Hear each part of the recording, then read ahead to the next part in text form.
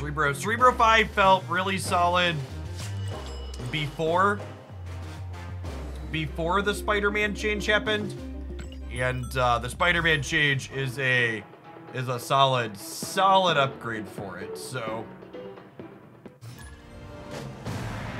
and looking forward to jamming some more with this one. This is the proving ground, so we press the button. Opponent understands, lovely. Get our Steggy boy chat.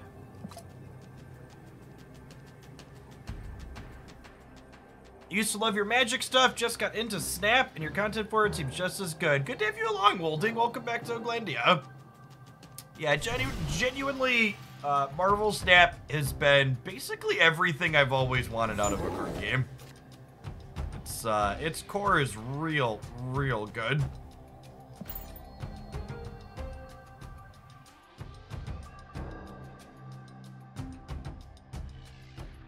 Very clearly the culmination of decades of lessons learned in the industry by experts.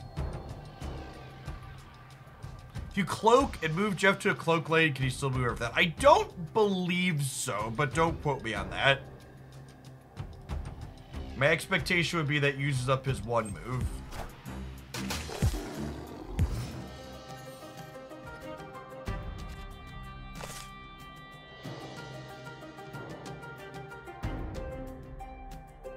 This combination together is like not amazing for us, simply because it means that I'm not gonna be able to have a Cerebro bonus, and I'm gonna be able to empty my hand.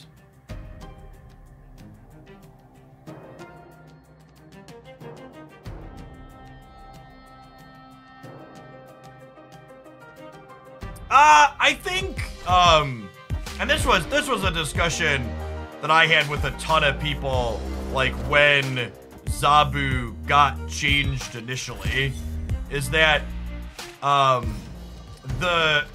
this version of Zabu that we have is not really a worse version compared to,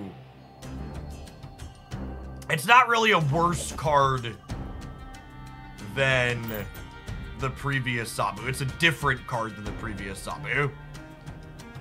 The old original design on Zabu was a card that lets you like set up these big combo swings in the later turns, and this new Zabu design just adds an element of consistency to decks.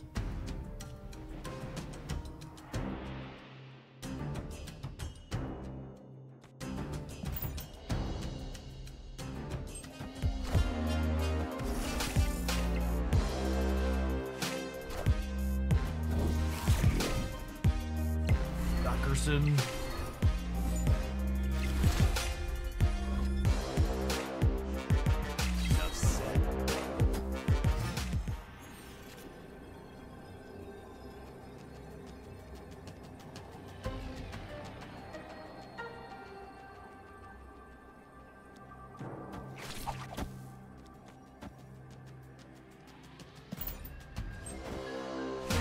Oh, 21 mids enough, and that Spider-Man takes the symbiote and yanks it over to the right. Friendly neighborhood Spider-Man here. Oh, what perfection. What perfection, chat. Look at this. Look at this wonderful Marvel Snap card. Victory. Our Spider-Man, he hasn't had this text box for very long, but he is a highly trained individual.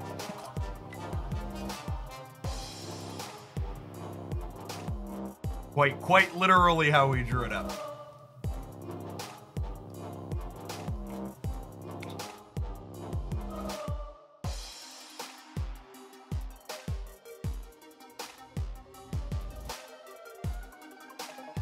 All right, we gotta write that one down.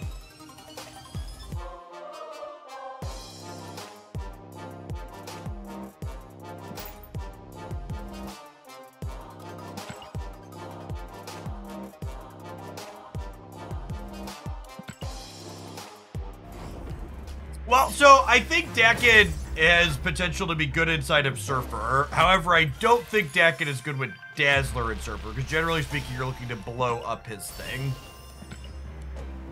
And in fact, the addition of Daken to Surfer makes Dazzler even less appealing because, makes Dazzler less appealing because you already have another stat stick now. Yeah, we basically got 2 new card releases this week with Spider-Man and Daken for sure. And honestly, Daken, like I'm gonna do a couple of Daken highlight videos this week probably. Like I had one today, but I expect we'll do more Daken later in the month because Daken's gonna synergize with like Silver Samurai and it's gonna synergize with Deathstrike and X-23 too. So it'll be a card that we like get more depth with the longer the season goes.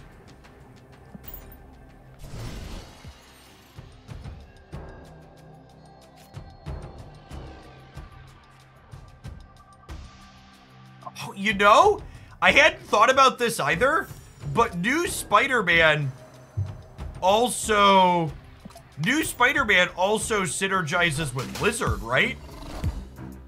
He can pull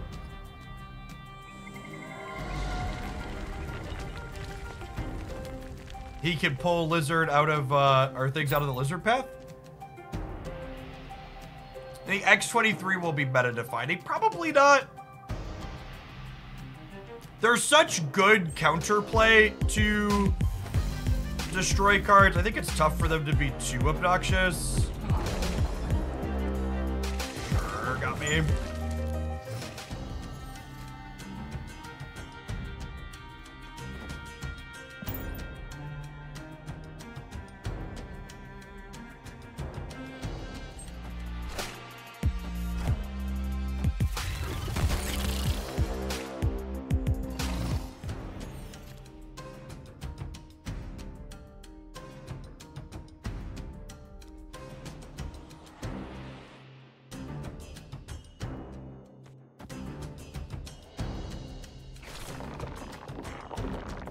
Where are we playing you?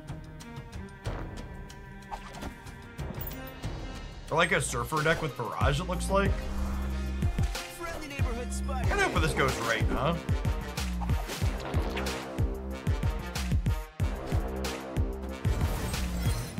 Although I suppose if they intend to jam here, we could do this and kick one of them out and then Captain Marvel jumps over and we have 15.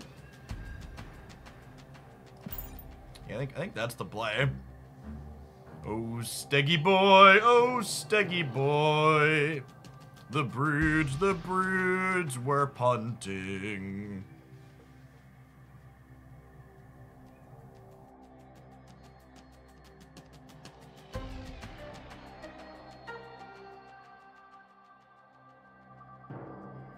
Definitely a Surfer deck with Barrage as a 2-slot. It's a neat thought.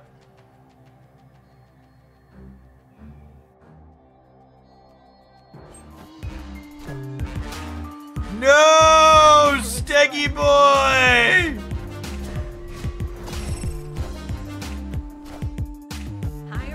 Rip. If we'd have played left, right, we would have gotten him.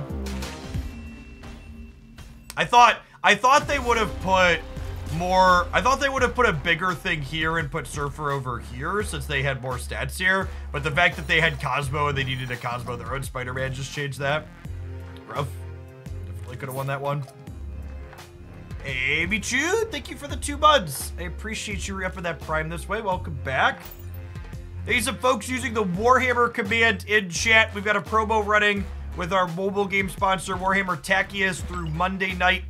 If you check them out on Android or iOS using my download link there from the chat, and you play through stage 15, that's their tutorial, you can get a 1-month free sub gift to the channel. If you play up to power level 10, you can get a 3-month free sub gift to the channel as a thank you for checking out the sponsor. They give me a little something something when someone does that, so I kick it back to the folks that are supporting the community.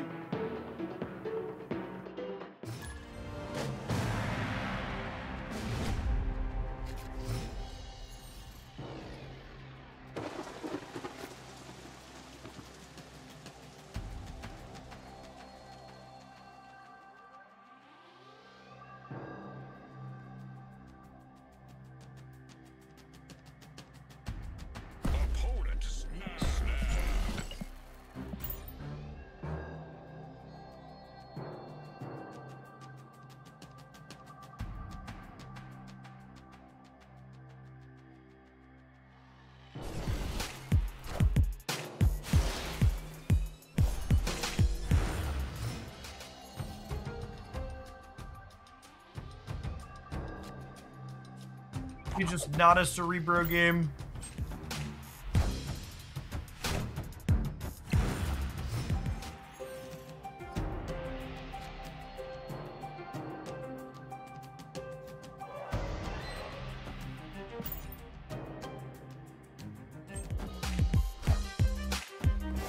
It's a Carnage. Smells like a Carnage.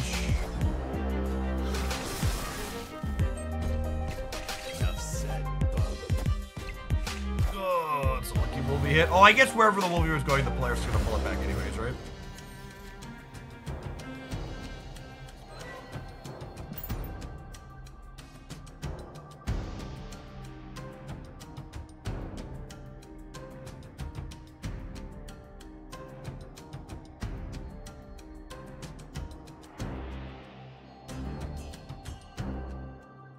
Yeah, the Magneto control deck is very good. I fully expect that to,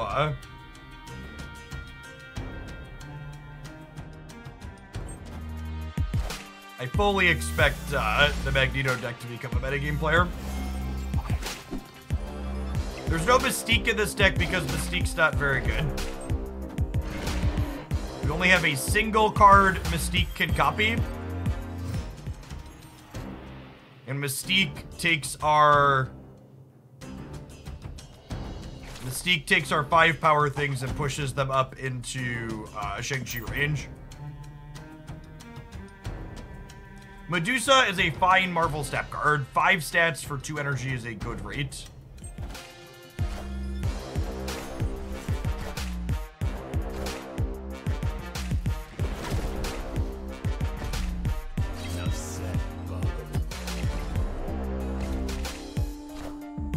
Alright, let's take Venom and put him into the throne room, huh? Perfect.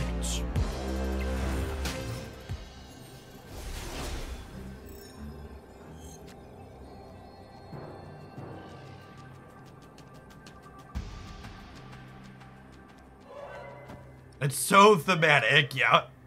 Yeah, for sure. We don't know where Silk's gonna end up at.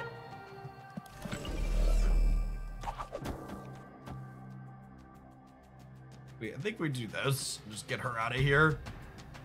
Play these center. Oh, we have priority. Okay, so we really don't know where Silk is ending up at.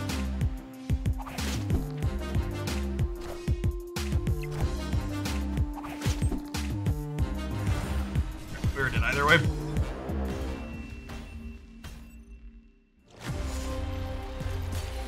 I think the new Spider-Man has any impact on the little move stack. I don't really know what deck you're talking about when you say that. If you mean like the Angela, Craven, like Jeff Nightcrawler deck, yeah, that deck definitely wants Spider-Man.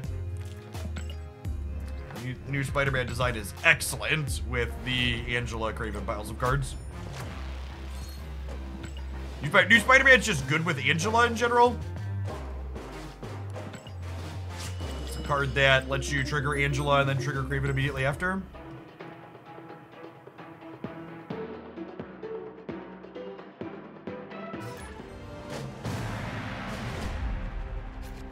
What do you mean you only have one target for Mystique? You can Mystique Lizard. That's true, you know. You can, in fact, Mystique Lizard.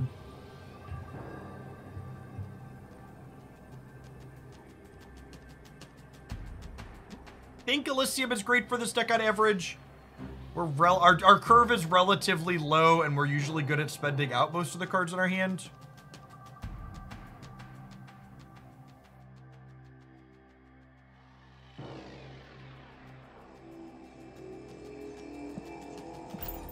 Is there a deck out there that you would say, if you want to climb from lows to highs, I would use X? Nah, there really isn't a definitive, this is the best deck at the moment.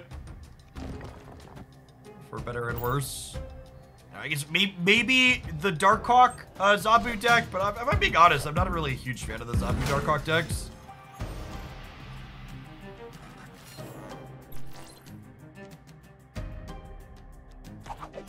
Steggy Boy is nice into Mojo World down the line.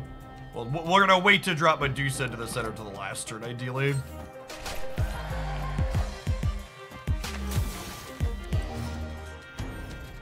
Bastard to turn 3 negative is scary. Enchantress is a nice draw, though.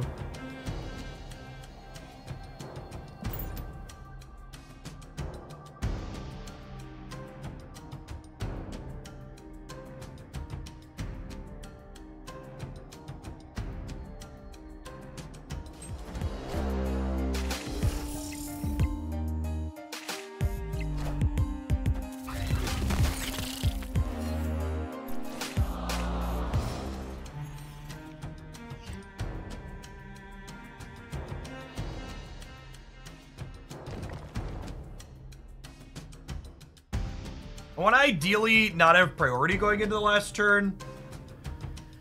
If I draw Spider-Man, I can't play Spider-Man in all 3 of the cards in my hand, but if I draw Lizard, Silk, or Cage, I can play all 4 of those. I think I'm just going to chill here again.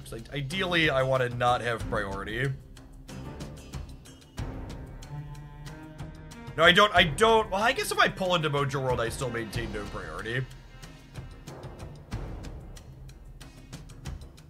I don't know, like, Polarising the Bast into Mojo World seems not ideal, because I'm gonna win Mojo World with Stegron anyways, right? So, like, why do I need... I am Iron Man. Why do I need, to, like, waste resources there, basically? Yeah, that's perfect. So we'll go... Steg, Enchantress, Medusa, Lizard. This probably gets him, honestly. Thanks to the Mojo World specifically. And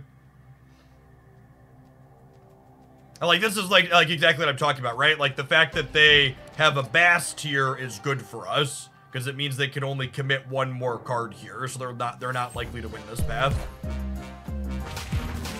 Oh my god, did I order that wrong? Holy shit, I needed to order the Stegron first. If the Stegron hits the Mystique after we Enchantress, I'm gonna feel so dumb. Bunka.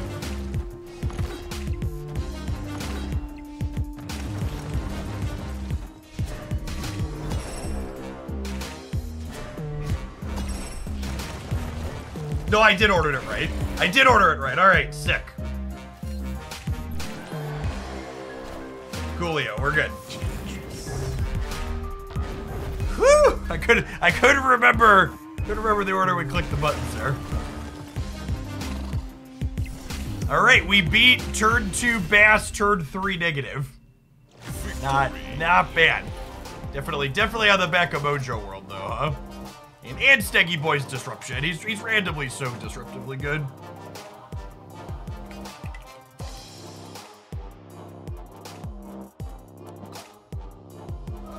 So they still had 50 on Mojo World.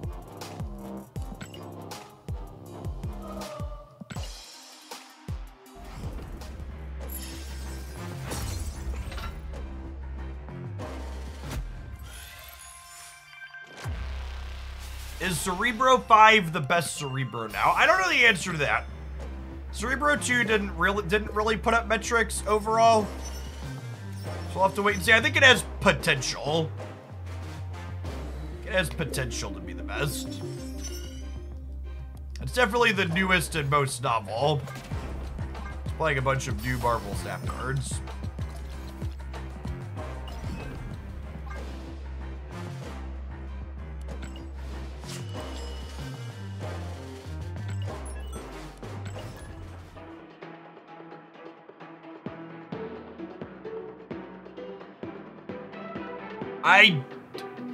I think this deck's in a rough spot if you don't have Silk. I think Stegron is optional. Silk really makes Miles Morales a lot better. Silk basically lets you arbitrarily make Miles cost 1 on demand.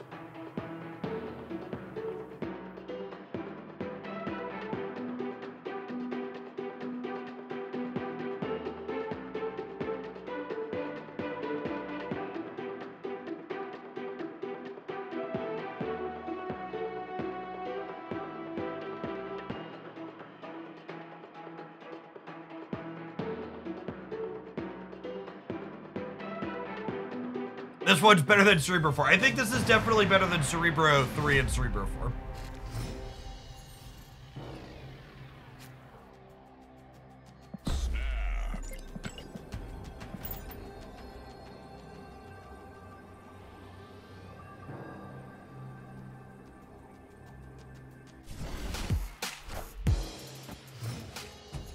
You have any thoughts on what is the best deck in this new meta currently? I think that answer is certainly Darkhawk Zabu stuff until proven otherwise.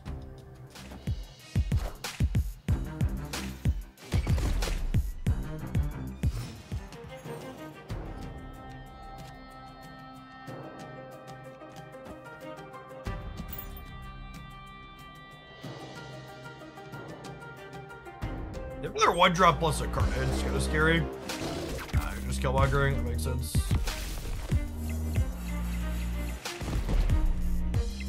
The Darkhawk Zabu deck is always good, it feels like. And honestly, I think that's a good thing. I think the Darkhawk Zabu deck is exactly the type of deck they should aim to have be good in Marvel Snap.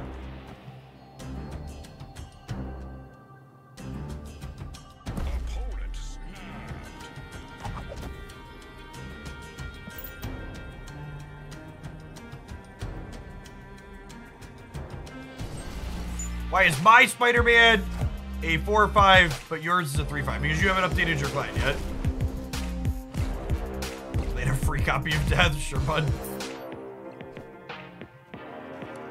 Are we out? I think we're out. They have 3 extra energy and a free copy of Death. Escaped.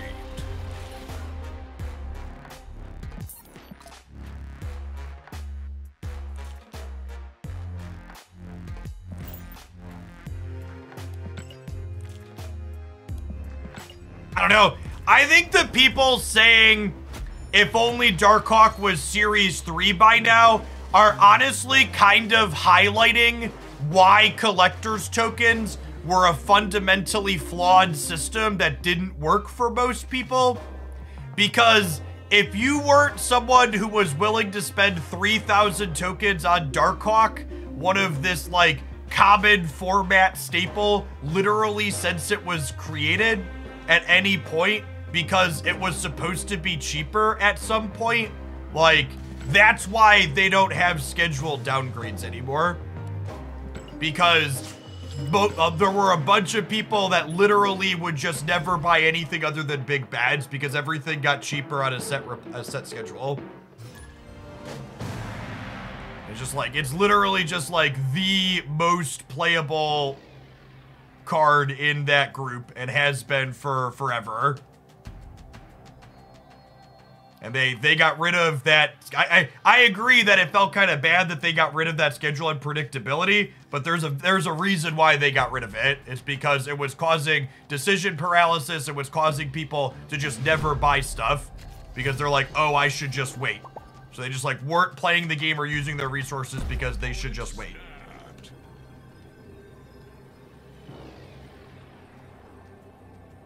Yeah, and that's the crux of it. Like, a lot of people were letting that decision paralysis get in the way of them actually playing the game.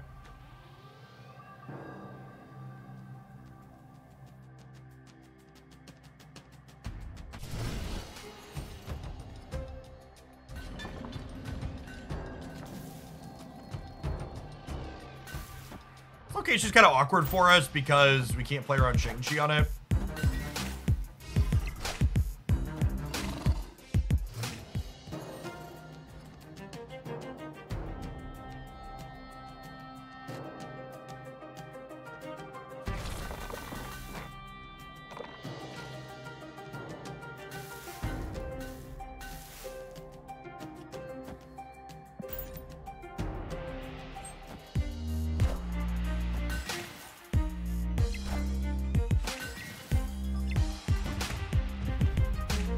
Wouldn't that the smart thing to do as a free-to-play is only spend tokens on perpetually Series 5 cards, let everything else drop down? Yes! The smart thing to do was to optimize the fun out of the game that you were playing.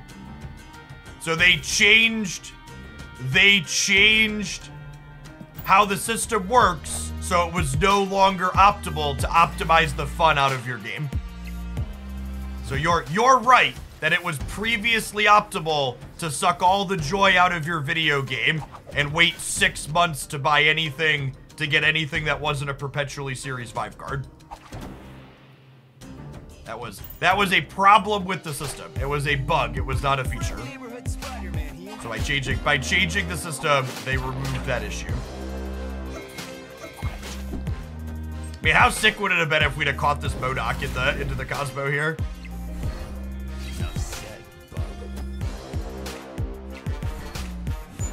That is not a new Captain Marvel variant. It's just Captain Marvel hasn't been a playable Marvel Snap card in, like, ever. So, nobody ever saw her.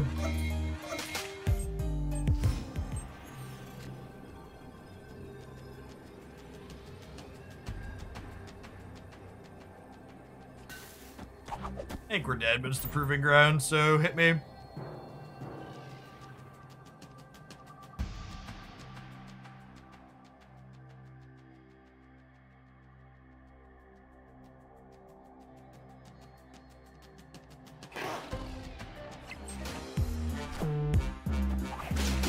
Oh, I missed that they had Swarm.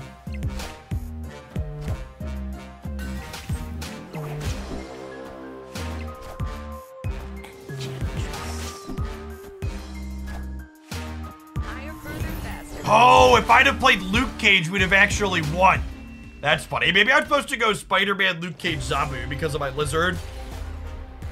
We'd have finished 20 to 18 here. GG opponent. Wasn't thinking about that.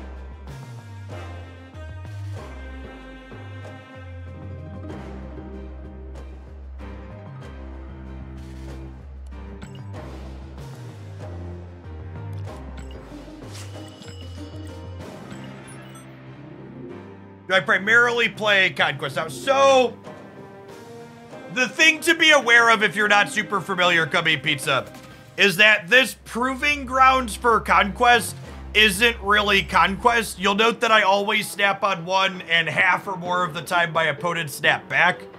Conquest Proving Grounds is basically an unranked best of one mode that, like, gives you medals for the Conquest shop. There's also a lot fewer bots inside of the Conquest queue. So generally speaking, especially when I'm looking to record deck highlights, I play the Proving Grounds so that way we can get more humans rather than AIs.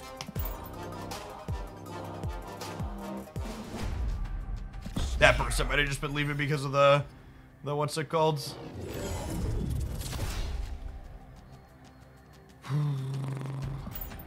Sometimes they don't snap back and they sweat hard, but all right, God bless.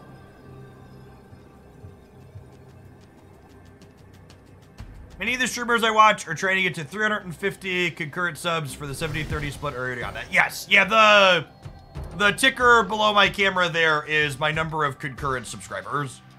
So I have 2,500 and some change concurrent subscribers right now.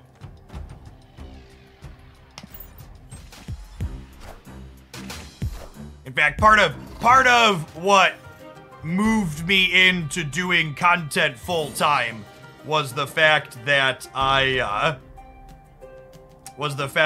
hit full time or hit that higher sub split on Twitch.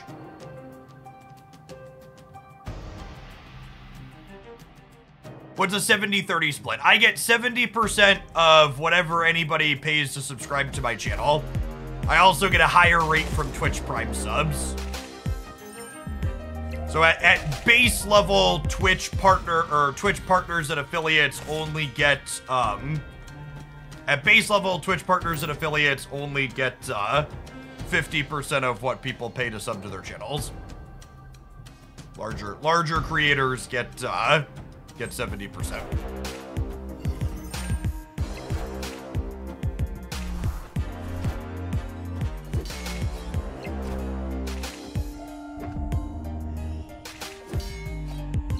How does statistics play into helping with card games? Stats are a huge help with card games. These games are all math, chat. Do I want to play Silk? The problem with playing Silk is she could jump into Xandar, but I guess I don't have a Cerebro bonus anyways, right? So that's fine.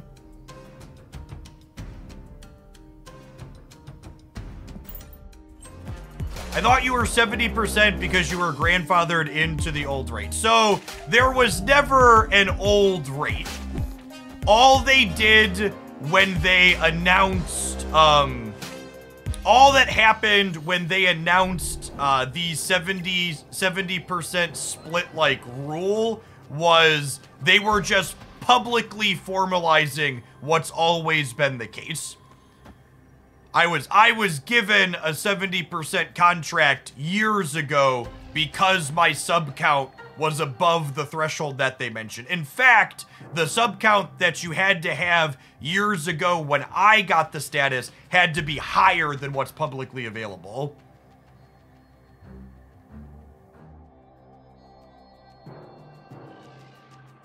I don't think I should Cerebro Ray because they're gonna play cards here too, chat. So I think I just fill here. And hope that 20 is good enough with Stegrod kicking something out.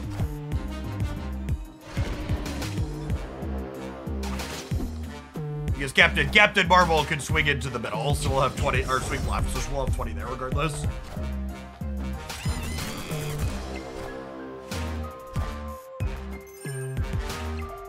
Okay, she doesn't even have to move for us to be winning. Clean. And that's really, again, one of the things I love about this particular Cerebro variation is that you don't need Cerebro to win the game because 5 power things are big enough.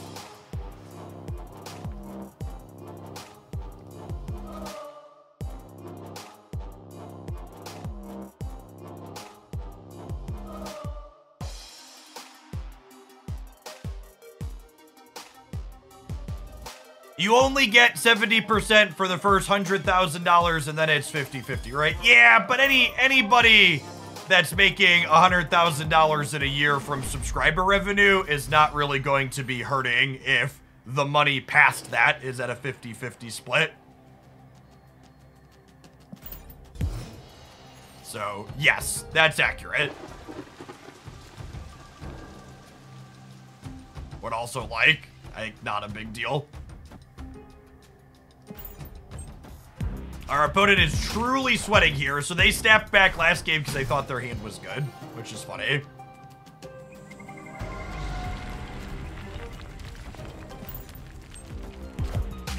Here, bud.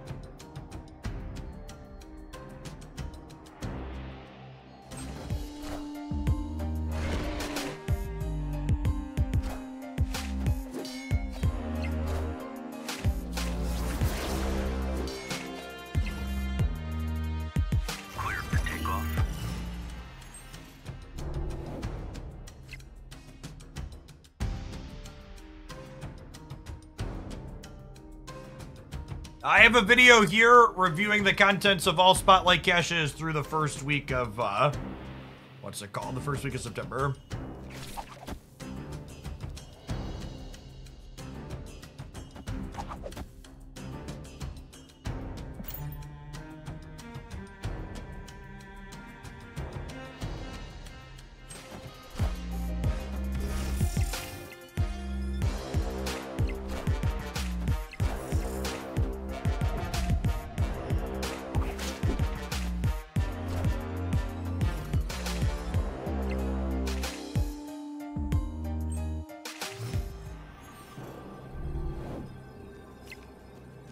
That was easily the best draw on our deck.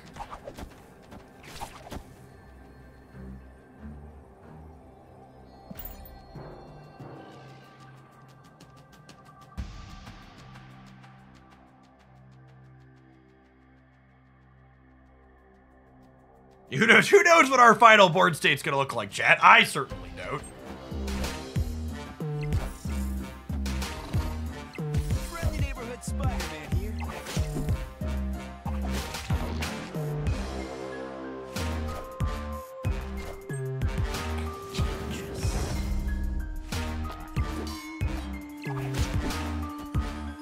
No. Yeah, casserole again, just like they killed my Cerebro and it just didn't matter. If you are someone who has played the Warhammer Tackiest game in the past, you are not eligible for the promotion for this one. It's for new players of the game only. Please never try to create multiple accounts or anything like that to game the sponsors. It's a good way to get me in trouble.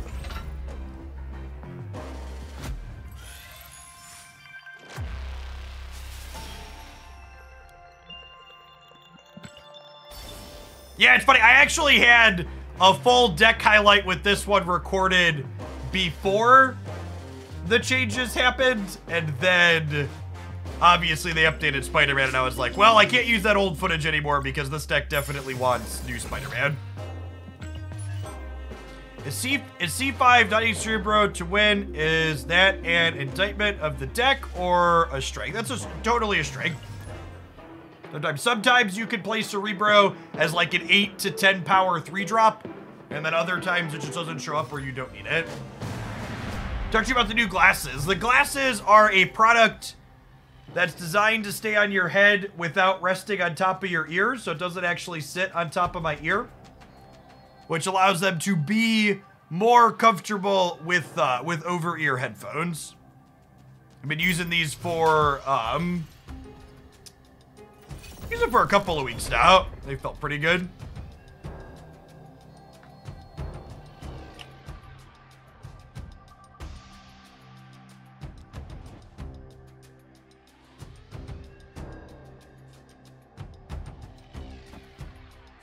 Do I need a second Zabu?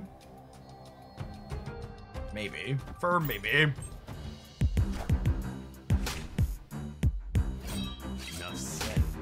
LASIK works well with over-the-ear headphones as well. So, as someone who is an adult that spends lots of hours behind a TV screen or a screen every day, I have 20/20 vision, but I am wearing these glasses in part due to the fact that blue light causes headaches for me. These are blue light filtering lenses that help make it easier, screens easier on the eyes over the course of the day.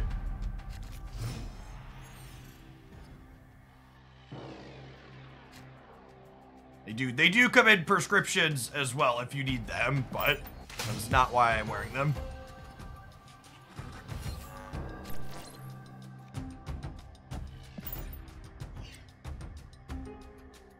I left that last game because it looks like they're playing maybe some kind of Daken deck, and Shuri's Lab was likely better for them than it was for us when they snapped. Enough said, bub.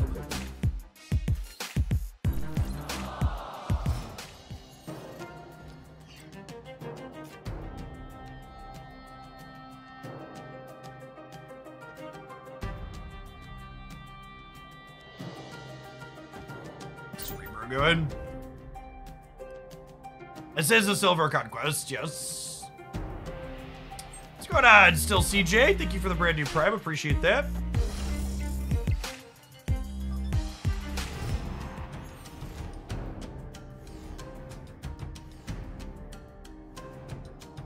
Which other streamers do you think have the smartest mind about the game? I'm gonna be honest, I don't watch a lot of Marvel Snap on Twitch anymore these days, because so many of the bigger Marvel Snap streamers are just constant ad rolls in the middle of gameplay. I can't.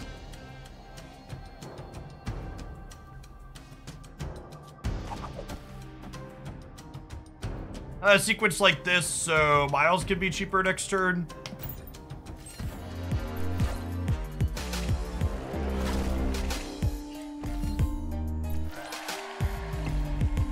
Enough said, bub.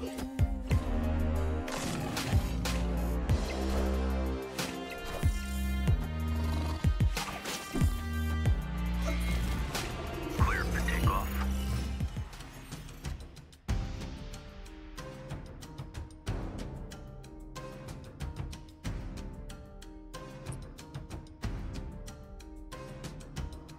Do I think I need a 5 in the center? Is a question. I guess Captain Marvel could kind of be in that. We're flexible on that.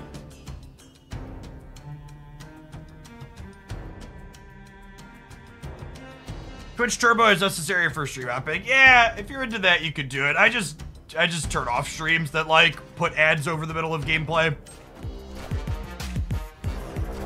Whenever that happens to me, it's just like, it feels like they're telling me they don't want me as a viewer, and that's fine. I just bounce and watch something else.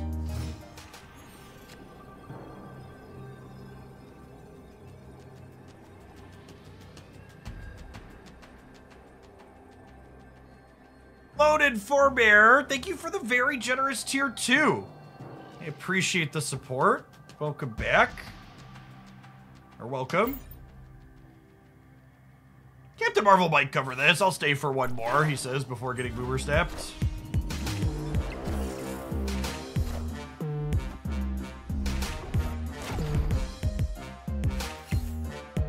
Are you putting points left and right? Like, what's the plan here?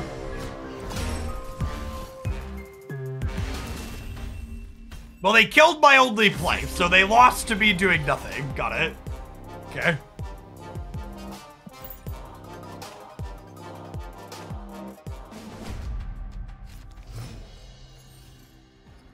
You're already subscribed to the channel. Could you get another sub for playing Tackiest? So, if you're already subbed and you do the Tackiest promo, DM me the screenshot as proof that you did it but while the promo's going on, and then I'll re-up your sub once it expires.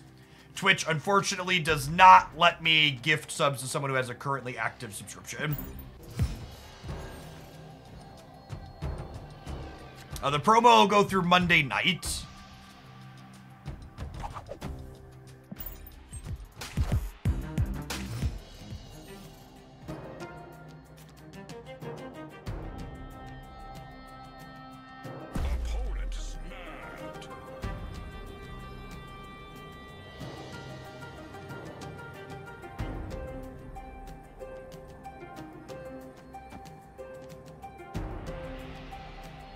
No, you do not have to be subbed to get the free Warhammer sub. Not at all.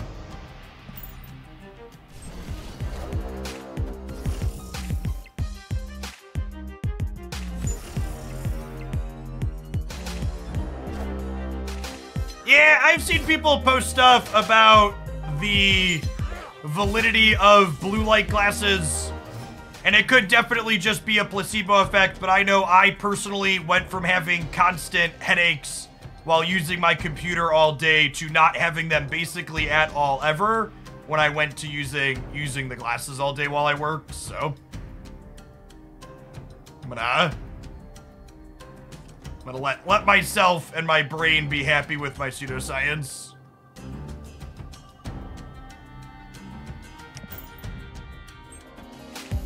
Fallen Angel, thank you for the 2 months. I appreciate the prime. Welcome back.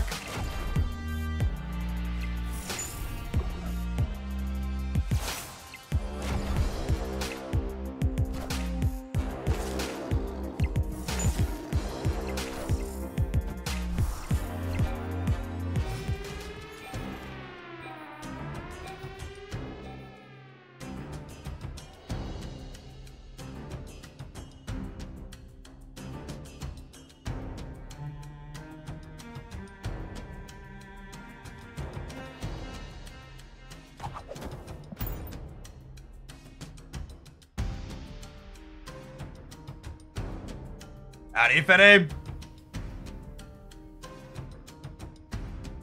think we're probably dead here, but already in for the extra cube, so we'll hang out.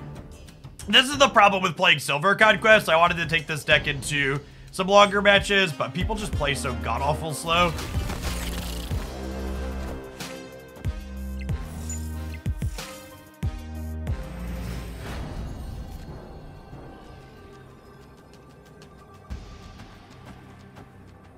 Even with Steggy Boy batting stuff around, they hit both of their Daken shards with their 2 gambits while their hand had a bunch of cards in it.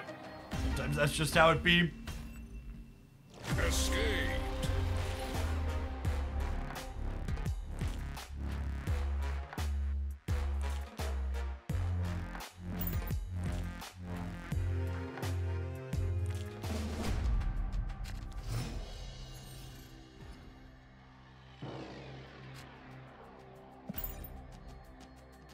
Ooh, so this is a fun interaction. If I play Zabu into DC and then Enchantress him at the end of the game, he'll get no abilities and get the +3 from here.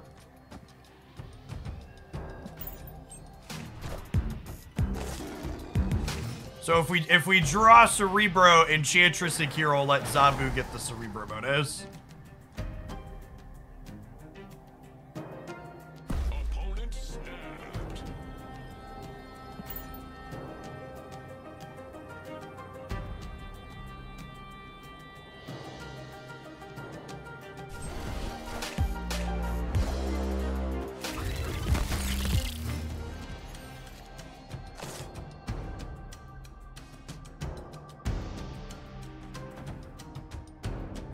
I do need to draw Luke Cage at some point, though. It's noteworthy.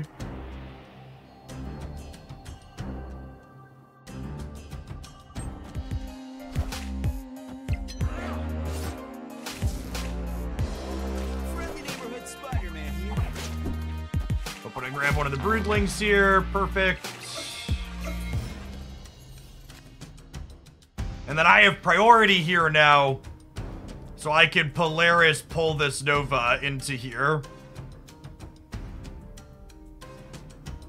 And I think I'm just playing Silk as well. Actually, let's just guarantee this is moving, huh? And then next turn, we need to draw Luke. If we draw Luke, we have Spider-Man, or we have Miles, Enchantress, and Luke.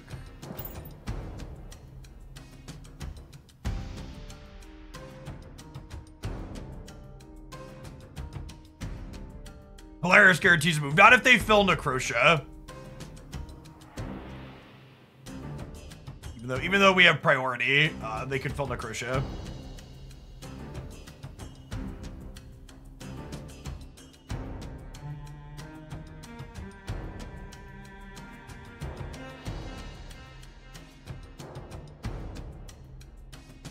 Opponent is a deep thinker, chat.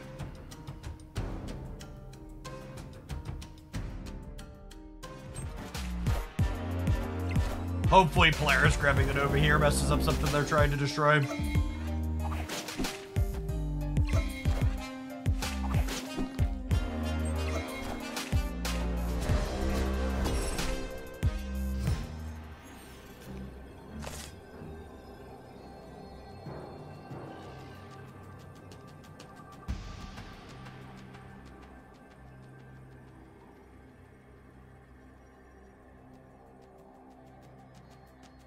Yeah, they could have a Killmonger. They could also have Absorbing Man is a good call out.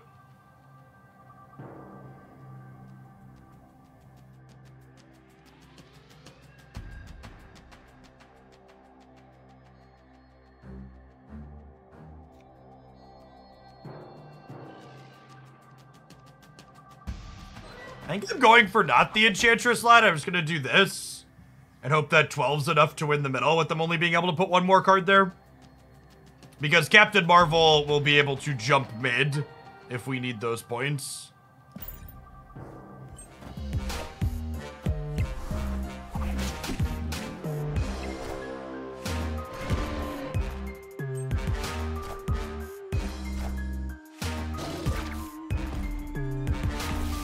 Oh, I guess Daken's getting huge off the Killmonger though, huh?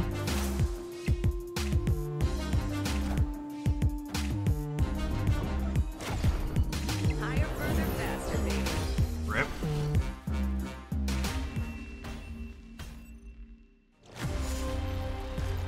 I'm just gonna go ahead and leave. This person's been playing at a glacial rate. We're definitely not 0% here, but I'm just really not having fun waiting them to run down the timer every single round. Yeah, basically infinite silver tickets. We can get into a new one and have more fun against someone that's not going to waste our time.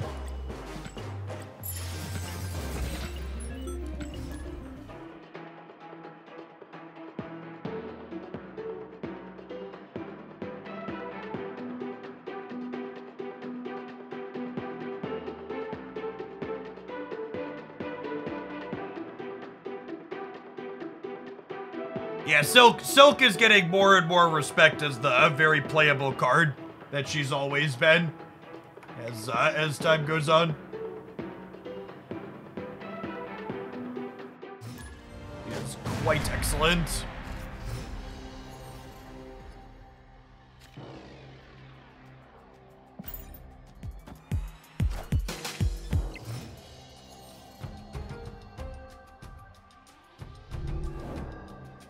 Well, that's super unfortunate. No Medusa.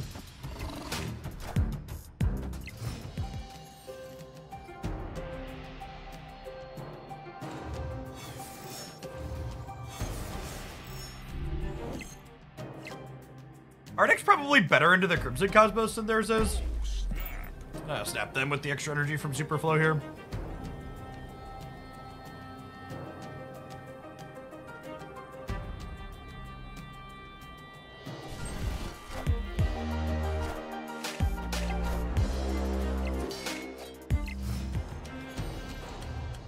All right, Steggy boy. Let's see if Stegrod can hit his shot here. We need to hit Angela into the Superflow. How is the synergy between Luke and Lizard? I think Luke Lizard is one of the stronger things you can be doing in Marvel Snap. Gosh, we're good at this game. Friendly neighborhood Spider-Man here.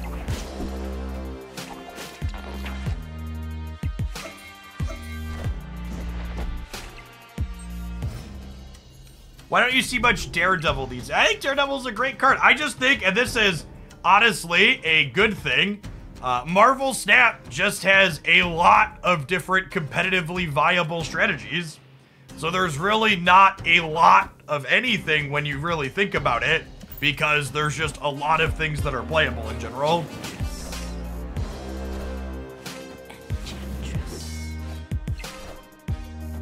It's not that any of these things are bad, it's just that there's a bunch of things that you can be playing. People aren't used to card games with so many viable options. Yeah, basically, honestly.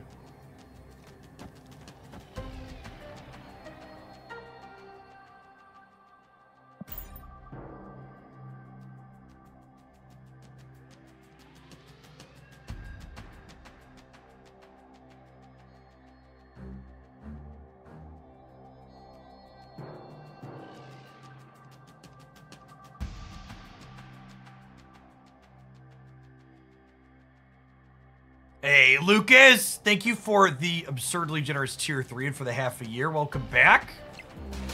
MLNTN, thanks for the 2 months. Fallen Angel, thank you for the 2 months as well. Good morning, good morning.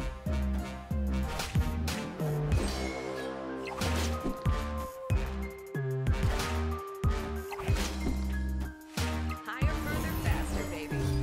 Yeah, we're good here, right? Victory.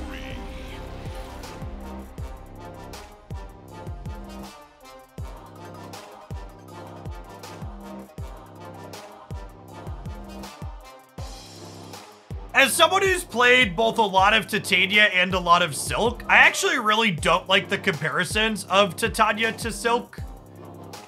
I think Silk is much easier to generate a good outcome with than Titania is by a lot.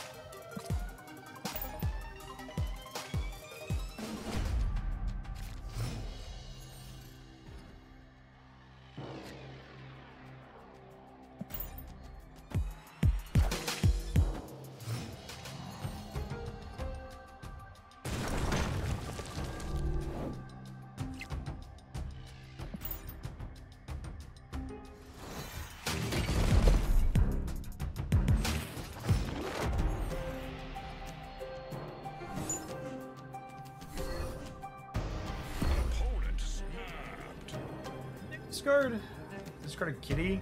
And they snapped me?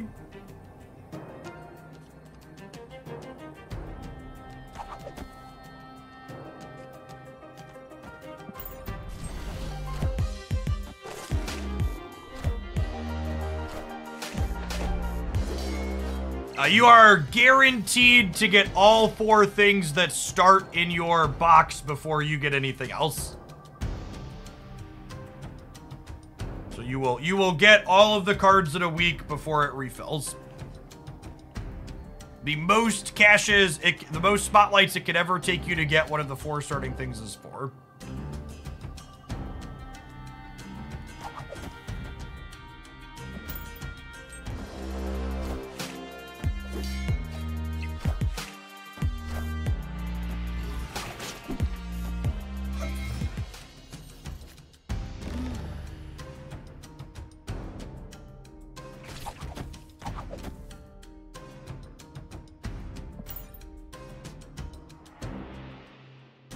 Pixel Gene is truly an abomination of a Marvel Snap card, chat.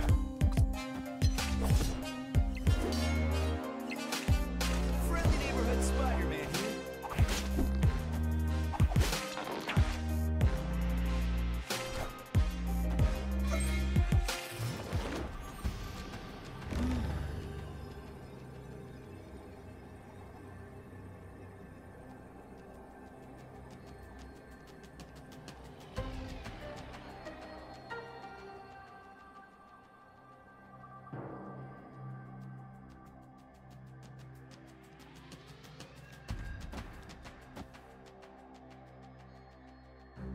Is there a world where this wins the game? I think there's a world where this wins the game.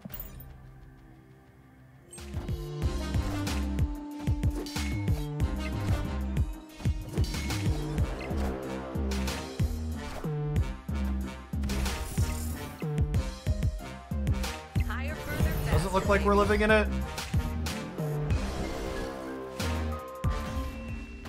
Yeah.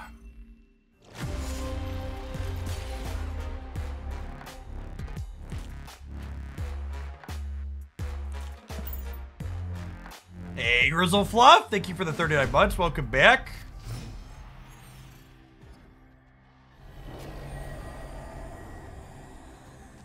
Honestly, Toadmaster, YouTube revenue is so minimal per view. Don't worry about gaming the system on my behalf. Just watch the YouTube stuff that you find entertaining and interesting, and just skip over the ones that you don't. If you want to help, like, click on the push notifications when you get them is the one thing that helps click-through rate, but other than the ones that get pushed to you directly, don't worry about it.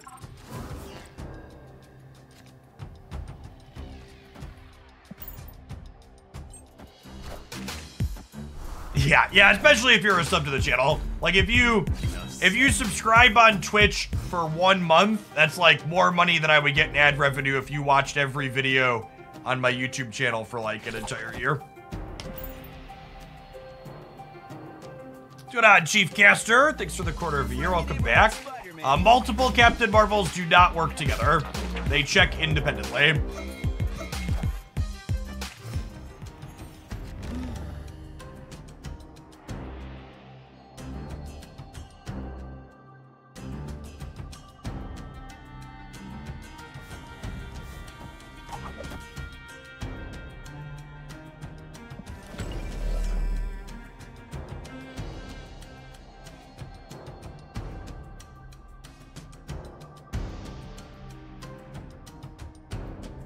I'm just gonna Enchantress in the middle.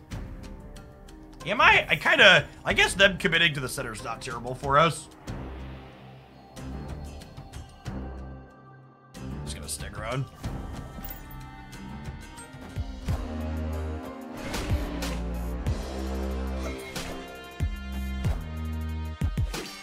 I hate that they changed this interaction with Angela. It feels so unintuitive and bad.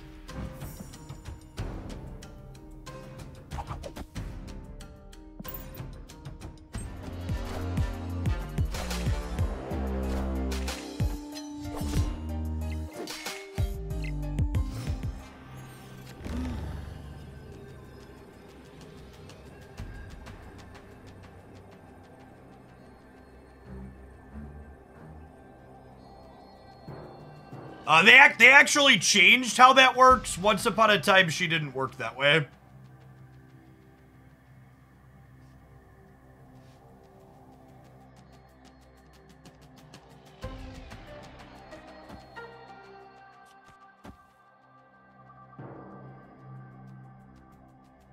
It's a shame I don't have another 5-power thing I can play with Cerebro here.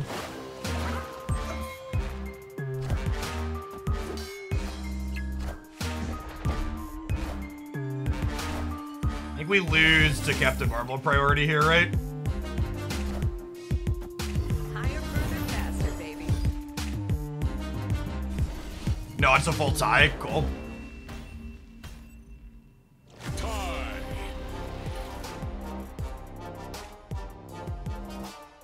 We win if that Angela interaction is different, is noteworthy.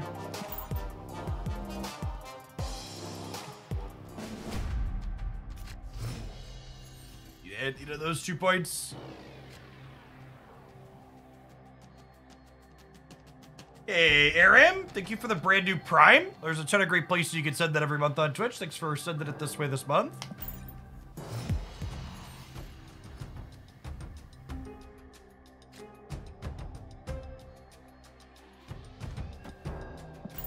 We're gonna work to fill Fist Tower. Okay, wait. This is actually great. I can Spider-Man Angela out of Fisk Tower and then Polaris her back into it. Hero work. Thank you for the brand new Prime. Appreciate that. The opponent's deck seems very popular all of a sudden. Yeah, a bunch of other content creators finally figured out that the Angela Kitty control deck is very good. I think Lambie Series and KM Best both put out content on it very recently. This is a deck we've been recommending for like the last 2 months. It's very solid. Perfect. Friendly neighborhood Spider-Man here.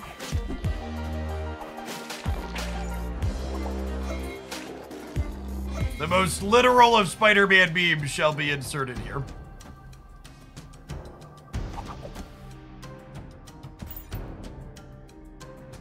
This is kind of sick, though.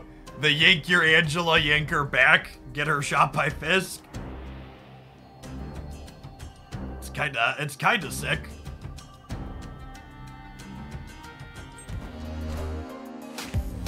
Come here, bud.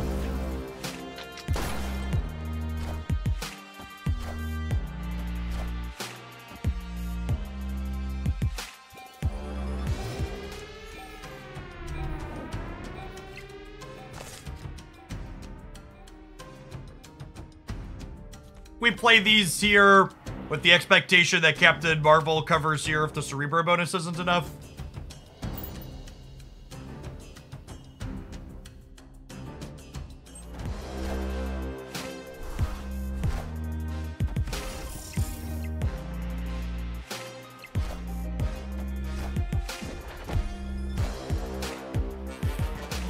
Really strange that they played Nightcrawler and Jeff here instead of Fisk Tower. Feels like they should have wanted the flexibility, huh?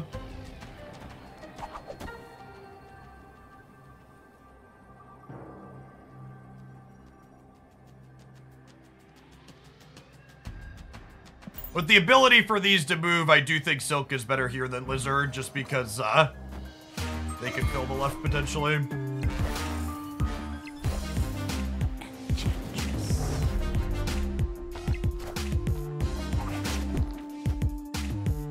This is, again, just like one of the reasons why I love this build of Cerebro. Like, Cerebro is here, and your opponents feel compelled to answer it, but you don't need it to win the game. And in a world where they don't answer this, this was a 3 energy, 12 power card. But then they spent tempo to answer this, and we just have a bunch of 5-stat things, so we get the win.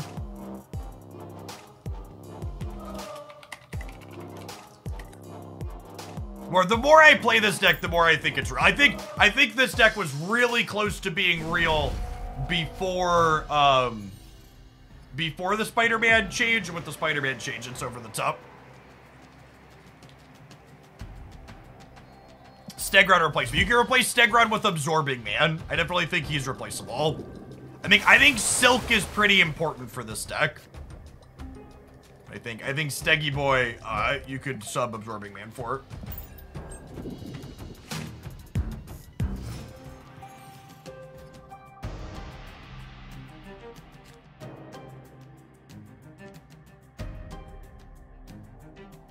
This is kind of fun. I get to grab whatever they play into Shuri's lab and yank it somewhere else, and I get the bonus and they don't. We have priority here. Oh my god, we get to murder them in Warrior Falls too. Whoo! Whoo! Oh yeah. Good night.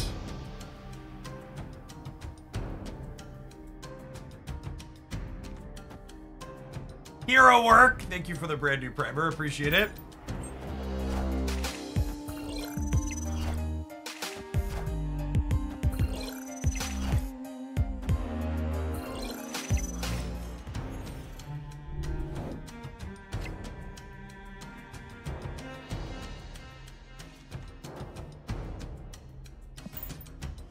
Try and murder someone in Lemuria here.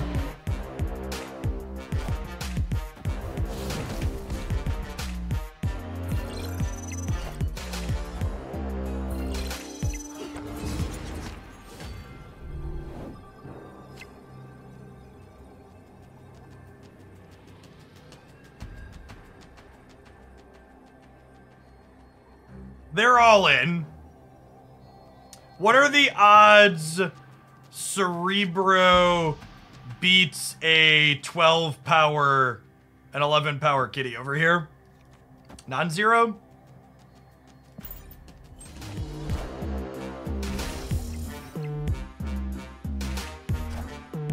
Guys, gals, and non-binary pals. We got him. Ha! Got him! And sometimes you only need your Cerebro to be a +2, chat. Sometimes it only needs to be a +2.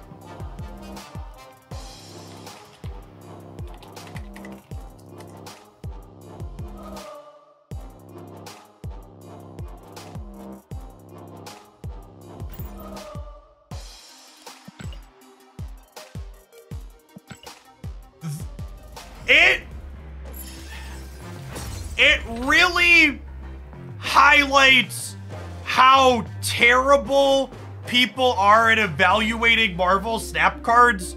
The number of comments I read different places online and in my video on the Spider-Man change where people talking about this new Spider-Man design being bad or unplayable is wild to me. Like, the fact that people could look at a 3/5 that has random disruptive utility on top of that stat line and enables synergy and be like, this new card isn't good. Just like I understand maybe being cautious and being like, we need to figure out if this is good or not. But like the number of people that were just like confidently saying this new design was actively bad is crazy. And anybody who you saw say this new Spider-Man was bad before they played with it, you should never listen to their opinion on a card game ever again. Like, it's like, my gut instinct was this card was going to be great, let's figure it out. But this card is bad is just like, what Marvel Snap have you been playing? It was all Galactus players. No joke. There was someone that left salty fucking comments all over my YouTube video yesterday. And then at one point, like 12 comments in as they were going back and forth with people, they admitted that they liked the original design on Galactus and thought that it should be changed back to that. And I was like, oh, your awful takes everywhere all over this comment section suddenly make a ton of sense.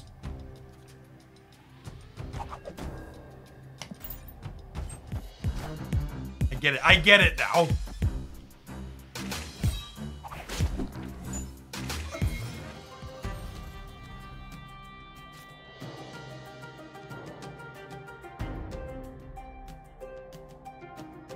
I just got Galactus. For what it's worth, I think the new Galactus design is very good. I also don't fault people, for what it's worth, I don't fault people for enjoying the previous Galactus design.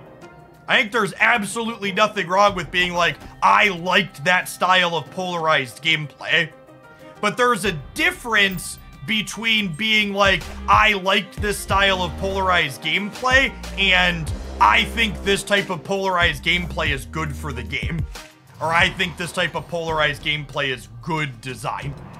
Like those two things aren't the same. Opponent stabbed. It's gotta go.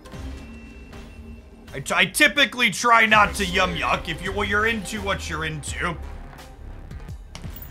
But we could also sit down and have a real conversation about, like, what's reasonable, good, healthy play patterns.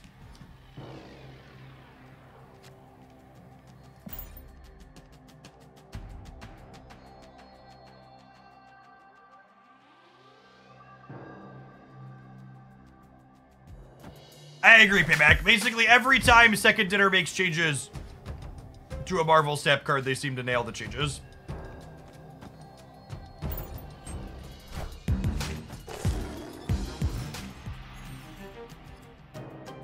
Crimson Cosmos Middle is like Medusa's biggest nemesis. Opponent stabbed. Locations are just so awkward for us again. Escape. Yeah, I'll be sending my snap name back to Jeff Hoagland when my 30-day timer is up.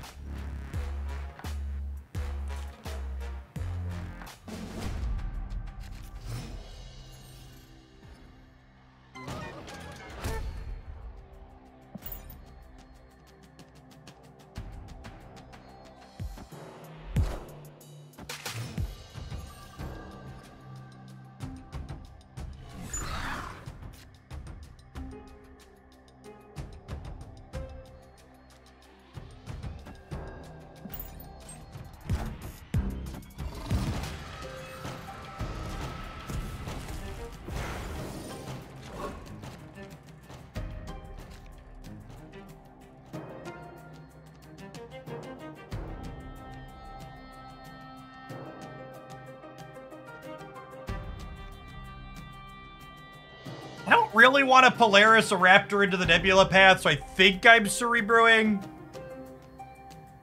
I have Luke Cage to make the Lizard not be bad though, so maybe that's fine.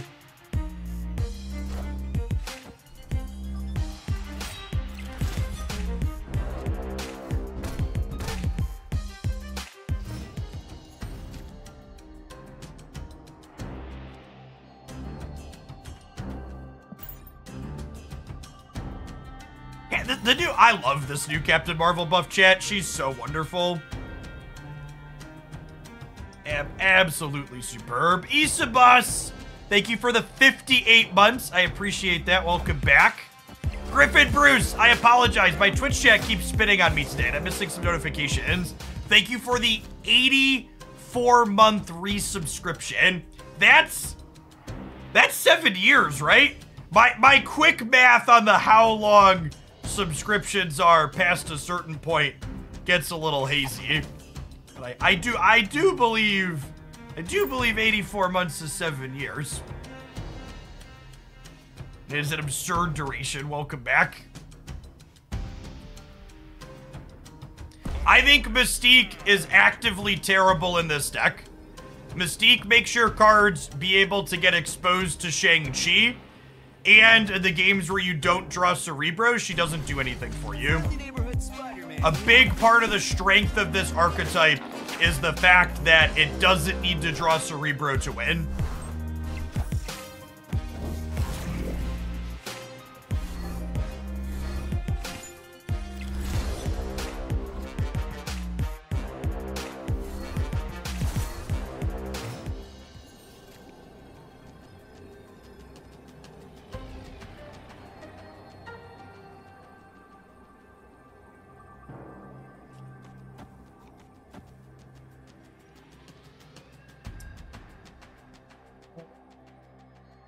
Maybe? And we're down 2 cubes. I think there's a chance we could win this. I'm gonna stay.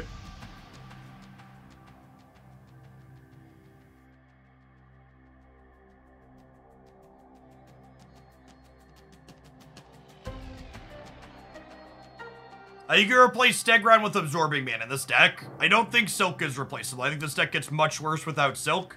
You could definitely replace Steggy Boy.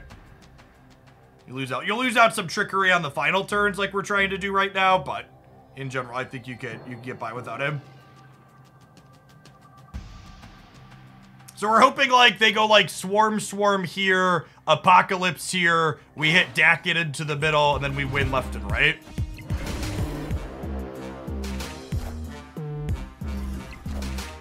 This works for us too, right? Yeah, Luke Cage letting Lizard not get shrunk is so good. And the way all of our movement cards made Nebula never get bigger than 1 was also excellent.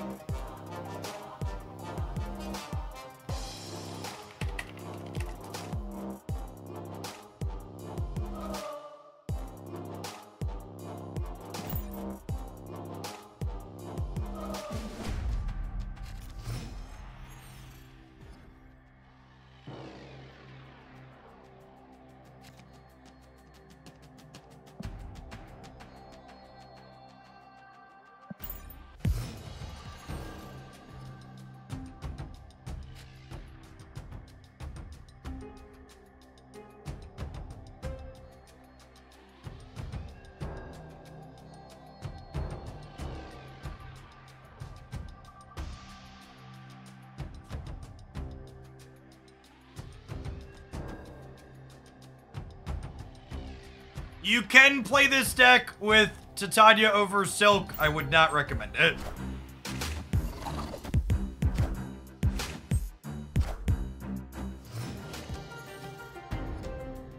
Yes, our little widget here on the side for the Warhammer game does go up when people complete tutorials. If you're someone that takes the time to check that out and you want to claim your free sub to the channel, be sure to drop me a DM on Twitch, Twitter, or Discord, and I'll get that hooked up after the stream today. Appreciate the 112 people that have done that so far. We're going to play a little bit of Tachyius for the last hour of the stream later this afternoon.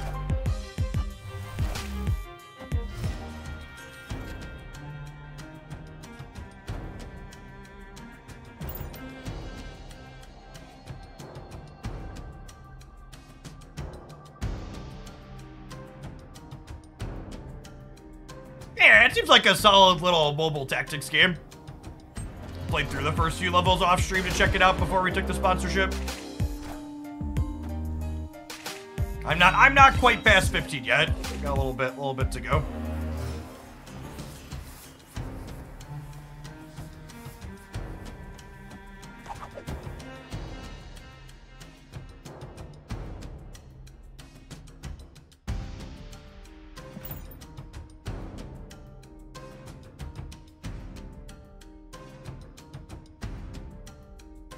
They're like Warhammer 40k. I was more of a Warhammer fantasy guy when I played miniature stuff. I had a couple of armies in a box somewhere.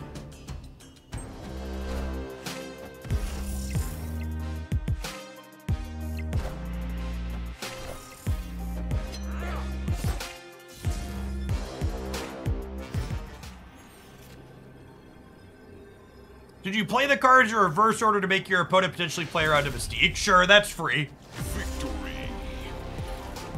That's a good call out, Esley. Small thing you can do to optimize.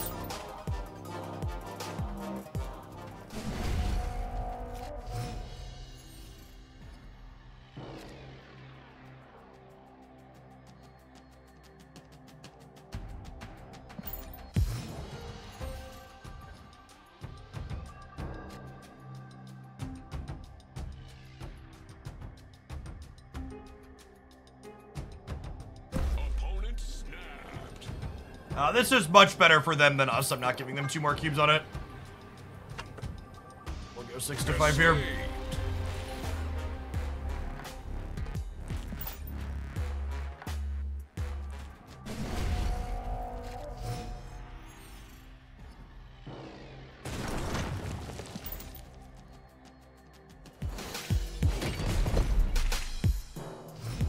What Daken variant am I going to get from? I like the season pass Daken variant. It's a solid one.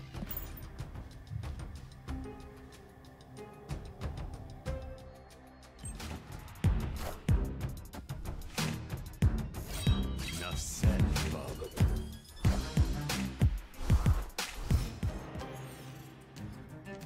I think this deck has legs.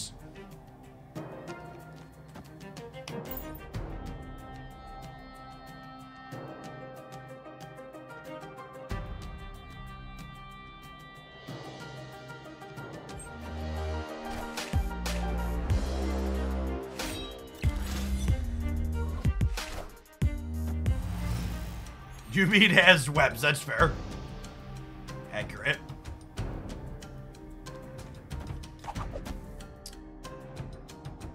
Let's do this in the other order, so that way this moves, and then I could go Enchantress plus Miles next turn.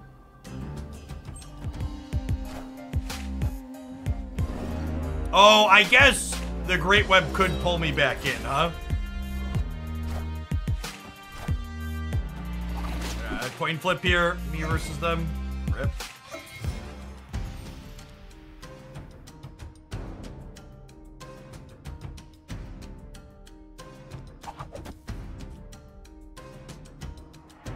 I guess something's moving this turn, so Miles will be cheap again next turn.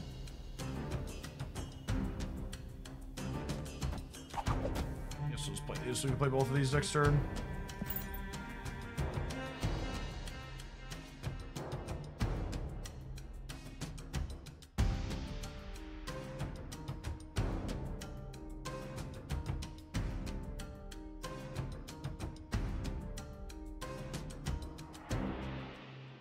Bottom.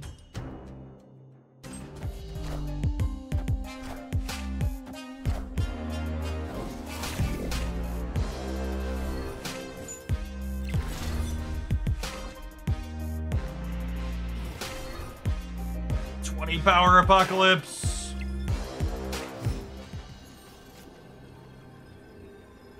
Gotta go. Opponent snapped. Escape. Calm down, Boomer.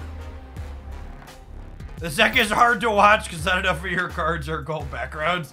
I apologize. Okay, we'll get better, I swear.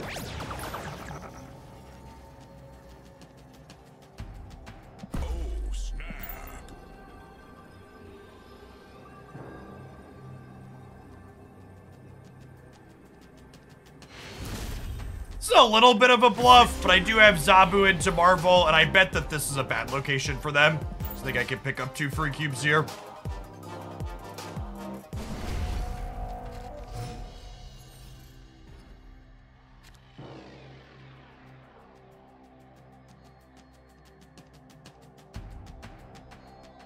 To be fair, I don't know that I'd really consider you a hoarder, Silence, if you have almost every card. That's different than the people who are hoarding.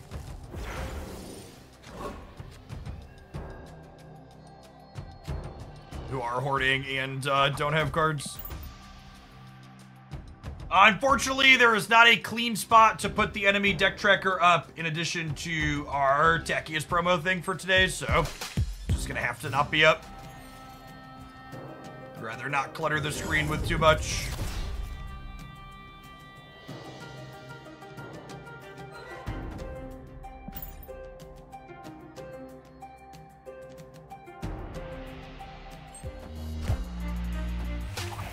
Not that I'll be able to see your message in the short term, but is anybody else's Twitch chat consistently just like giving a spinning thing today?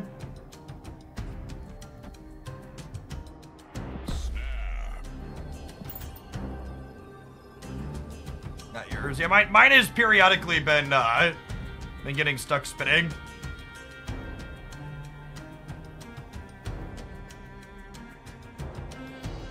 Yeah, it gives you welcome to the chat at the end of it.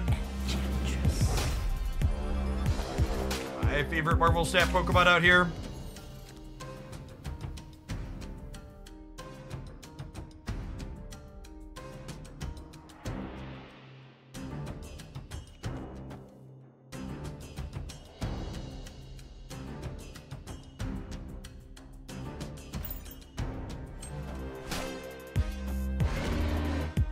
Nailed it.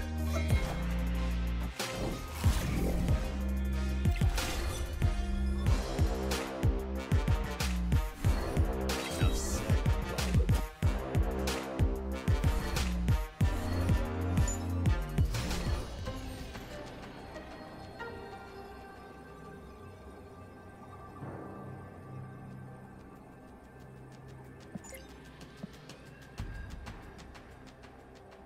Age Cub, thank you for the over 4 years. Welcome back. Appreciate that. Yeah, 2 swarms, Chavez, Apocalypse at hand.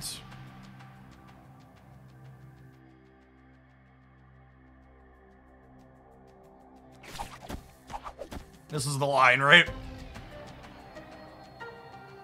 My Spider-Man never misses.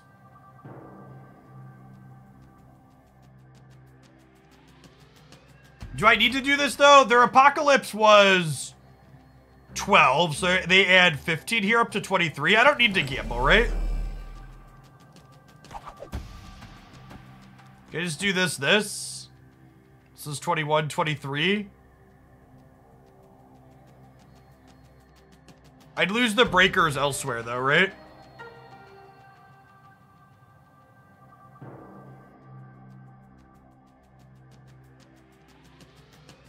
Silk steals the bonus. Their Dracula will be bigger. Alright, fuck it, YOLO. Friendly neighborhood Spider-Man here. Rip. We tried.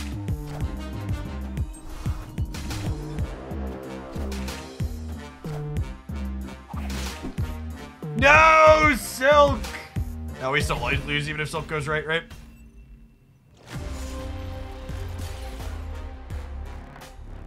I think I would have lost on Breaker even with the other line, right? I would have been 23 to 23, and I would have been 14 to 4 in the middle, and I would have been 5 to 44 here.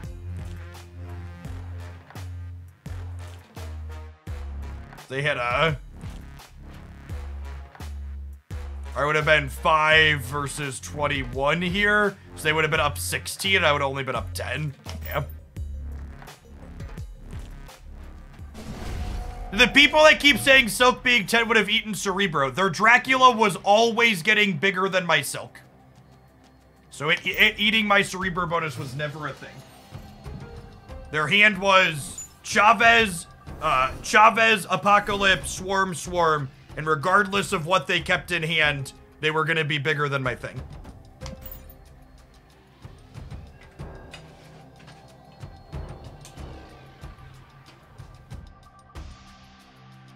Let's battle for a little bit, huh?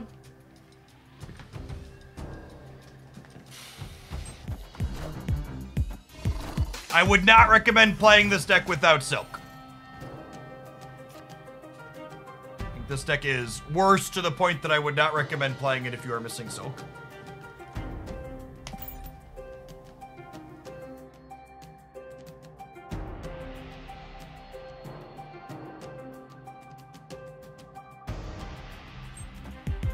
You can replace Stegron with Absorbing Man. Stegron is replaceable.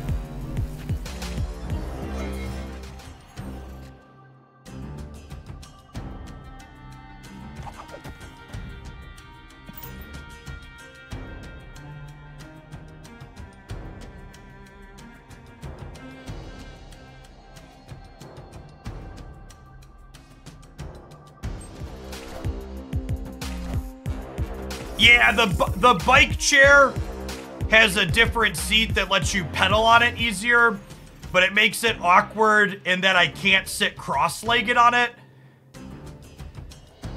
And I'm a big fan of being able to sit cross-legged while I work, so I've been using my regular mesh chair when I'm not getting the exercise bike in.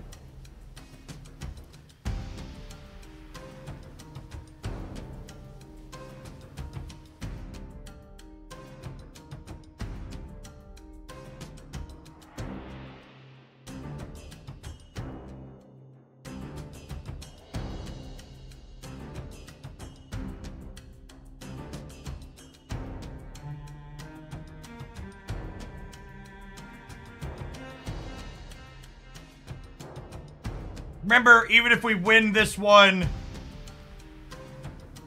like both legs up in an office chair, yes. Even if we win this one, we need to win the next one here still too.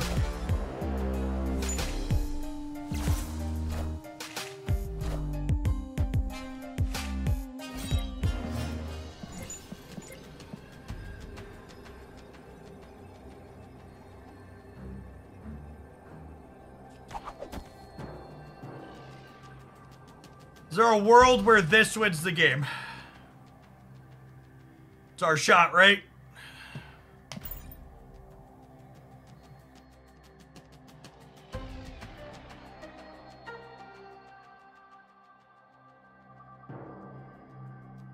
I'm not throwing away my shot, chat.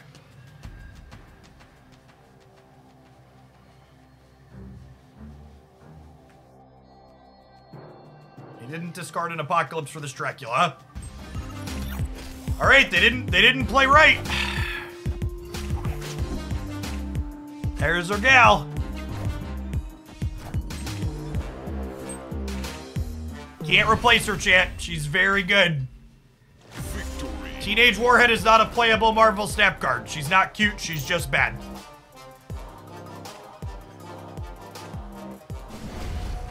Alright, round 10 for all the marbles. No more pleb timer, and all I had to do was kill some Necrons. Ain't that the truth, C-Pels? Yeah, if you're someone that would like to chat more frequently, that gift sub to the channel or any sub to the channel gets you around slow mode in chat. Great way to support and be able to engage more frequently.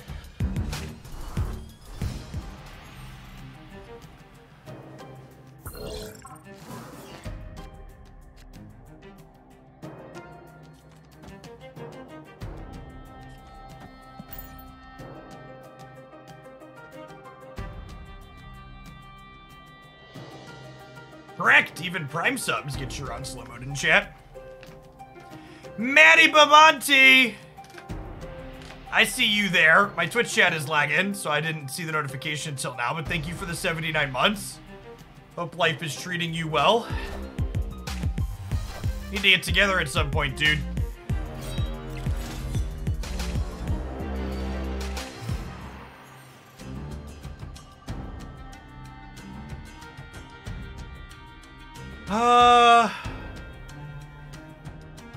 I think I Zabu. And then next turn I could 4-drop Miles because of the Bifrost, and then hopefully we draw another 4-drop for the last turn. Gave Assyrian, thank you for the 42 months. I appreciate that. This is gonna be our last game with this deck, so I can stop answering the question, no, you can't replace Silk. You just don't have enough cheap on-curve 5 energy things if you don't have Silk in this deck, chat. It's just the cold, hard truth. The problem is the Silk command won't be relevant once we move on to the next deck, because there's a lot of decks you can replace Silk in. This deck is not one of them. Titania is not a card you can play on curve. When I talk about on curve, I mean just play it out proactively on turns like 2, 3, and 4. And Titania is not that. Titania is a turn 7 play. I think the only card that's replaceable in this deck is Stegron.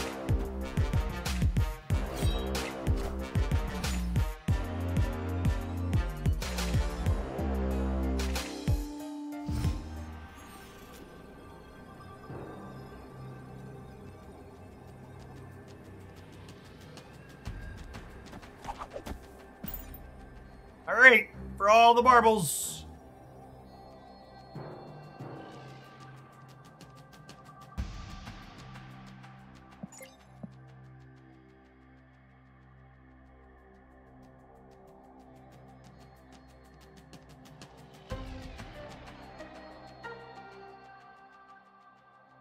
Burn some calories while they burn the rope. Get my pedal on.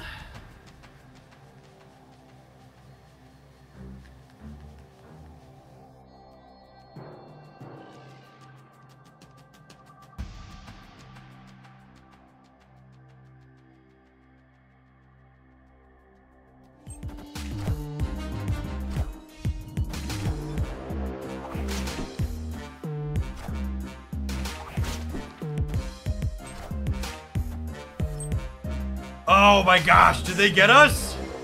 Higher, further, faster, baby. Oh, they got us. Brutal. If we'd have played Cage left, we'd have gotten them, huh? Because their Wolvie went middle. Close.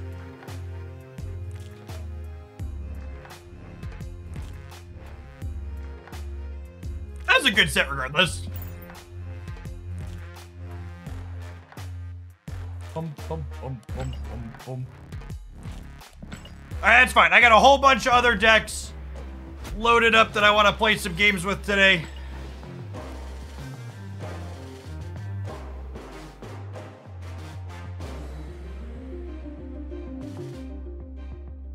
I hit infinite with this deck. Nice, Whiskey.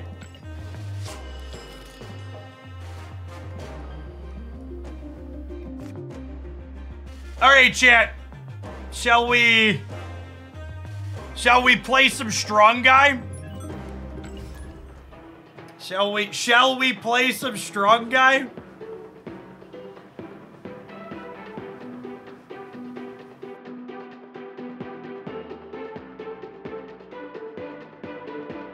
Strong guy gamers unite. Do other decks play Silk? Yeah, there's a handful of other decks that play Silk. Silk's a pretty generically good 2 energy card. She's very, very solid in my opinion.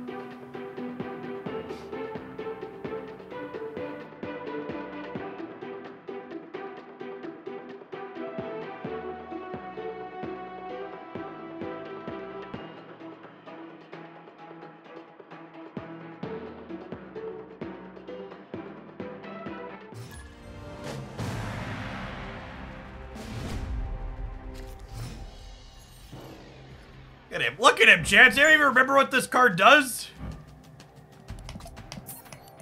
Queue up with new deck, immediately get District X. Every single time.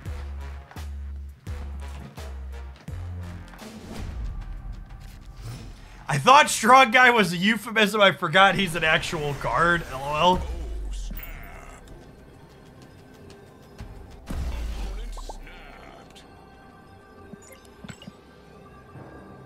Well met, opponent.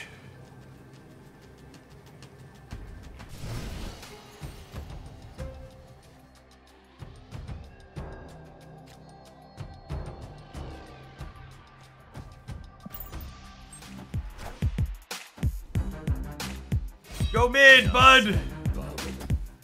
Damn it, Bobby.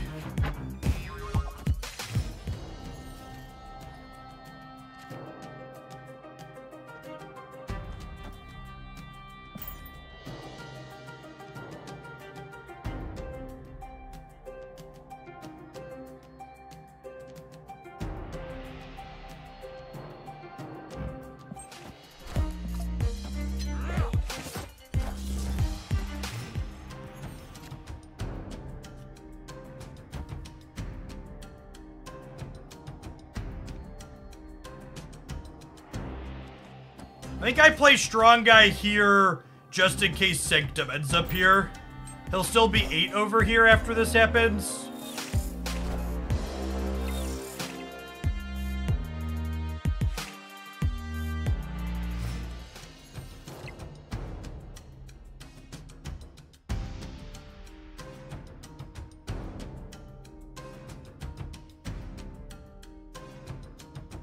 Do I just Morbius middle now?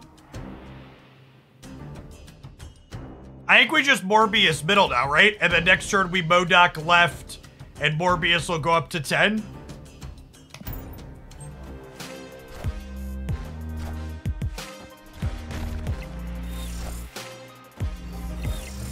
And then Strong Guy plus Modok is 16 over here.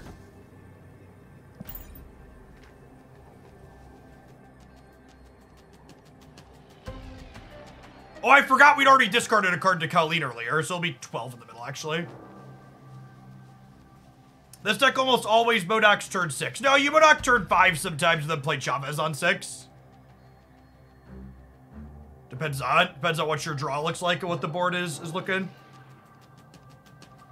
I think this is just a spot where, because Quantum Realm is here and Morbius beats the Quantum Realm with his ongoing, that we wait a turn.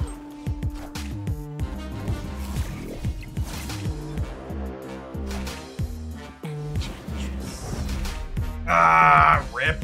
Close game.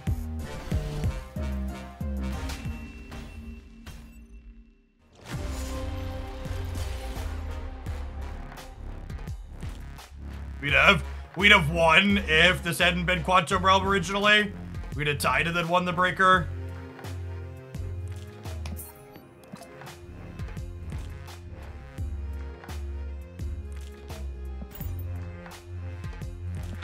This big strong guy deck is fun to play, but not great. Whoa, whoa, whoa, whoa, whoa. I minted the NFT of this deck last night. It's my strong guy deck, and anybody that tries to imply otherwise will be hearing from my lawyers. Post-haste. Only my massive brain could possibly figure out putting MODOK in a deck with strong guy and other cards that reward me for discarding my hand.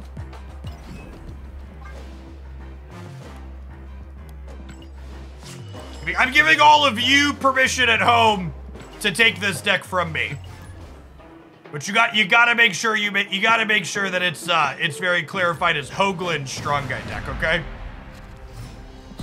we're doing some very innovative stuff here.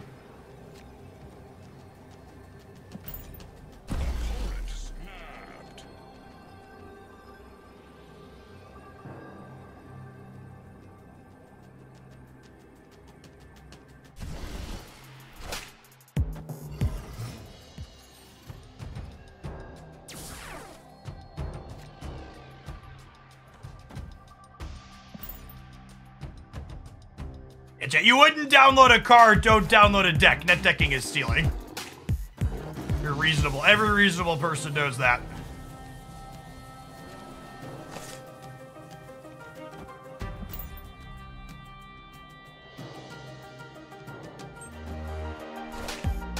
Talking about when you play a MODOK in this deck, in the games where you have Swarm, you really need to MODOK on 5.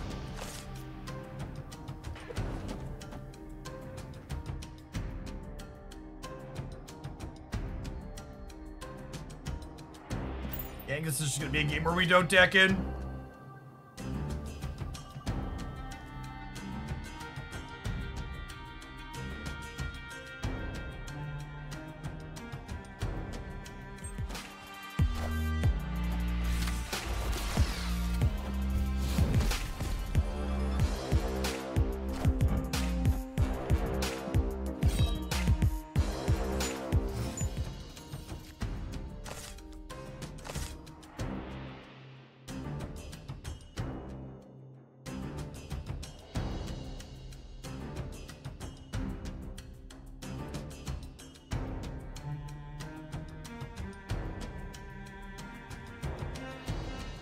So they have a Shang-Chi.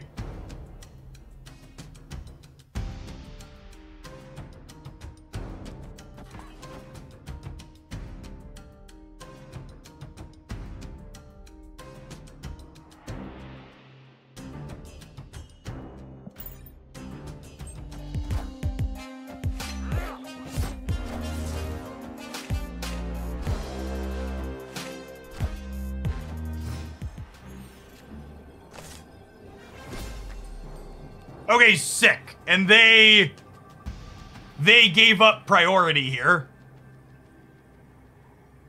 So they can't Shang-Chi my Morbius now. Yeah, my strong guy is unable to get strong. It's sad, but it is what it is. Keeping this in my hand makes Morbius 4 bigger, so it's better to hold than play it out. So my strong guy trigger doesn't happen here because of Luke's bar, but we probably win the breaker with Morbius getting plus 16. Says local man about to be Enchantress. It was an Agent Coulson Sentry, makes sense. I would say playing Sentry in your Ireland deck would be a bold choice.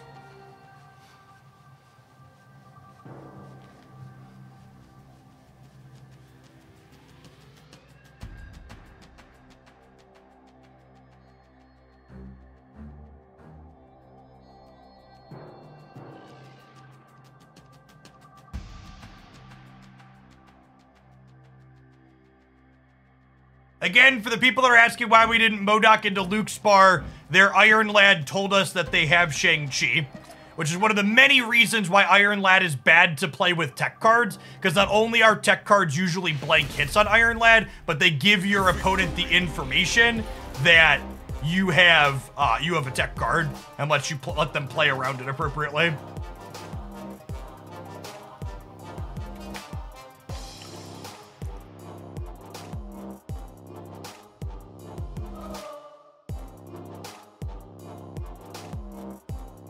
Oh my god, is this opponent sweating in the Proving Grounds? You see, chat, I snapped on turn 1 because we're playing the Proving Grounds. Our opponent snapped on turn 1 because they thought their hand was good. We are not the same.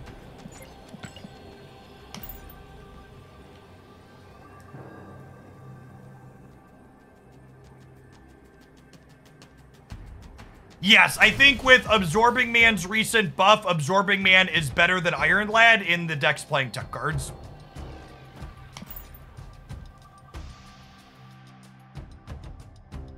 Opponent snapped.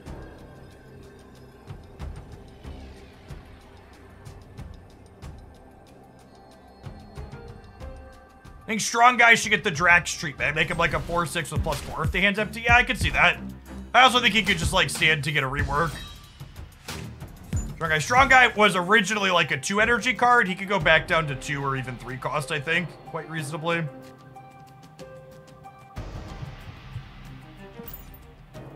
We'll play into the Strange Academy here since we got Kunlun on the board.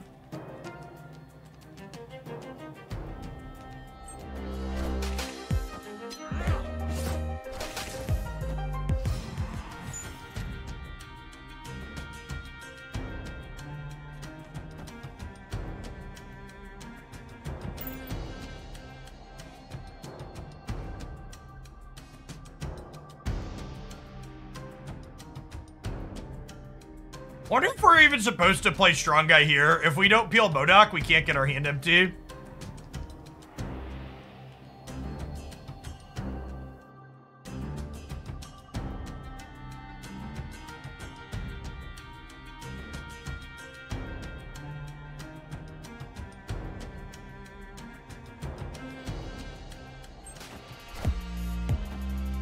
Mr. Monchi, thank you for the 2/3 of a year. Appreciate that. Welcome back.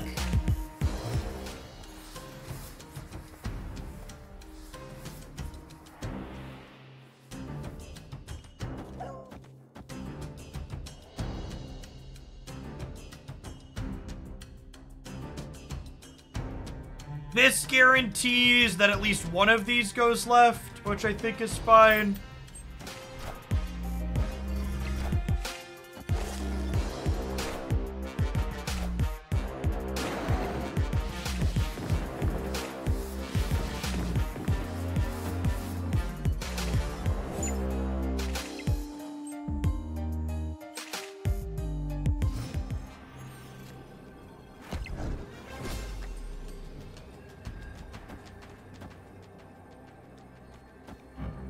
Fortunate we can't trigger Strong Guy. That being said, Captain Marvel spotting here for 7 is probably good enough.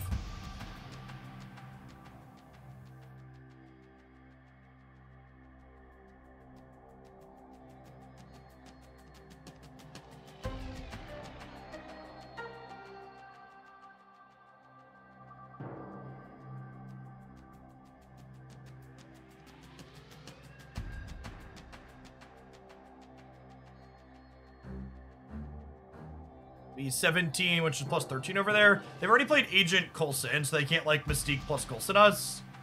They don't have Zabu. Well, I guess they could move Jeff to the left though, huh? I wasn't thinking about Jeff giving them +5. We're definitely leaving this match if we lose this game because our opponent is both tryharding in the Proving Grounds and running down the rope every single turn.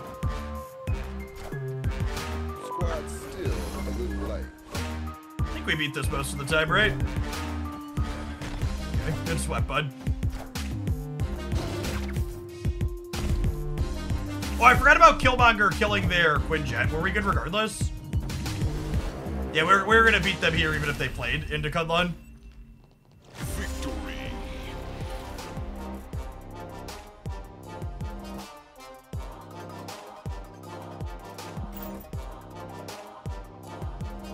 I will not be having the opponent's deck tracker up while we have the promo banner for the Techia sponsor.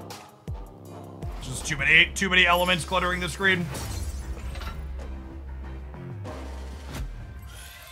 We're also mostly playing Proving Grounds. Ideally, we're not gonna have people playing like it's Infinite Conquest.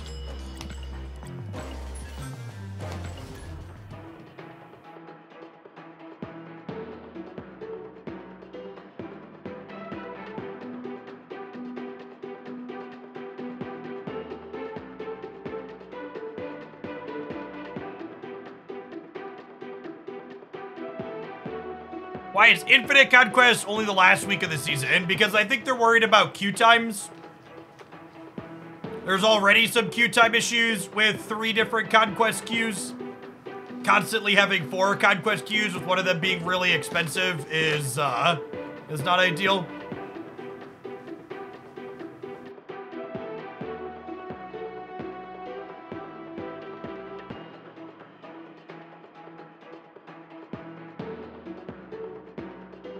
What if Strong Guy was like base 10 power with -2 for every card hit? I think there are a ton of different redesigns that can make Strong Guy a better card than he is now.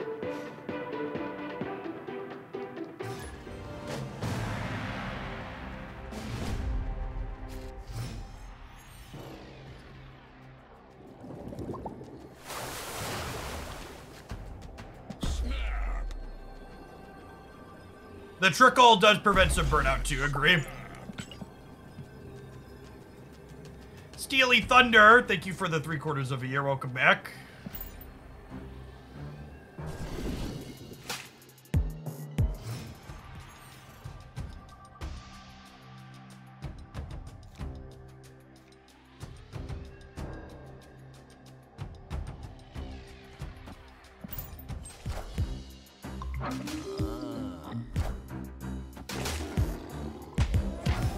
I am not surprised at all that the Conquest Metal tokens got made cheaper with this latest season, because again, they went up last season in part due to the fact that it was a 5-week season. So I fully expect the Conquest shop to be more expensive during 5-week seasons because you have more time to play.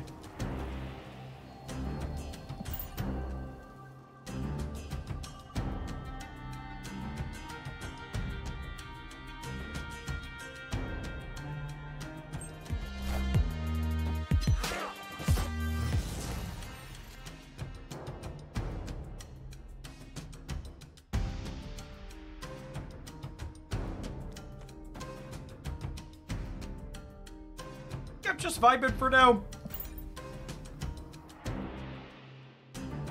Hey, thanks for re-upping that Prime for the 2nd month, Hellkid. Appreciate the support. Thanks for keeping me around. Steely Thunder, thanks for the 3/4 of a year. Mr. Minochi, thank you for the 2/3 of a year.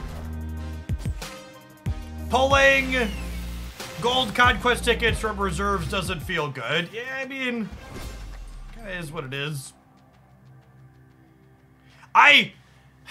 What's the best way to put this?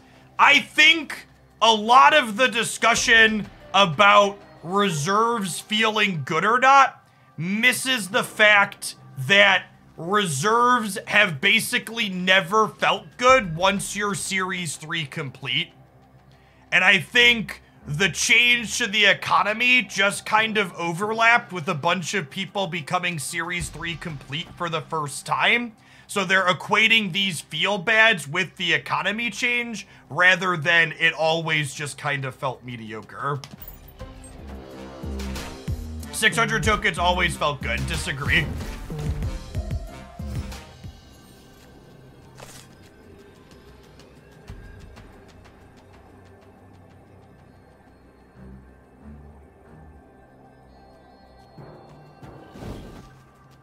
That's subjective. You are welcome to say you liked those. I thought they were still aggressively middling.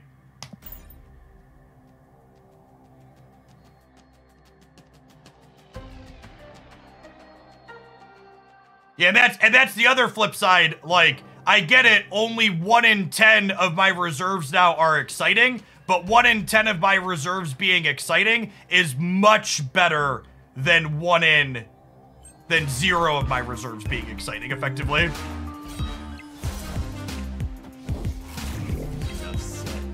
Go mid! Damn it, Wolvie. Are we still good? I think we're still good. I am Iron Man. Never lucky rubber ducky. Oh, is their only card in their deck? Sure. We'd have won if Wolverine went middle. Rip. Oh, I hit the wrong button. Sorry, opponent. Like, until Spotlight caches happened, it had literally been like 6+ months since I'd opened a card from the collection track. Like, I'd never opened a Series 5 card under the old system. And the last Series 4 card I got from a reserve, because I've been Series 4 complete for so long, was when Super Scroll downgraded. And when did Super Scroll downgrade? Super Scroll downgraded in like February or March, right? It had been like 5 or 6 months. It was March. Okay. Yeah, like 5 months.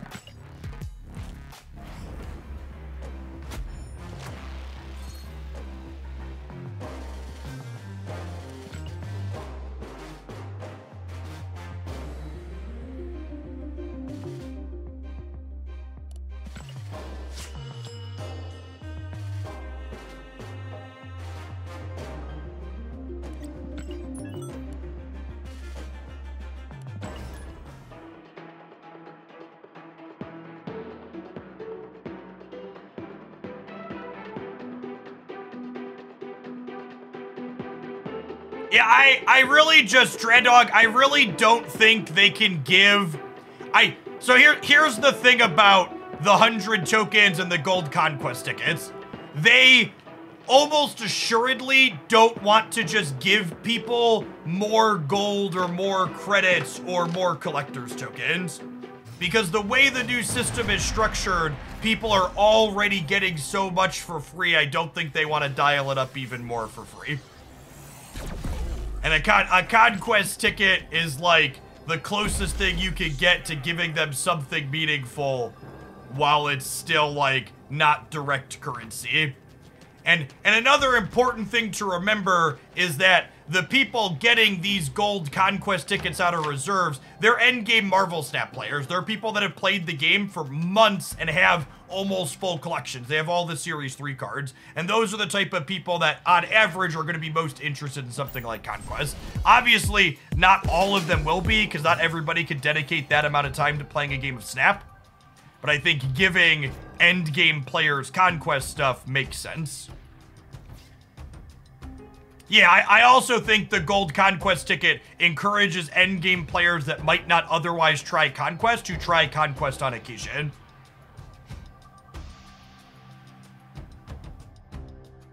Psycho Bag, thank you for the 5 months. It's not like they're giving these tickets to people who haven't played much Marvel Snap, right? Like, they're giving this conquest ticket to people who are endgame.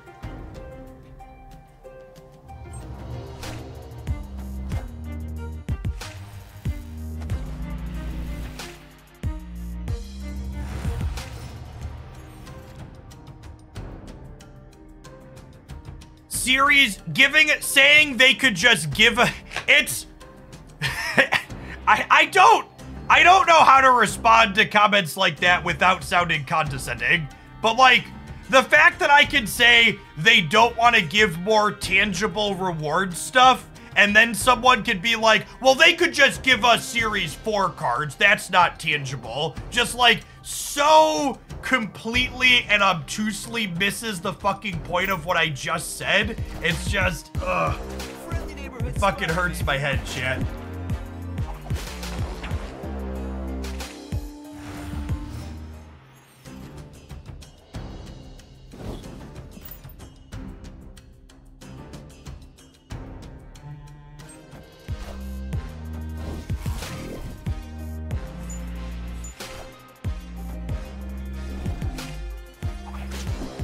kind of funny.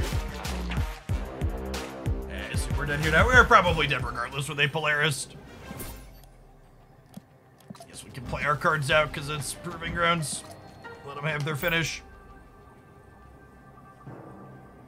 Do you recommend holding reserves for future changes? I would actually recommend opening every single one of your reserves and every single one of your spotlights right now, because you might get hit by lightning or run over by a bus when you walk outside. Higher, further, faster, baby. So if your concern is min-maxing your potential based on what could be an unknown in the future, you should always spend immediately, because there might not be a tomorrow.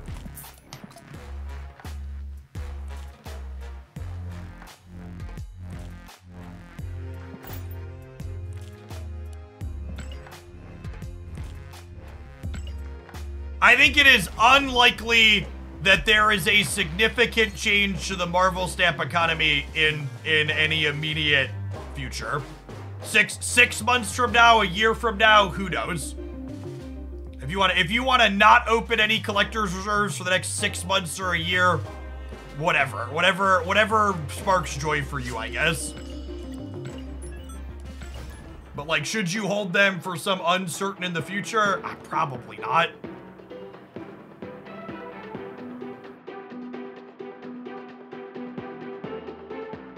When was the last economy change before the Spotlight change? 6 months previous? More than 6 months, right? Spotlights came out in July. Collector's tokens were implemented mid-November. So December, January, February, March, April, May, June, July. There was 8 months in between them.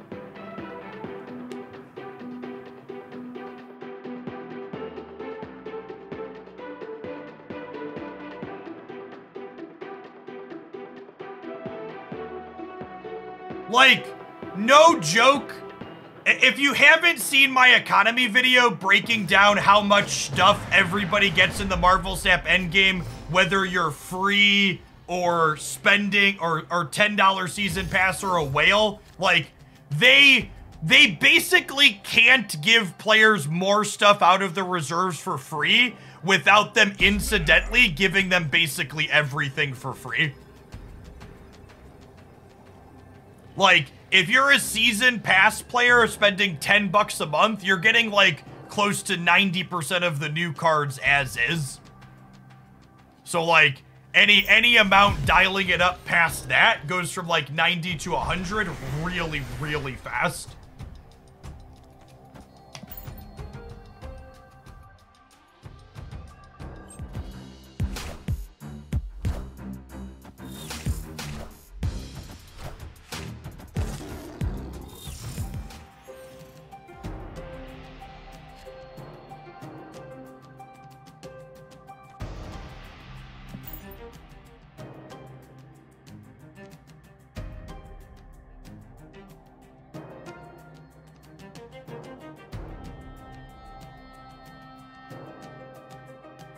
Yes, this is the key. What Katie Page says here is exactly the crux of the issue with how gamers react to things and systems. Is gamers want all of the game pieces for free, but also simultaneously they want to have a reason to continue playing and continue getting rewarded. And those two things are antithetical to each other. They're not things that can happen simultaneously.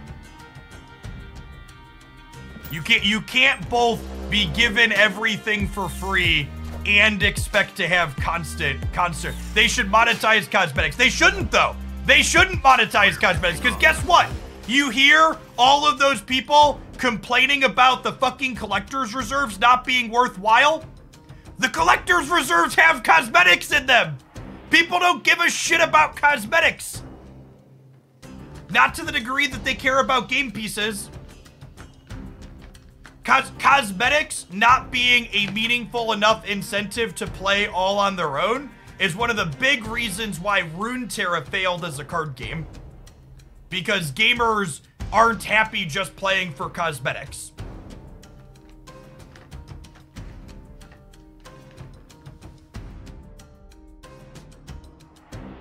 Yes, they're also already doing that, but the they should monetize. It also makes me laugh how we're super dead here, and this person's tryharding, so I'm gonna leave. It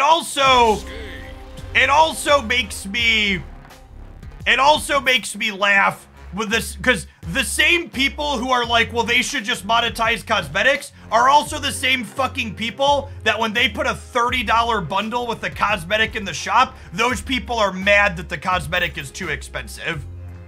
It's like, well, which one did you want? Did you want them to monetize the cosmetic, or did you also want the cosmetic to be essentially free?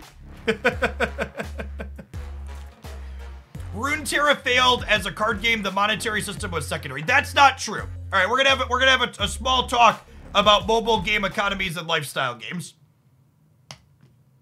The pointed truth is that every single lifestyle game at some point is going to have a meta game or some gameplay thing where it's just kinda not great.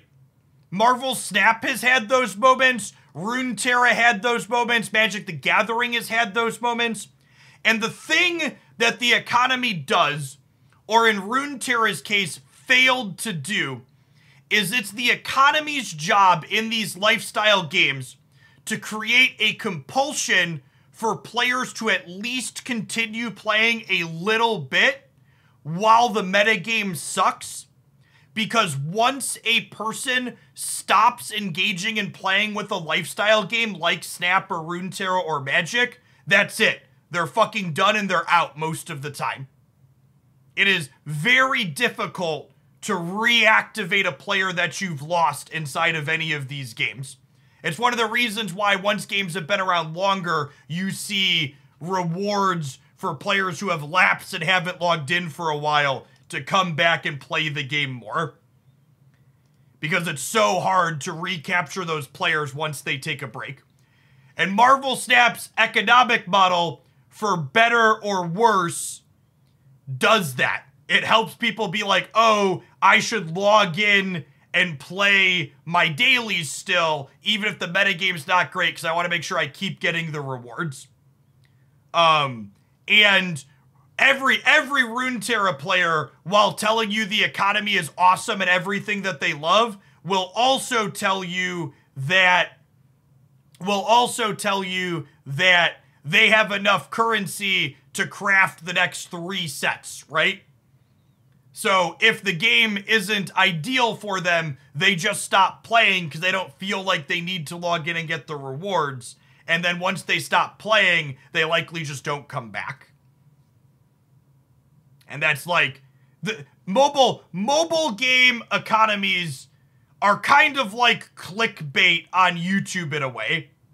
People fucking bitch about clickbait and they complain about mobile game economies, but when push comes to shove, the reality is these economies are what they are because they work.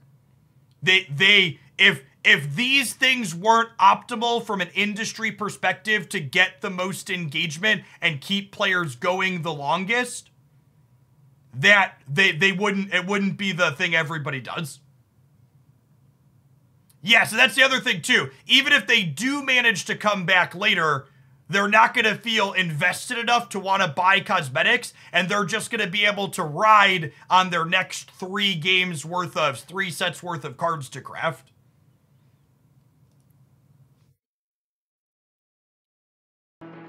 Like all of these, and yes, it's deeply predatory and psychologically manipulative, but the reality is it is what it is because it works, right?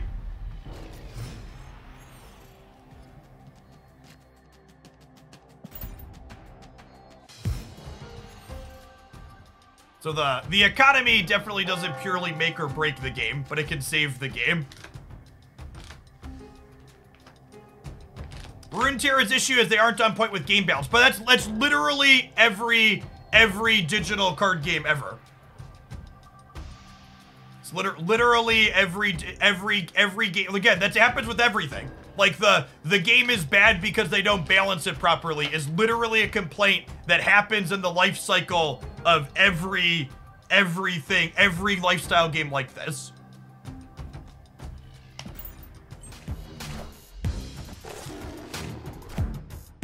It's not unique to whichever one we're talking about.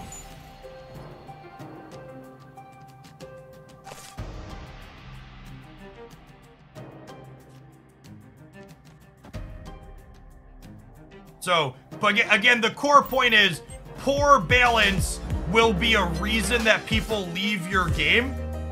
However, the economy can cause people to stay despite poor balance for a little while. Obviously, if the game sucks, people aren't going to play it. But if the game has the potential to be good, people will play it despite it being temporarily poor if the economy incentivizes it. What's a lifestyle game? A lifestyle game, or live service game as they're often called, are games like Marvel Snap and Hearthstone and even League of Legends and Valorant and games like those where there's constant updates. They're not games that you play and you beat them and then you're done with them. They're games that have a constant flow of new content to keep the players engaged and interested. I think we're dead here. I might put this deck aside. This deck hasn't felt particularly good.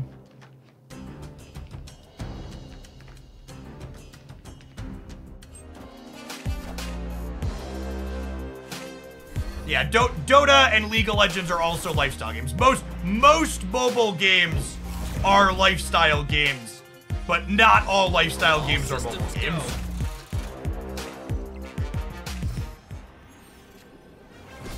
Yeah, usually lifestyle games let you invest endless amounts into them, which means that people only have time for one of them.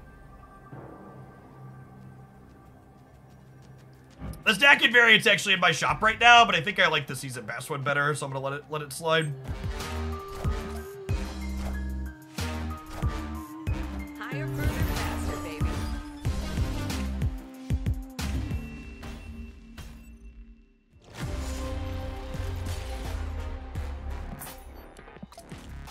Let's give that a try. We played a Daken collector deck a little bit with Moon Girl, and it felt a little bit clunky. I wanted to try a build with Death, and I put that together. This deck seems real lackluster, so I'm gonna move on.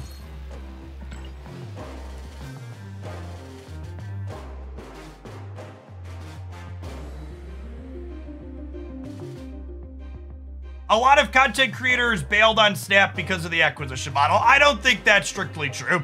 I think a lot of content creators realized that Snap wasn't their next dinner ticket, so they moved on to something else because it can't be everybody's meal ticket. Or they just bounced off of the gameplay and they used the economy as a reason to bounce off of the gameplay.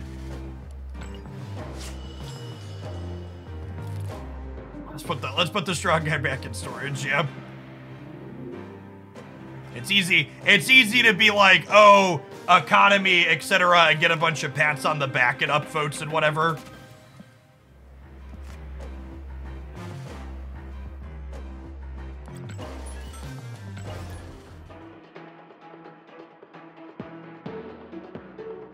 Being more articulate than that takes more work and gets you less thumbs up.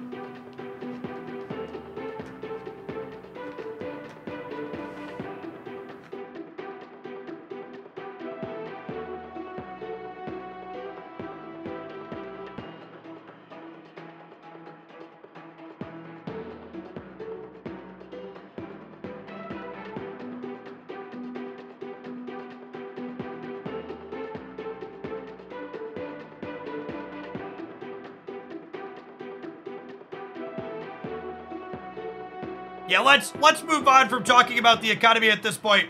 We had my full screen talk about it. I very clearly laid out both the numbers and my opinion on the economy at multiple points. We're gonna move on.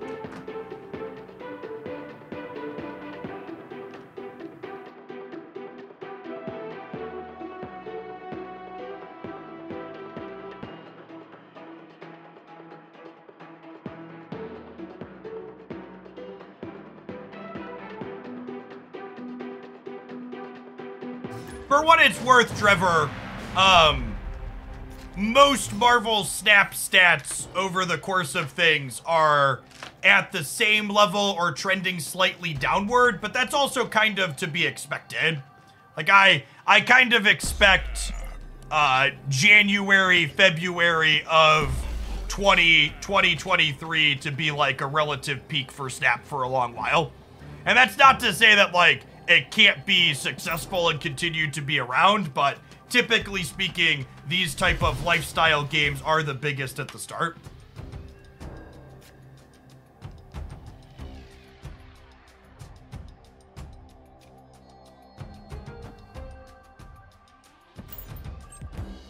Do you expect Twitch drops to increase metrics? I do think that'll be the case. I think Twitch drops will cause a boost in stats here on the Twitch side for sure. Which is one of the reasons I would be excited about them happening.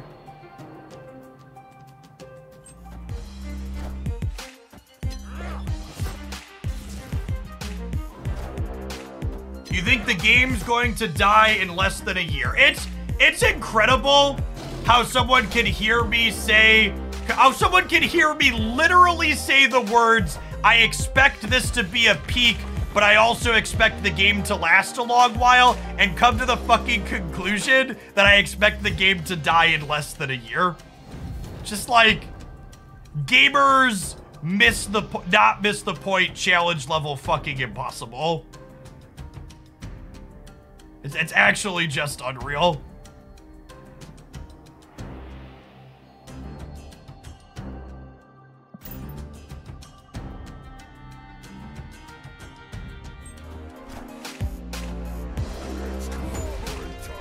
I'm gonna let you in on a little secret. Despite what capitalism has hurt you into believing, something doesn't have to have endless growth in order for it to be successful.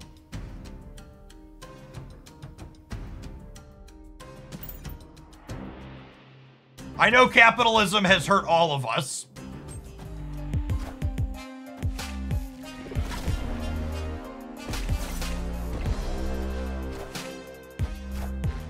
Man, this game has been so solid for us.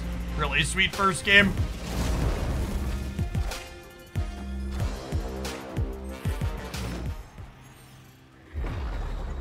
And it's a little bit of a shame that we leech them, making their plays less exciting, because our board is freaking sick here. Our Daken gets up to 16, and then I have 2 free deaths for next turn.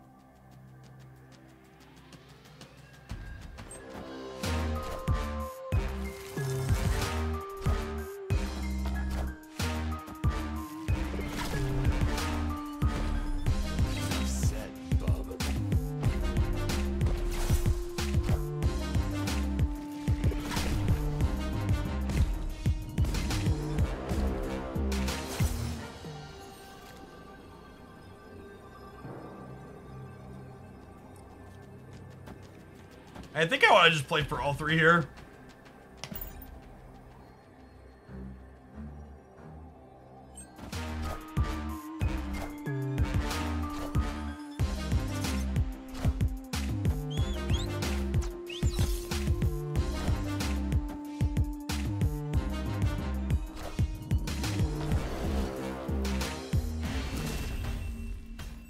Swings for us. Victory.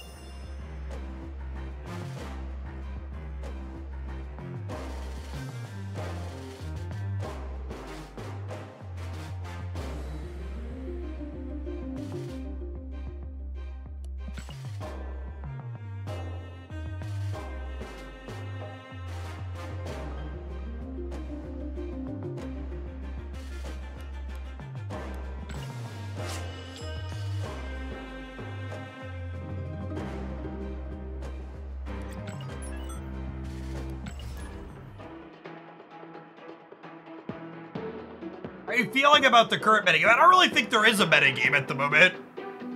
I think there's a bunch of different decks that all seem sweet. We don't have a clear front runner. Early winners seem to be like the Darkhawk Zabu decks, but those have plenty of ways to attack them. I also think if the Zabu Darkhawk decks are some of the best decks in the Marvel Stat metagame, the metagame's in a very good spot. I think those decks are super honest. I almost never feel bad playing against them because I get to actually like execute my game plan. So I like them. I like them a lot. Also factor to buy something soon. Maybe. I mean, like if they're happy playing like Angela Kitty decks and like the Darkhawk deck, like I think that's great for the game.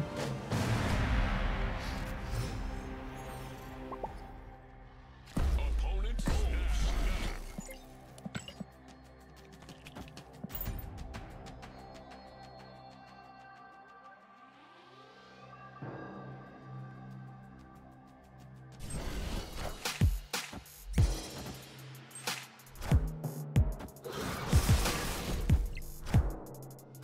Wind, aid my hand. It's not great for us. I don't have a good way to contest there.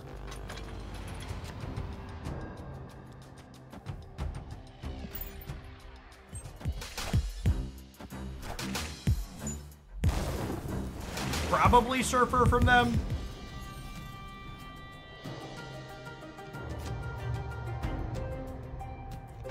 Alright, my kingdom for a Killmonger. It could be Cerebro too. Surfer is more common than Cerebro though. So, in general, I'd hedge on assuming they're that until shown otherwise. Oh, that's such a bad beat.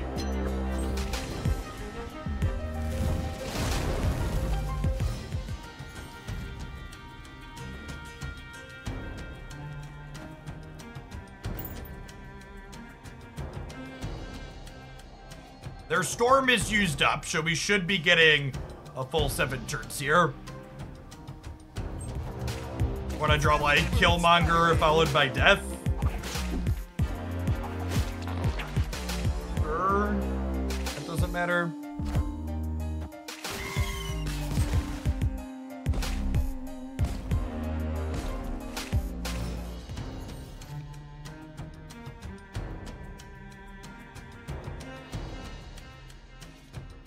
Jeff, how do you deal with FOMO? I make a point to only allow myself to care about certain types of things inside of games like this.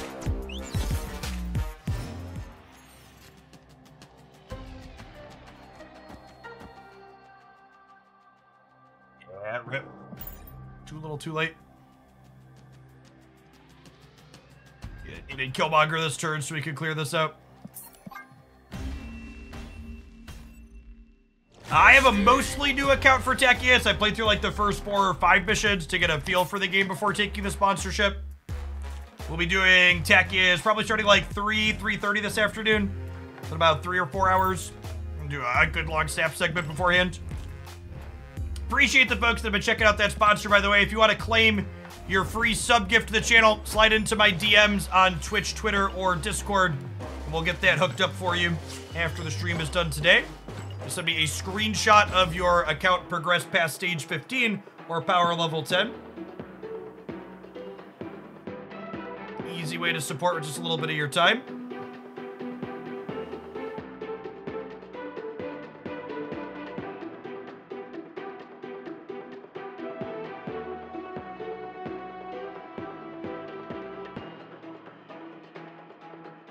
If you think you're gonna go for power level 10, just message me once you get to power level 10, board kid.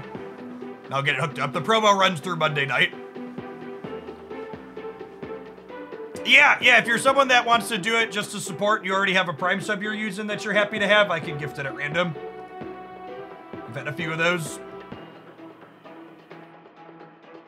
How often do sponsors reach out to me? I probably have a couple dozen different sponsor reach outs in a month. A lot of them don't come to fruition for a variety of reasons, though. Yeah, my Twitch DMs are open. Either the product's not something I'm comfortable promoting, or their ask isn't something I'm willing to do. or the rate doesn't work out.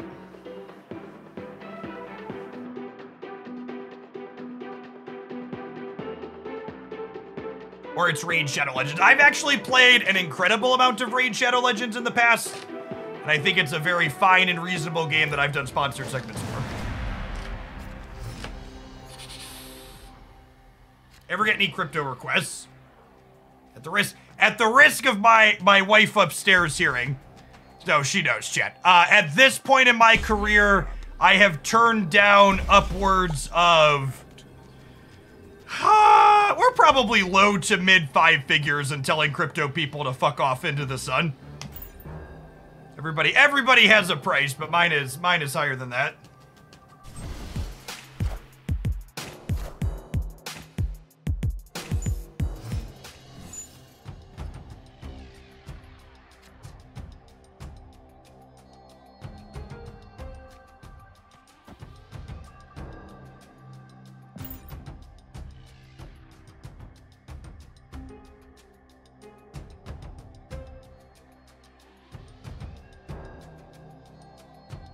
When do we launch shillings as a cryptocurrency? No joke, getting creators to create,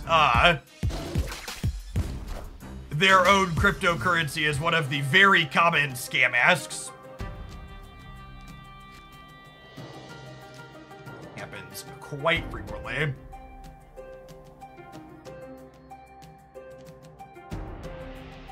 S tier filter out those sponsorships. So the agreement that I have with the S tier company is that all the sponsorships come to my personal inbox, and then I forward to them sponsorships that I'm interested in engaging with.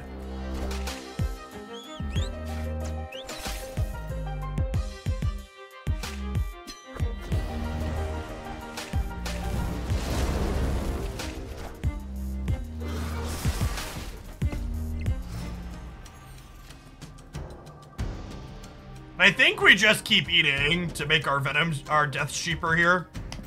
From our incidental turn 1 boon girl.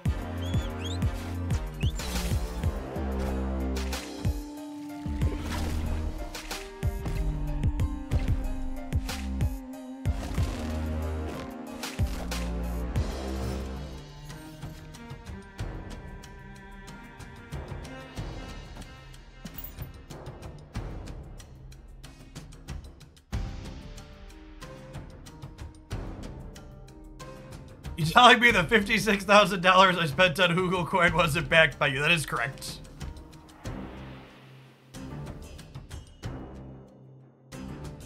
The Strong Guy deck felt pretty mediocre. Was not impressed.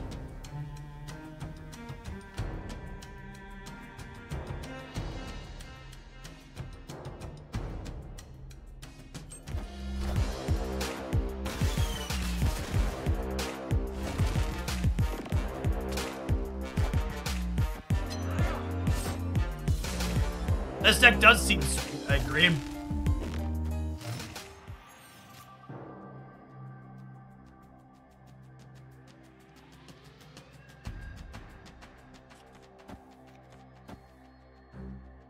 What can I draw next turn that makes me want to play the demon? Nothing? My deck is all 1 and 2 costs. So next turn I'll go demon, Daken, Shard, Venom. That's 5, and I can play whatever I draw, so I don't need to play the demon out yet. 5 on that for now.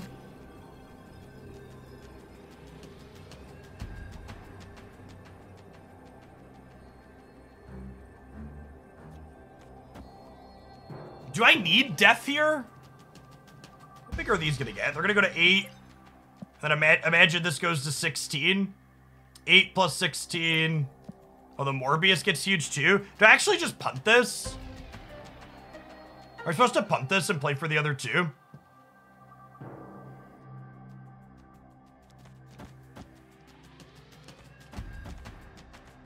there a world where I just do this?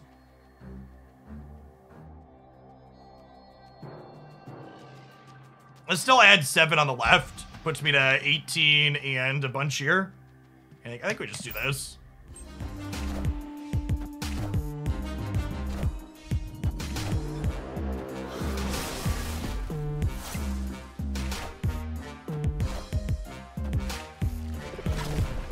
Double zero energy death is a pretty solid swing here at the end.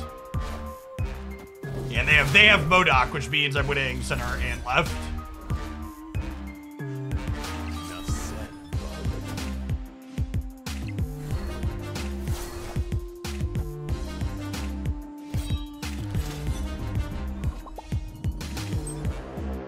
Close, even with a pretty ideal Wolverine hit, we get him by one there.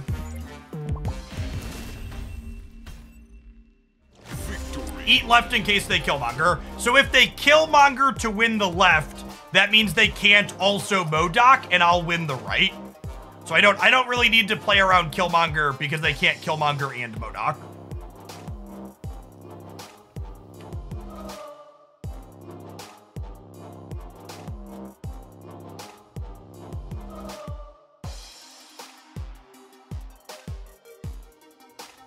%0 chance they're playing Killmonger in their Nebula deck. I don't know about 0. They're playing Daken too.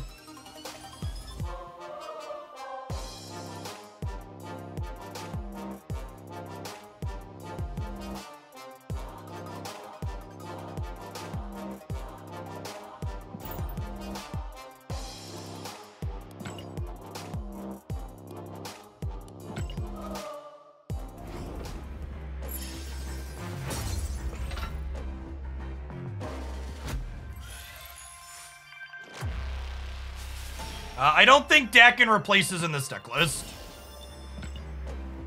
We had played deck lists like this in the past, and it felt like they were missing another big threat to put into play. And Daken is potentially that big threat, so...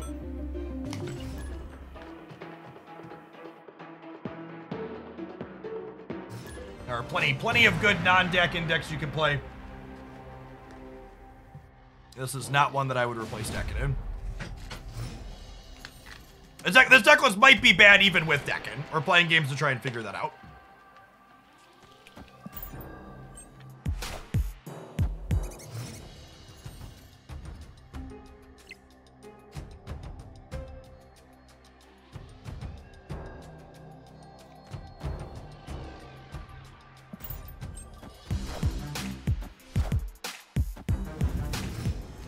Yes, an Imgur link in the Twitch DM is perfect for the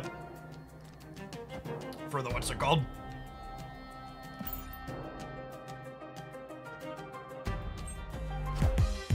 Warhammer promo.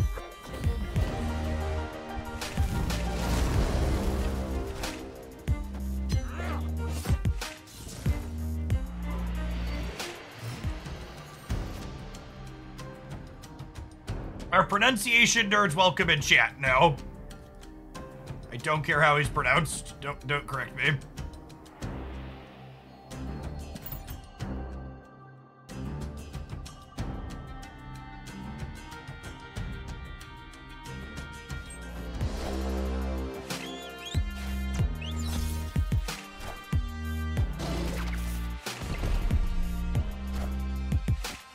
Friendly neighborhood Spider-Man here.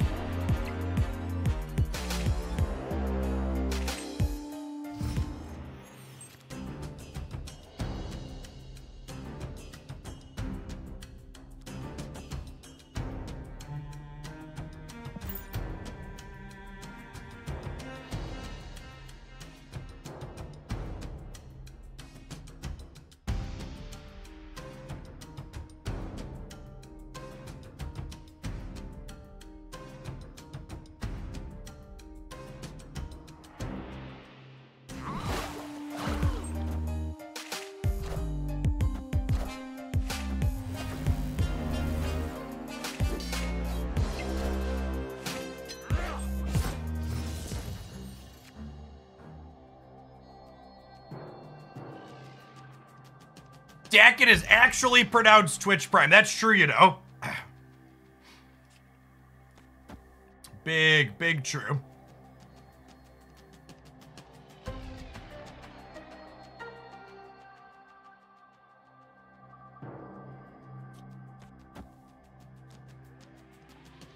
Am I doing this? And then next turn we could draw like Venom to eat the Wolverine again, potentially. I could also Moon Girl and just have 2 deaths.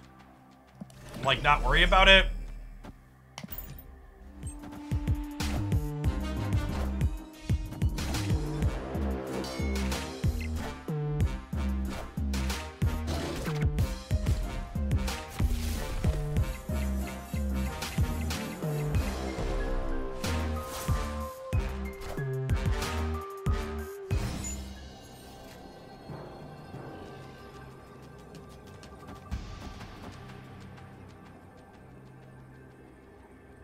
Rewarded here with them Killmongering it to have my cake and eat it too.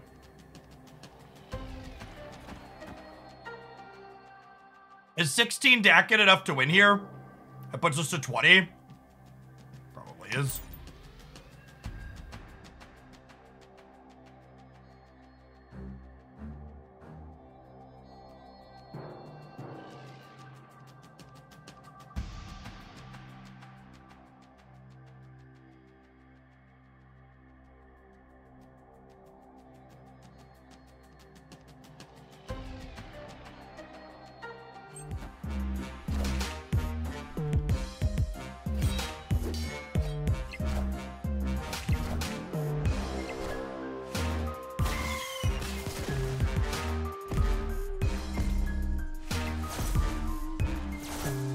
This deck's been highlight reel after highlight reel so far this morning. Looking real good.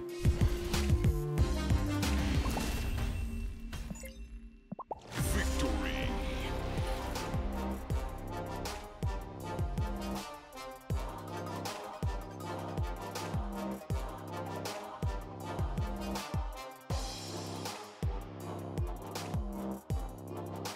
Thanks, Asterion.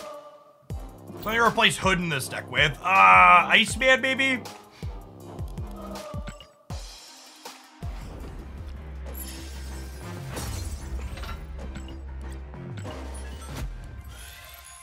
Oh, I'm not playing Nova. Nova's probably fine. Nova's probably. I don't think you want Deadpool because we don't have a way to buff Deadpool before we start killing him. Nova's a good shout. X-23 would be a fun one when she drops, yeah.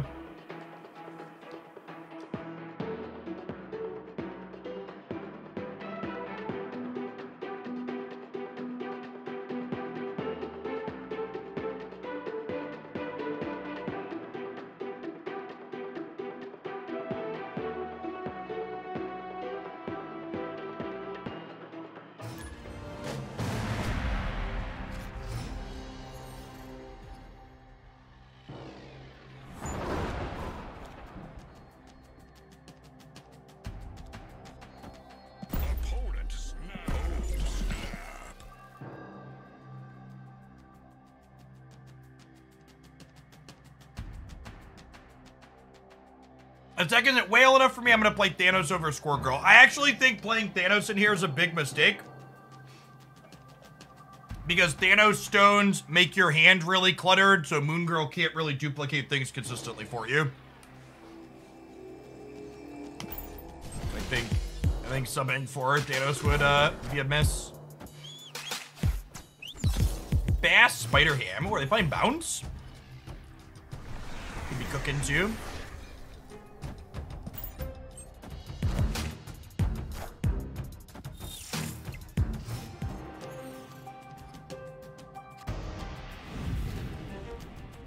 Perfect. We have magic for the Quantum Realm now.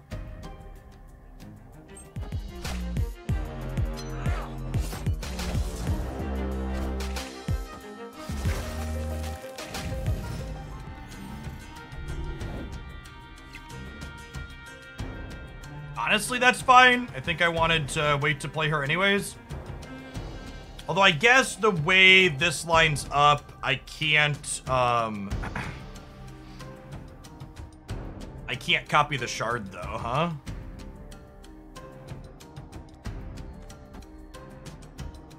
If I do this, if I play this Next turn, we'll draw a card, and I'll have 1, 2, 3, 4, 5, so I'll only copy Killmonger Carnage. I think I'm gonna Deathlock, and then we can Carnage Magic next turn, and then we can Moon Girl on 6, which also gives us more chances to draw Death to copy too, which is nice. Want Wolverine to go middle here, ideally. This Twitch stream is pre-recorded, etc., etc.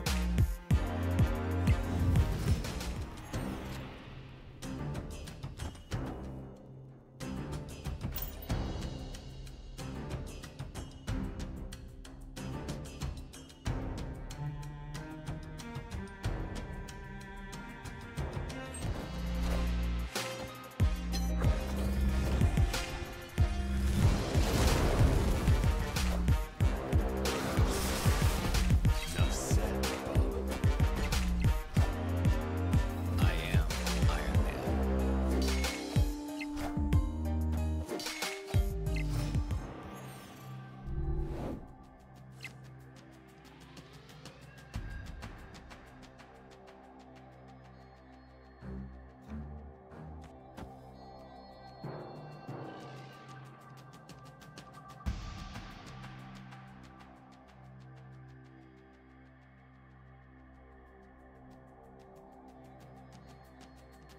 Am I Killmongering here? Or am I Moon Girling? I mean, I don't know that I am.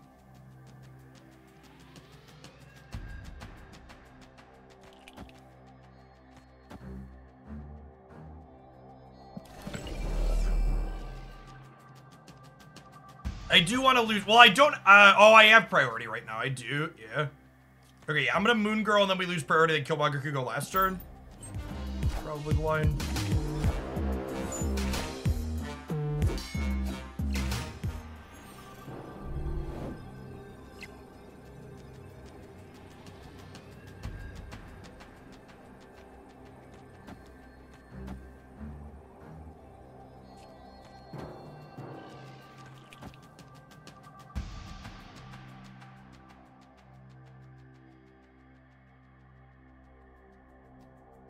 Is 17 enough to win here post Killmonger? I don't know that it is. Yeah, I can hit monkey.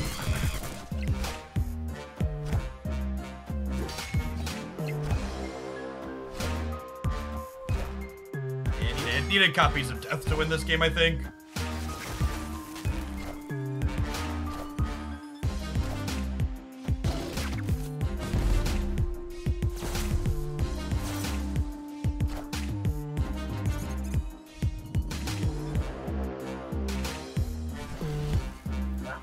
Both is solid for the opponent.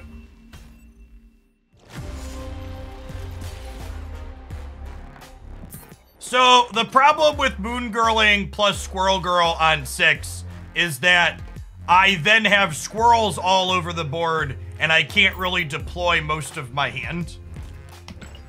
Like I don't have room to I don't have a turn to clear the squirrels and then like put my big things down, right?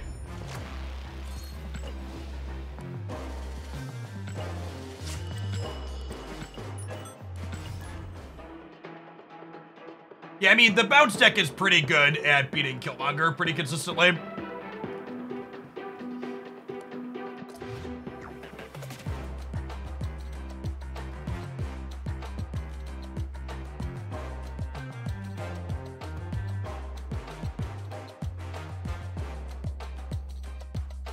Hold on just a second, chat.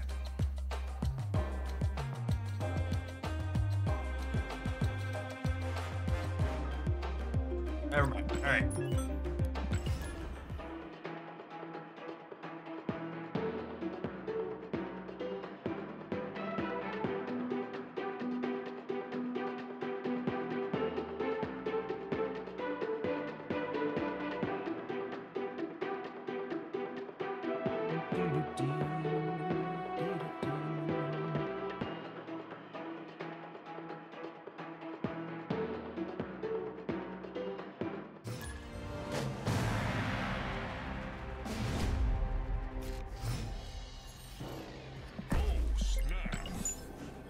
Nailed it.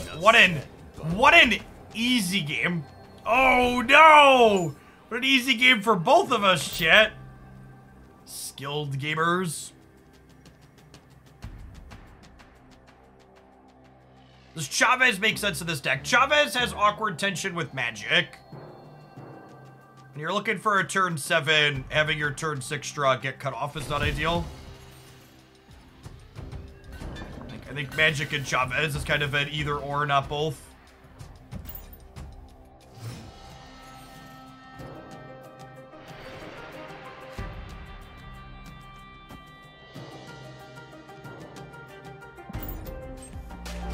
This might just be a Daken Shard. Oh my god, they discarded my Venom. Rude. Opponent snapped. I was gonna say we get to go Shard into Venom and just like retain all this power in the center. We lost the Gamba.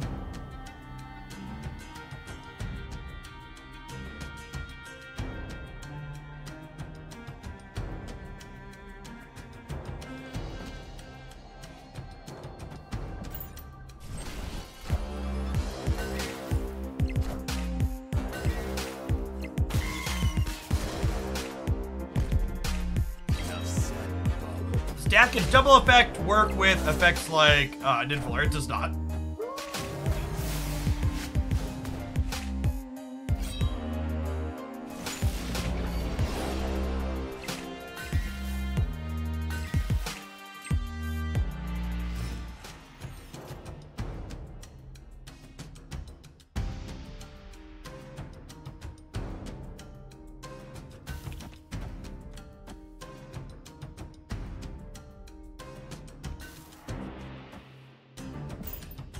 The Conquest deck we play in the tournament have both of those, maybe? I don't remember. My statement stands. There's awkward tension between the two of them.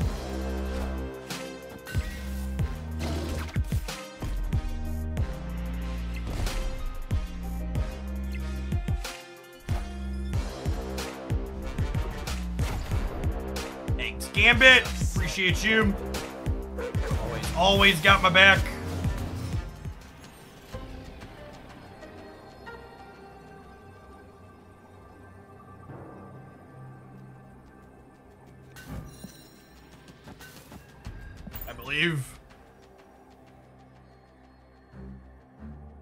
Yes, what Half just said. There isn't really any hard and fast deck building rules where like you always need to do this or you never do this. And the sooner you like get those types of ideas out of your mind, the better card gamer you will be.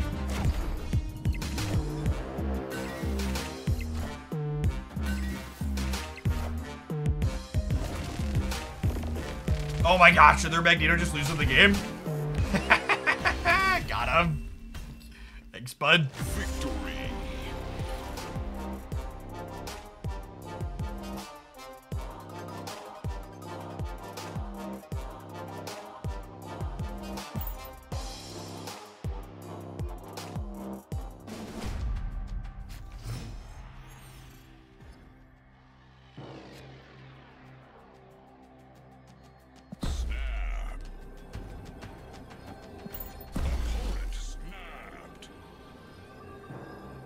See, chat, our opponent snapped last game because they thought their hand was good.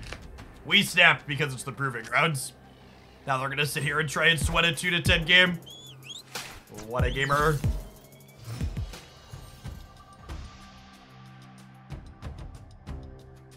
If there's anybody that deserves to lose to their own Magneto, it's certainly this.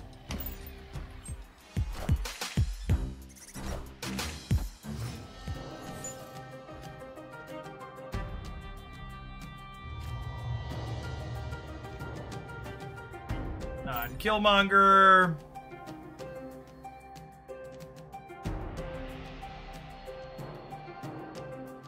Yes, Magneto with Fist Tower is something we'll want to think about for sure.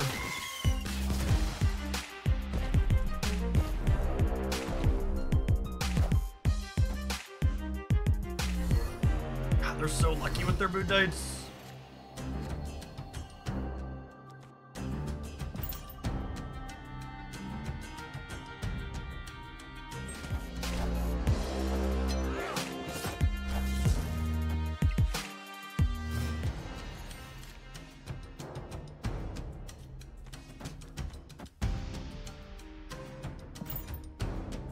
Found the Killmonger in the nick of time here, too.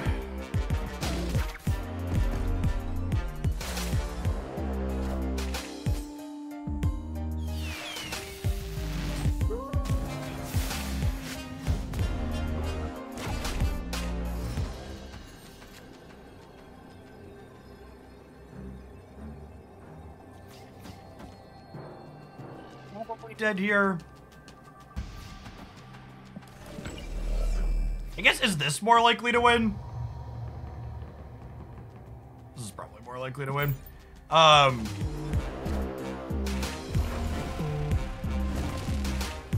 they're a hella gamer on top of it all, sure. Got me.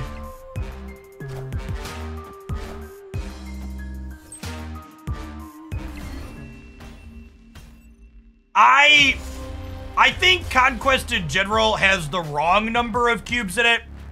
I don't think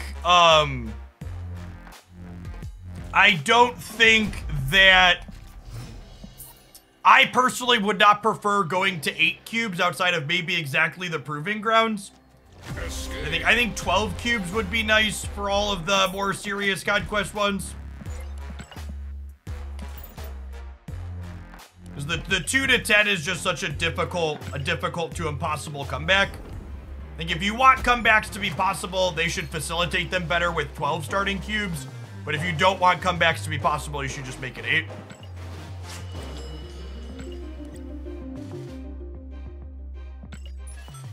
I also think if you went up to 12, you could have like high stakes rounds start faster. Like you'd have high stakes start in 3 or 4.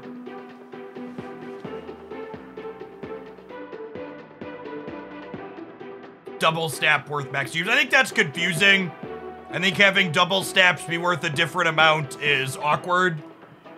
That's hard to translate to people. And I would be opposed to that type of change. Yeah, I think 16 cubes is too many. Conquest is already long. I would wager 12 cubes with high stakes rounds starting in 3 would probably end up being similar length matches to what we currently have with 10 cubes and 5 high stakes starting in 5.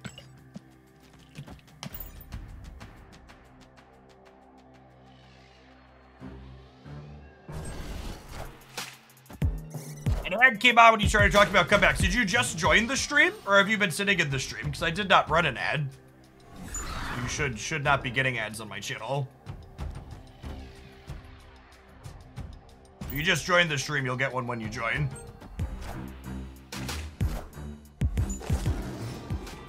Because I can't turn that one off.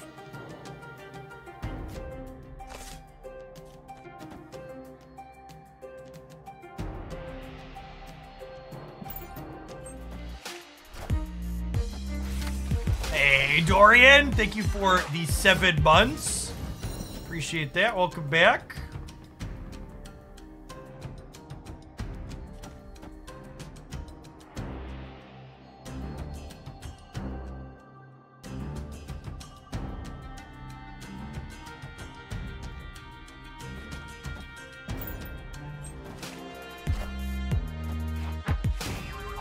All right, we didn't lose the Killmonger here, at least.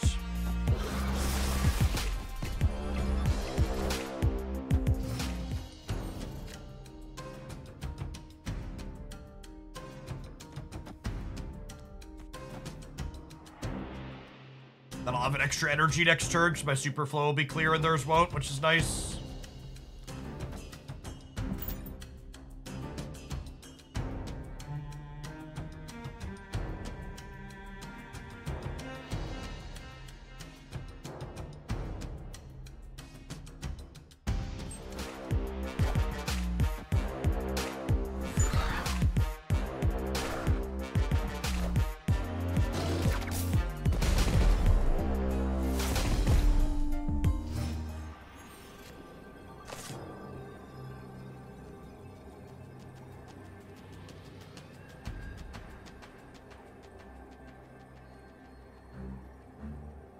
A lot of explosions. Couple, 2, 3.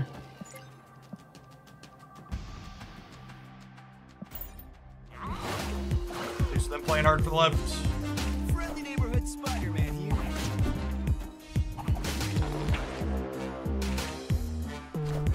Thank you, Spider-Man. Got him. Victory. These people need to train their Spider-Man better.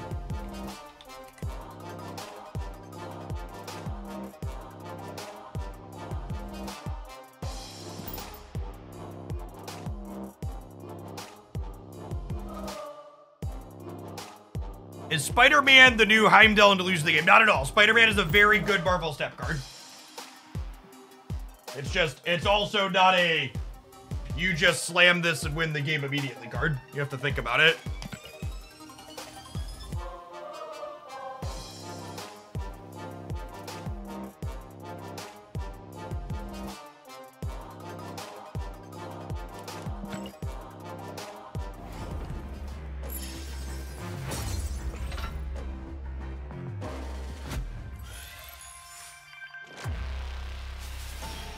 Imagine having to think in your card game, chat.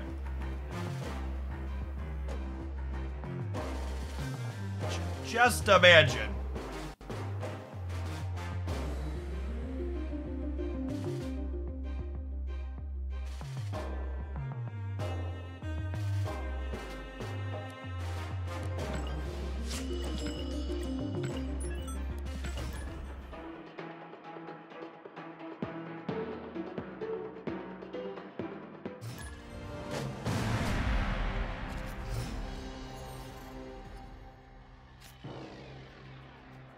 Is cycling while streaming efficient for you? I'm guessing you're trying to lose a few pounds. You'd be wrong about guessing that I'm trying to lose a few pounds, chat.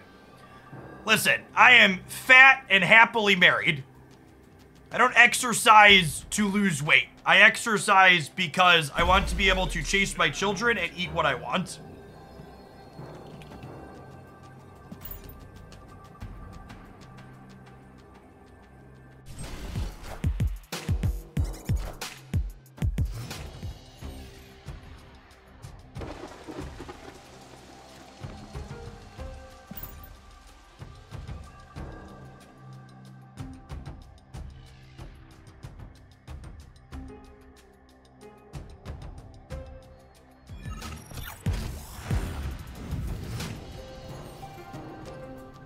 I'm cycling. Well, currently I'm standing.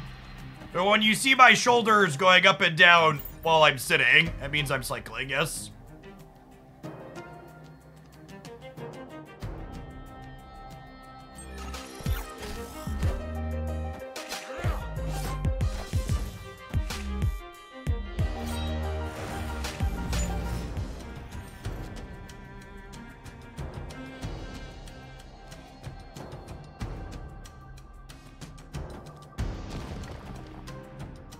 Do I want to do this and fill the room?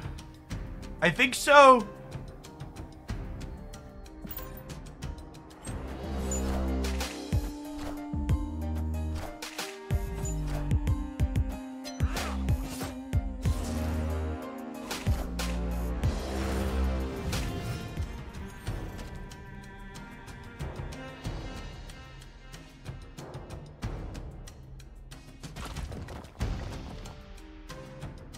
This sounds great. This sounds great.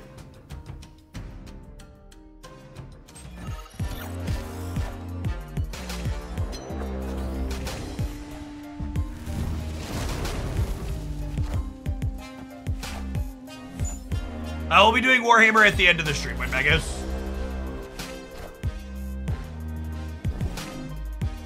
About 3 hours or so. We're gonna end with an hour of Warhammer today and an hour of Warhammer Friday.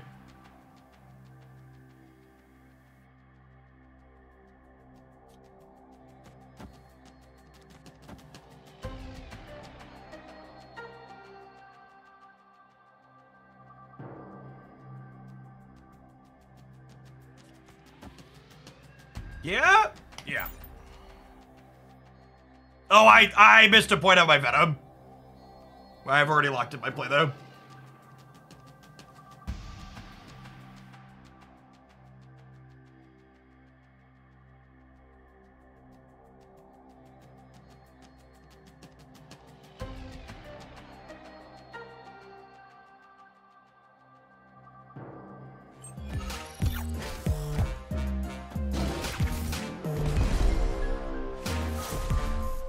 Venom over the other demon. Why? Because there's another turn of this game, chat.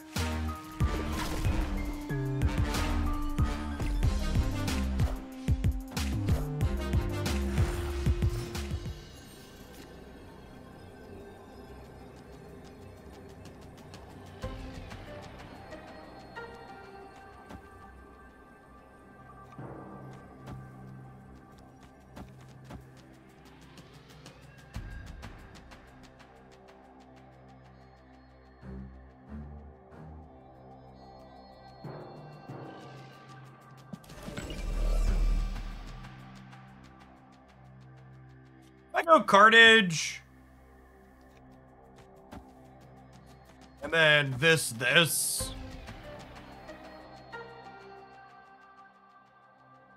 I think I like it. 50% chance to land the Wolvie here. They can't move anything middle. Yeah, I like it.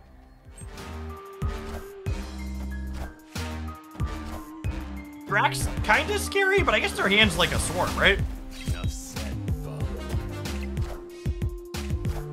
We're good to go here then? I think we're good regardless of where the Wolverine lands. People asking why I didn't Killmonger. There's a demon in the center lane.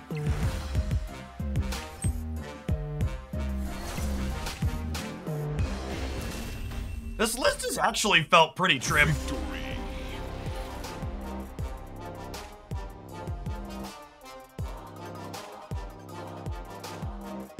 I like a lot of what we have going on here. Hey, thanks for the 3/4 of a year, Infinity. 3/4 of a year is no slouch. Welcome back. So close to making my own 24K deck. I'm only missing 12 gold splits. LOL.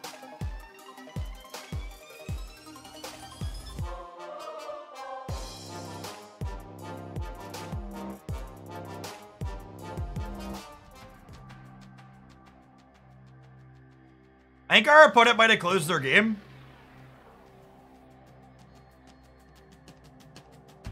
What is the Morbius package rate value-wise? I have no idea what you mean when you say Morbius package.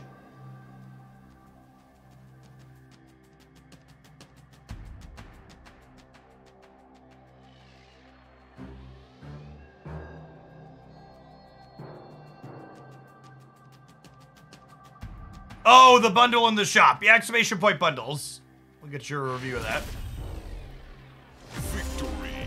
I don't know if this is necessarily a rage quit. It was probably just like their last game, so they closed the app and they weren't thinking about it. I think it's pretty easy to do that absent-mindedly.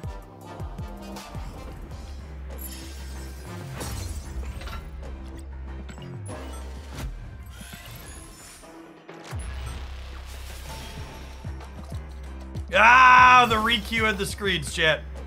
A couple people have been asking about viewer deck submissions, by the way.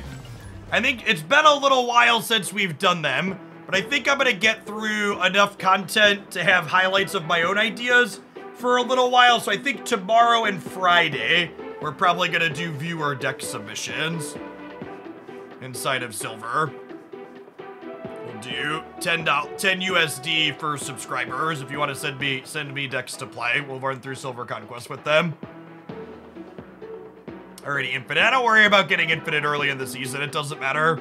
At some point, we'll beat up a bunch of bots and climb to Infinite, but I don't feel like doing that when the season first starts. It's boring.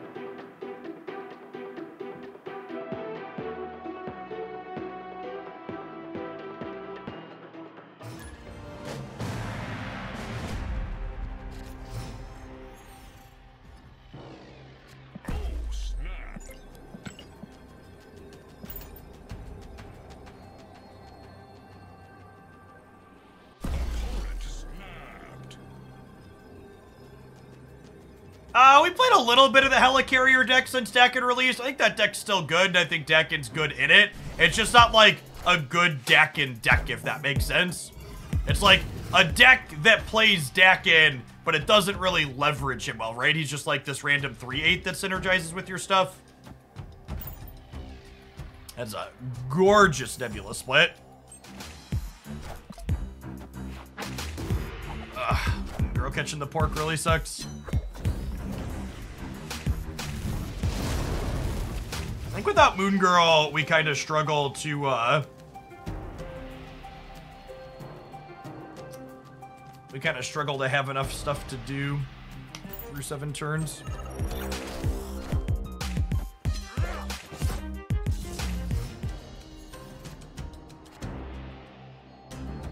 Why are we a better deck on 7 turns? Yeah, because it's just like hard to use all your Moon Girl cards with only 6 turns a lot of the time.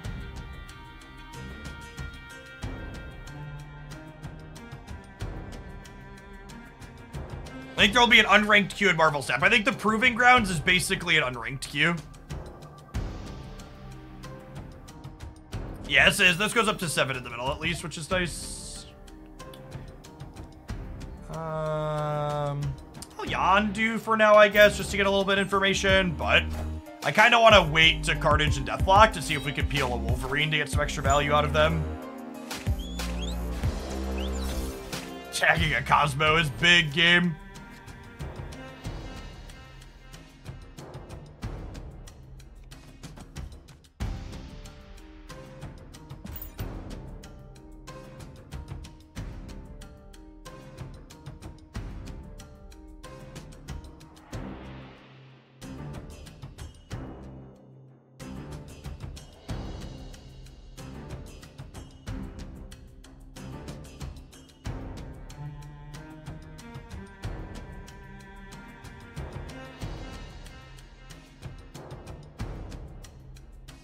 Our opponent is a very deliberate gamer.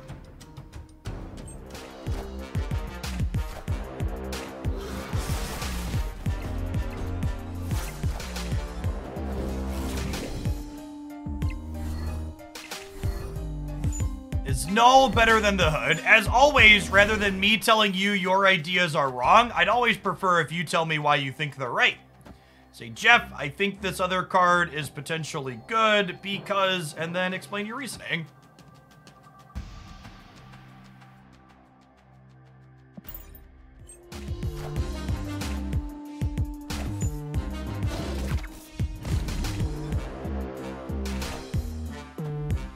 Deathlock's a dud here, hoping to peel Death off the top.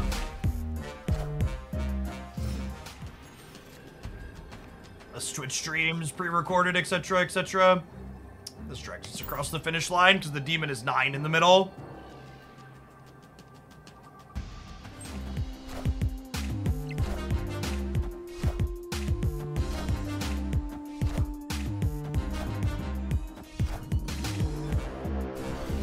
Clean.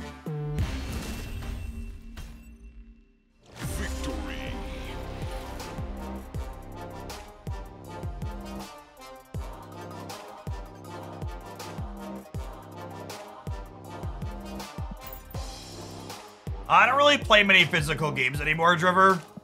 Only physical games I really play are board games and then Pokemon TCG with my kids.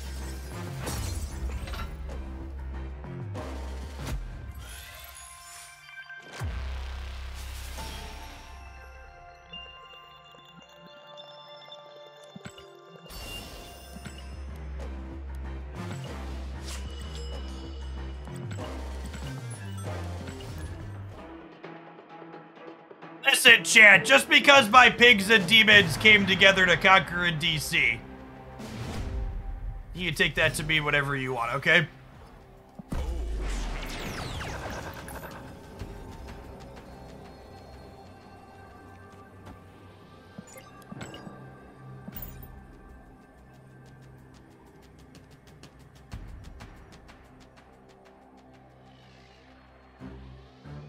The peak was not particularly eventful on this side of the board.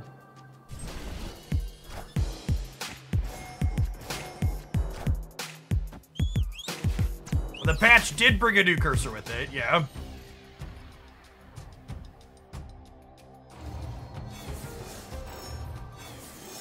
That's awkward. I can't score a girl now.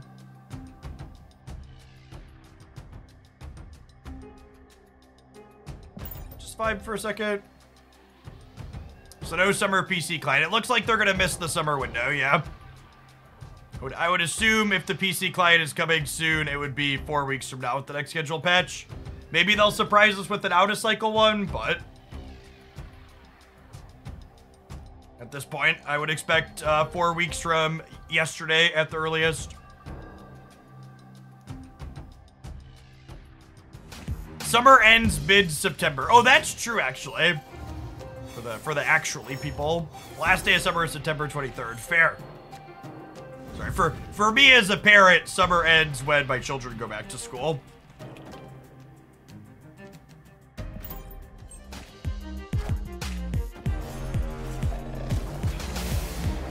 In the technical sense, we do have a little bit.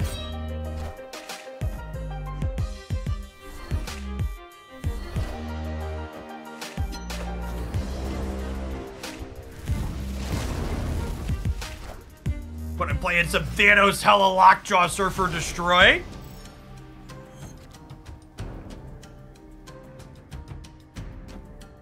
PC client probably doesn't have to follow a patch schedule. I mean, I imagine it's a patch to deploy it.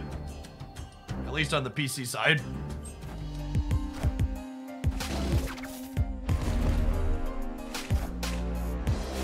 You opponent.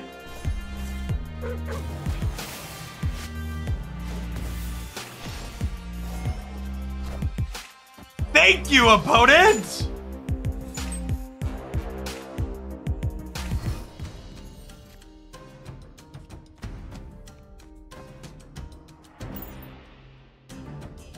What a pog reality, Snowed.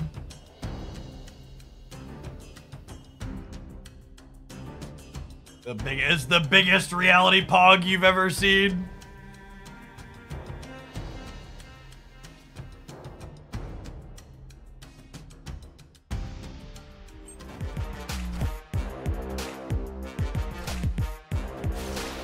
All of these locations are now Death's Domain. Yep.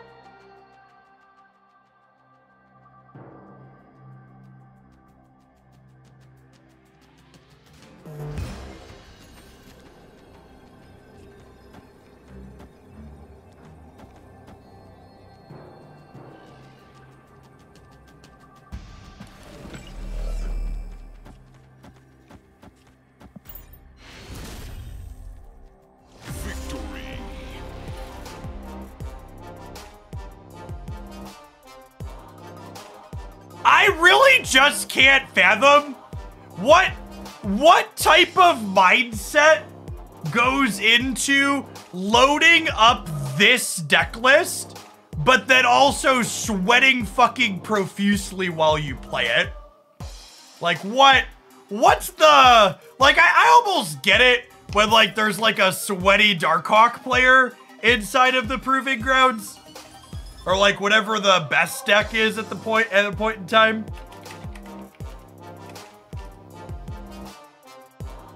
But it's like, if you're just, like, playing the sweet for fun deck, like what are they doing?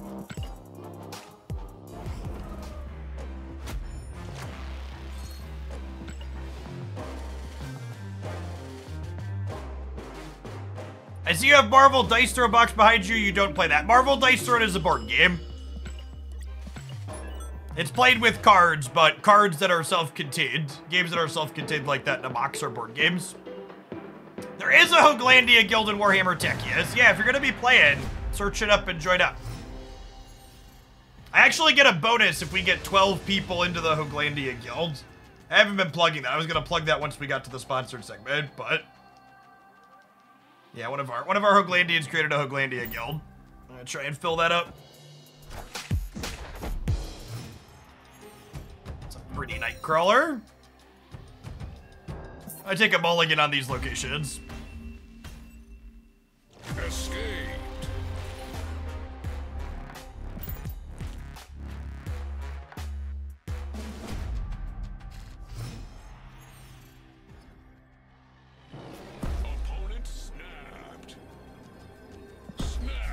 Yes, if you already are someone playing Techius and you want to join the guild to help us hit the threshold for the sponsor, that could definitely be a help.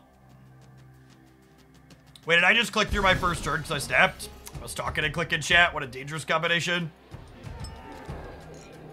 What a set of locations, by the way.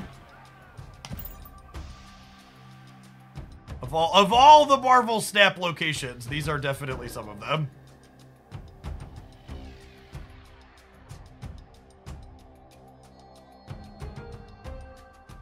The Tackiest Guild's at 17 out of 20. Sick. If anybody's in the Tackiest Guild and it's hit 20 out of 20, please send me a screenshot. I appreciate you.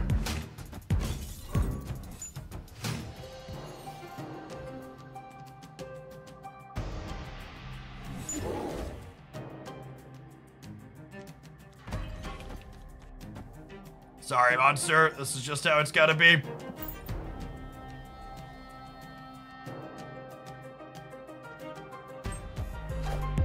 What's going on, Wanda Lucas?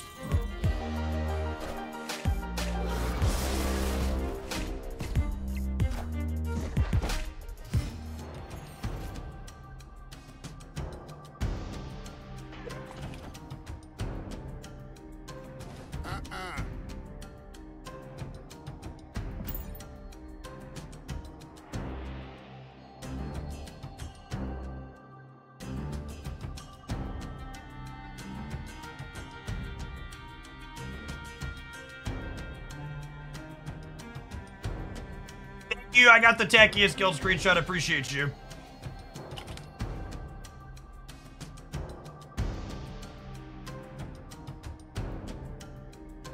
Those of you are gonna hang out and play some more, feel free to make a Hooglandia 2-3. We'll be checking that out at the end of the stream today. Appreciate the 130 some odd people that have played through the tutorial.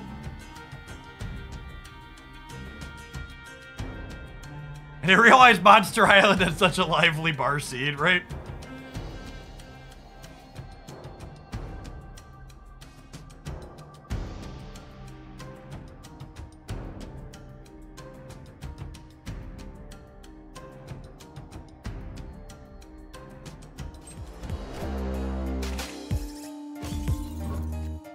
I guess killing all the squirrels is only good if I draw death.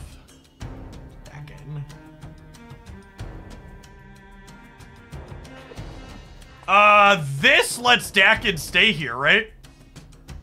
I get a demon in my hand, and then Daken makes a thing and he can't get kicked out of the bar.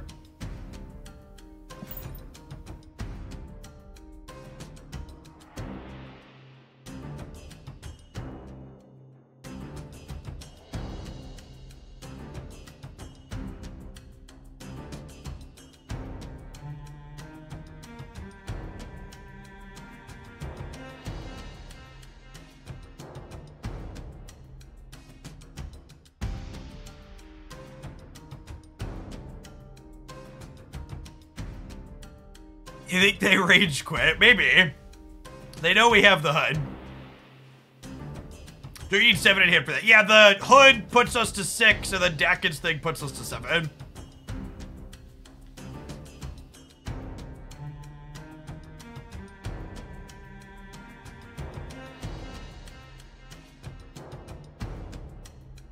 Hey, what's going on, Joe Masco?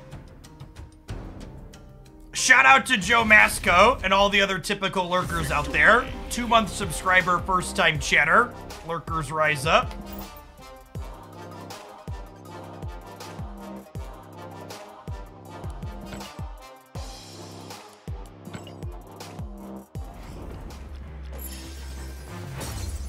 We're old as Squirrel Girl film. The Squirrel Girl is purely there to be slaughtered. Squirrel Girl into Killmonger makes death super cheap, so when we copy death, we can have them be really cheap. Carnage also likes to eat Squirrel Girl. And this is a Marvel card game, not a DC card game, so it's okay for Carnage to eat Squirrel Girl here.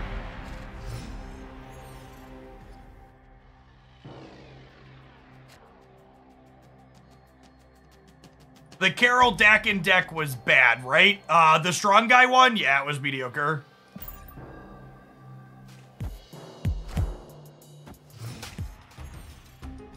Oh, snap. I forgot to snap opponent. Apologies. Opponent snapped. The small good stuff is really good, chat. Yeah, the deck highlight from this morning with the little deck of good stuff is really solid. Agreed. This deck's actually felt like it's punched above its weight class. I was not expecting a lot out of this, and I've been pretty impressed so far.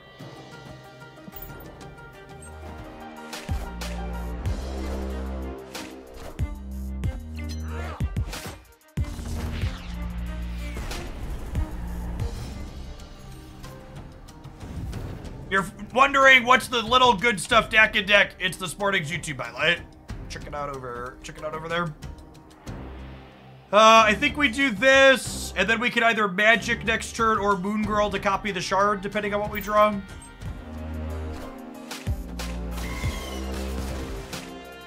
Giving the Deadpool deck a turn 7 isn't free, though. They'll take advantage of it for sure.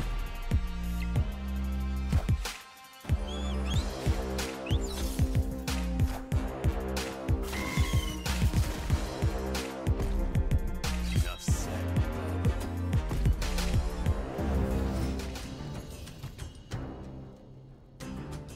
That's a hood. Okay, yeah, I think we magic hood at this point. And then we have the flexibility to Moon Girl next turn. And if we draw death, we could even potentially copy the death. Because we could like demon plus death. Is it music different or what? Yeah, inside of Conquest there's a different battle track.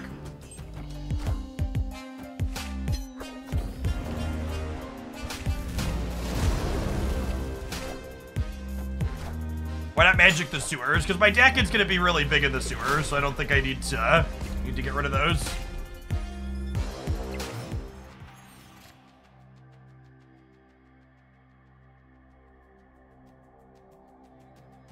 Oh, this is perfect actually, right? Carnage was the best draw in our deck. I wasn't even thinking about that. Because I get to Carnage and make the Wolverine bigger, and then I get to Moon Girl, copy all of these, then still be able to draw Death next turn.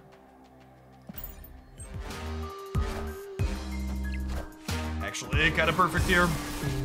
Okay, so we're losing the left.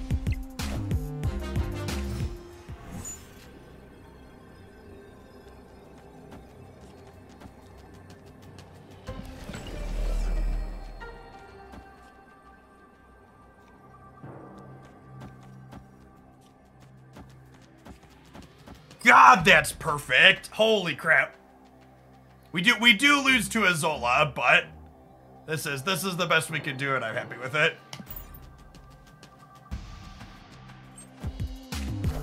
Yeah, rip. Their deck's kind of just like a hard counter to ours with Null and Zola. We were gonna beat just the Null, but this was still a good showing for what our deck is doing in terms of raw numbers, right? It just is unfortunately never going to beat double Null without playing like tech cards. Their deck is just automatically going to win most games against other destroy decks.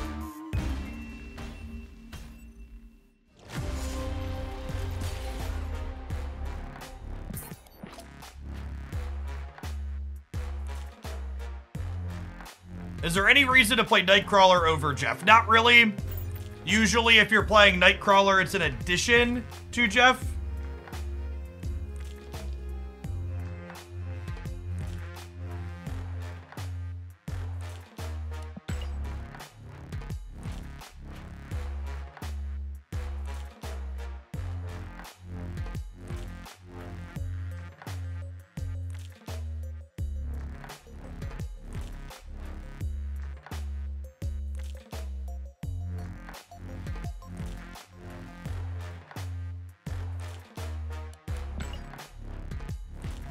Alright, reading the message history of a borderline comment before I decided to ban them. Believe it or not, the person asking that question that was just banned was previously banned on the channel, and they will now stay permanently banned. When you're a mod on a Twitch channel, you can see everyone's message history and how many times they've been timed out or banned. And that one even had some lovely comments in the notes section for other moderators to read. Why don't I upgrade Daken? I only upgrade the variants of cards at this point. I never upgrade the base level. Once I get my Daken variant, I will upgrade this one to green border for the half off, but I'll just leave it at white until then. No, you see their chat history in perpetuity, Chaos Hat.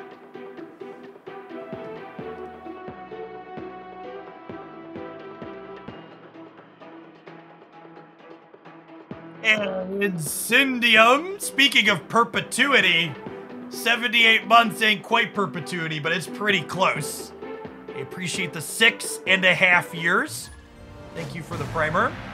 Can you explain the green border half off comment? Yes, upgrading a card from the white border to the green border is only 25 credits and 5 boosters, as opposed to 50 credits and 5 boosters.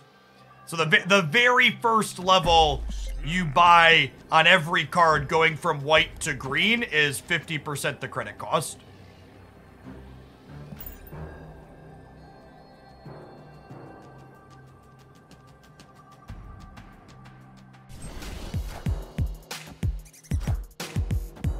But at a minimum, if you're looking for the cheapest way to upgrade your collection level, you should upgrade everything to at least green.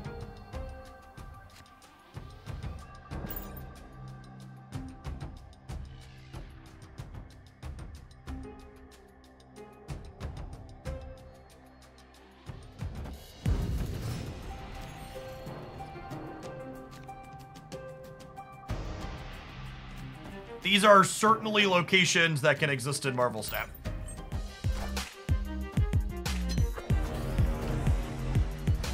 You'd use any sort of code to get credit for the Warhammer sponsor. Nope, you just need to make sure you installed the Warhammer application using my link.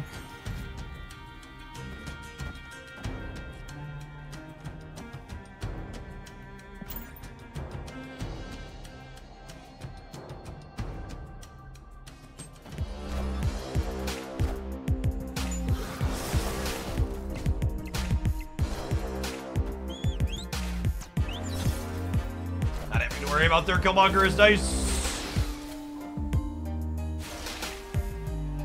How long is it to reach power level 10 at Warhammer? The power level 10 takes a little while, like a couple hours, I'm told.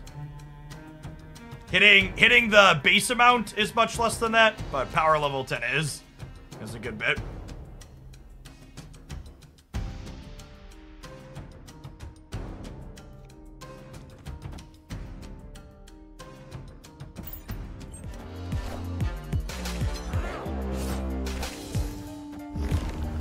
Oh gosh. Well, shoot. Man, I almost put the Daken in there too, but I wanted to be able to like slide them over. All right, fine. This person's sweating anyways. We'll bounce. Escaped.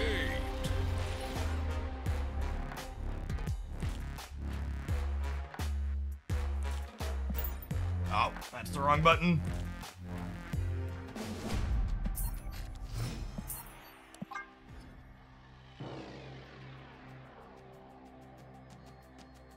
Escaped.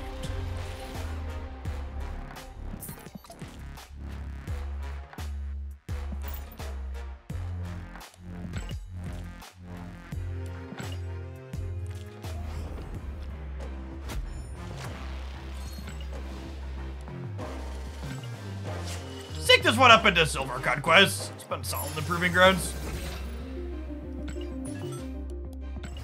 We will probably do an all Spider People deck at some point. Yeah, it's on my list. Just have some less meme decks to play in the short term.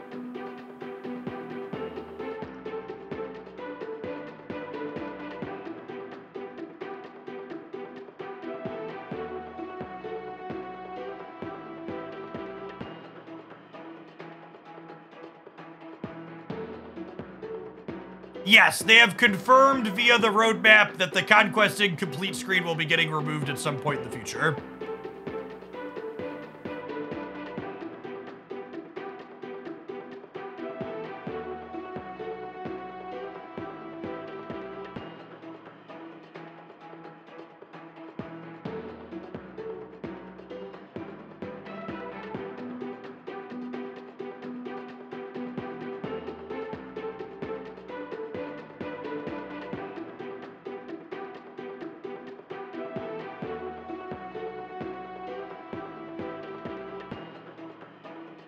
For thematic reasons, I kind of wish Spider-Woman had Arrow's text box. I think I'm not super familiar with Spider-Woman from the lore, but someone had pointed out that Spider-Woman doesn't really web sling like the other spider people do.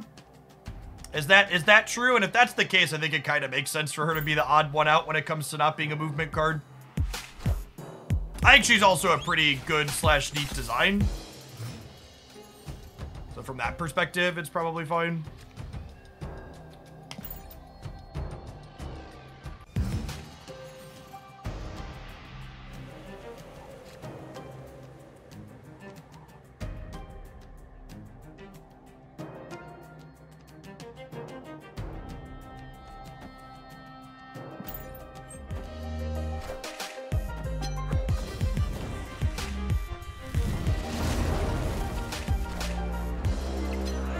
Some similar stuff to us here, it looks like.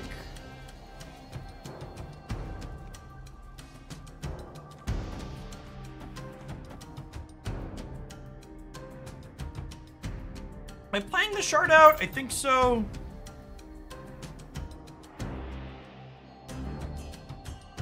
I could be right to wait on it in case we draw Moon Girl to power it up later, but like if I draw Moon Girl, I have a death to copy. It's probably fine.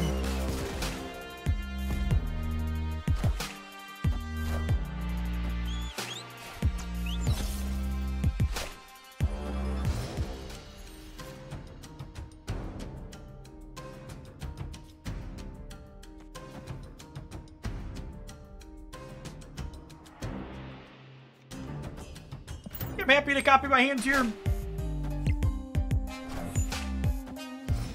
wonder if we're playing an exact mirror.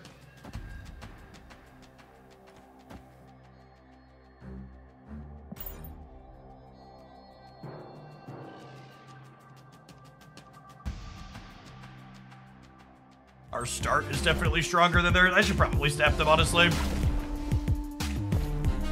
Enough said, Bub.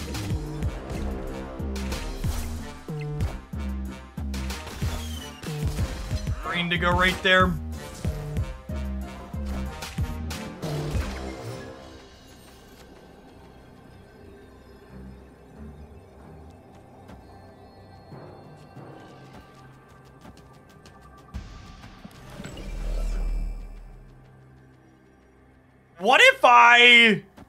What if I just juke? What if I just juke the Baxter building?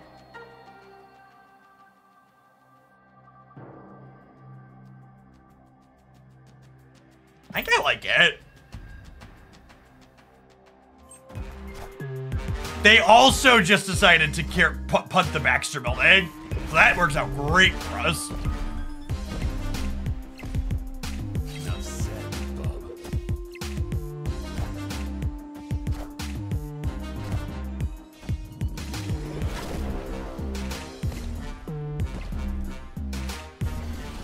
Yeah, I think we are actually playing a full mirror.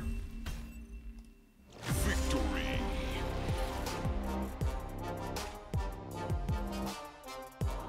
So, I don't really want to play a full mirror. I think I was gonna find a different match. Like, I don't really want to know how my deck does against itself. I'm like, when I'm playing games like this early in a format we're brewing, I want to like figure out how our deck feels against other things, and silver tickets are basically free. I'm just gonna fire up another one here. GG to our opponent.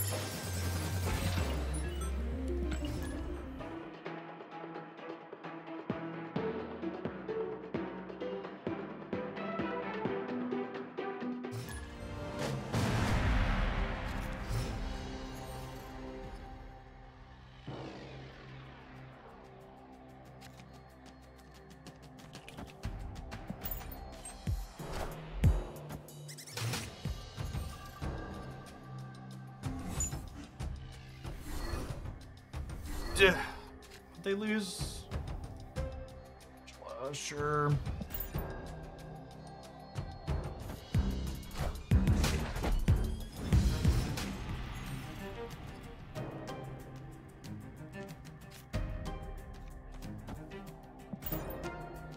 Oh, Mr. Daken. We wanna wait to, if all other things are equal, I think we wanna wait to play Magic out typically, because we want our opponent to have the least amount of time to adjust their game plan to a 7th turn.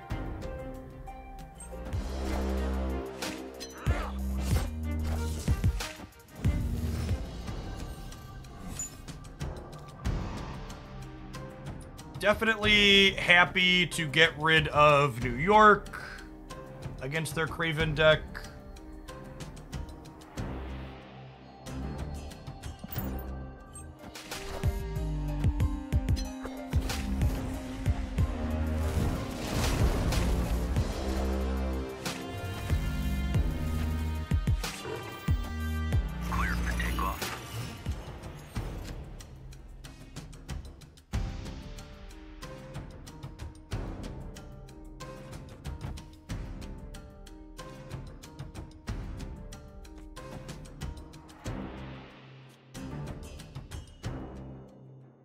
I kind of want to Killmonger before they can move the Nightcrawler.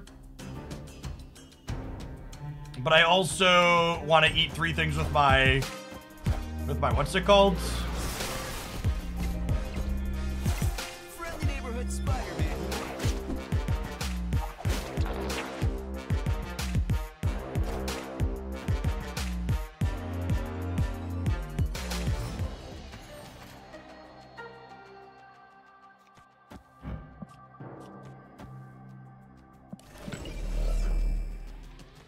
Supposed to play both of these here, kind of spread out and play for all of them. Death's obviously our best draw here. Wolverine would be okay, I guess.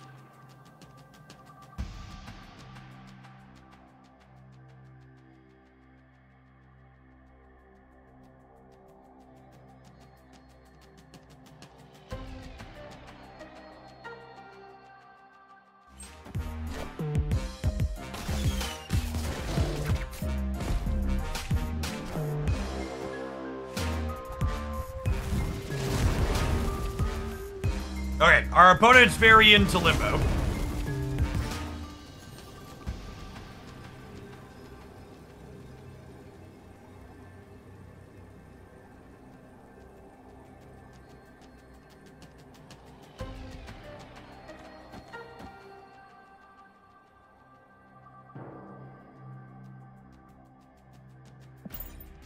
Guess?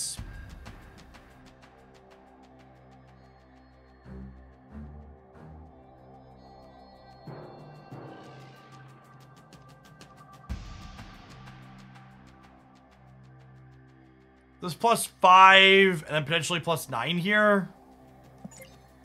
Only 2 cards in my deck.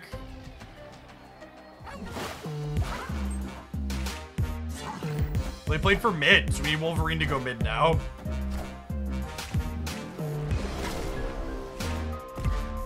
One in 3 gamer chat. Enough said, bub. Ever lucky rubber ducky. Good to know they are a Chavez variation.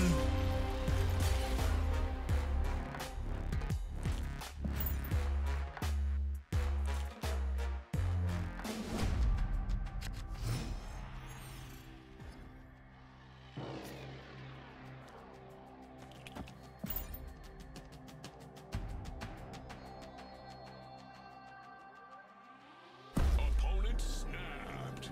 My hand's good enough to stay. We'll chill.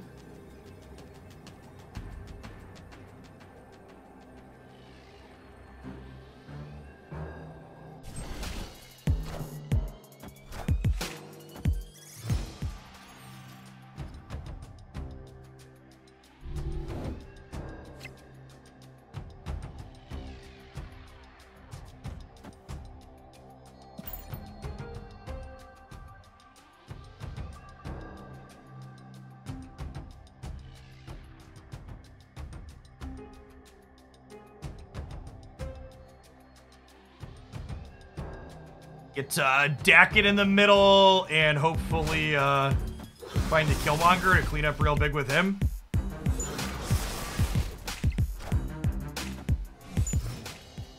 Angela's not very good in this Sinister London. This land is always changing. I think this is good for us.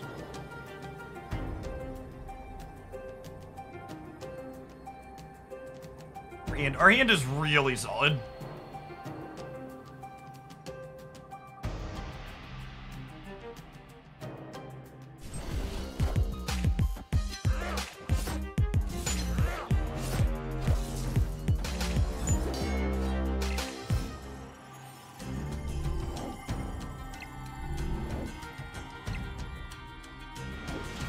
Hey, Zach, never feel bad about queuing up into us. Hope the rest of your run goes well. This wasn't feeling like playing a mirror.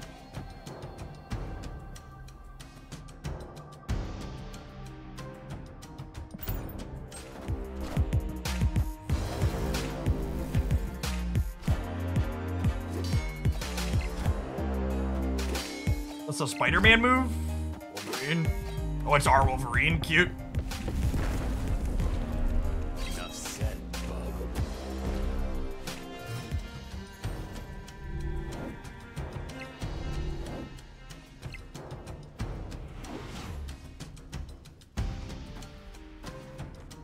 So we do this, and then our Dakens kick up to 16 here, and our death goes down to 1, and we can death plus Legion next turn.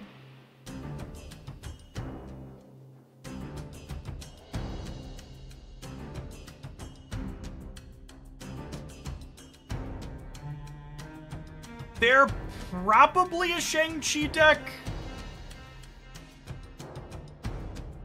Why not 4 swords? How do I blow up the other swords?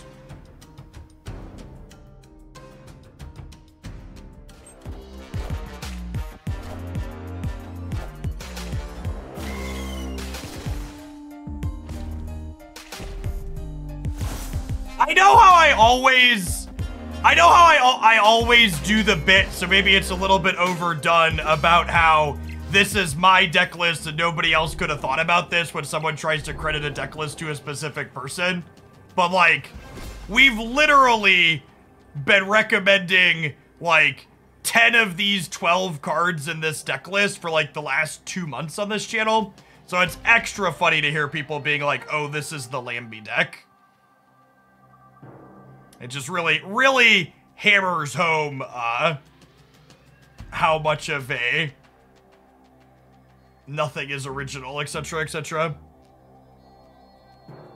What if I do this, since I have priority, and just play for all 3, and then they shang the middle and I win left and right?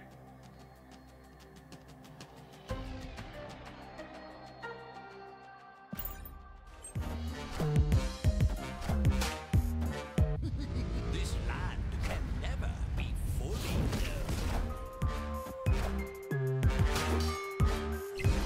known. Good. Got him for 8 cubes on that too. Victory.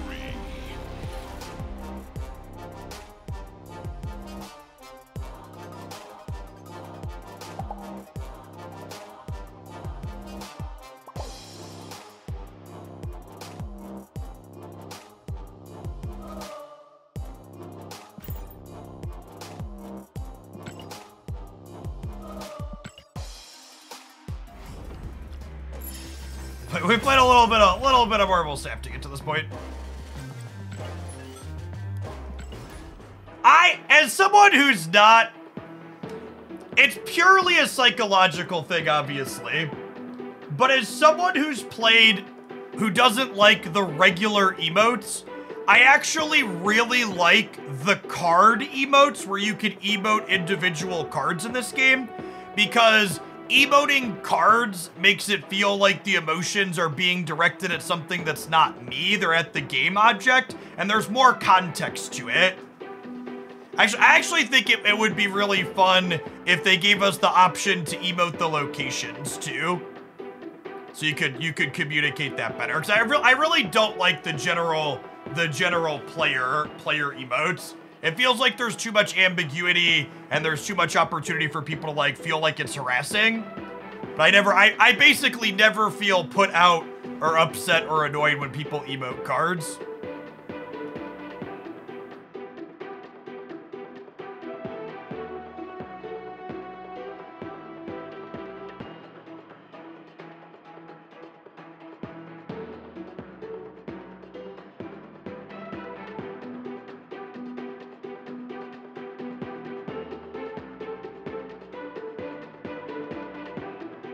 Yeah, emoting good splits. Definitely. Hey, thanks to whoever just completed the tackiest tutorial. Remember, if you want to collect your free gift sub to the channel, DM me on Twitch, Twitter, or Discord with a screenshot of your completed stage 15, and I'll get you hooked up with that after the stream today. Daken seems like a sweet card, just bet. A lot of the, like, go big Daken stuff, they're doing super crazy things, have felt a little bit medium. But just, like, as a pretty quality, like, 8 to 10 power, 3 to 4 drop, it feels really clean.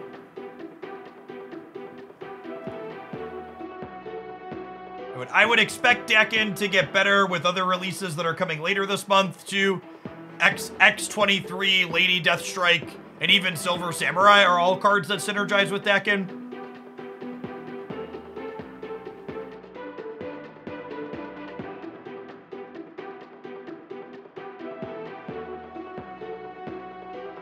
I typically only use a VPN if I know I'm going to be spending a lot of time on like an open Wi-Fi type thing where there could be people watching the traffic.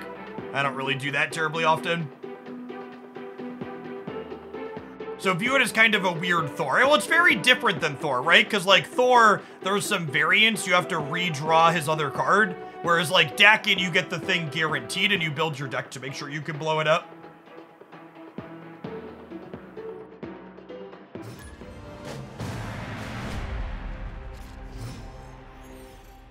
Curious your thoughts on all the releases this month being Series 5 as opposed to being direct to Series 4 like previous months. I'm honestly not surprised to see them do fewer direct to Series 4 releases just because of how generous the economy works out under Spotlight caches.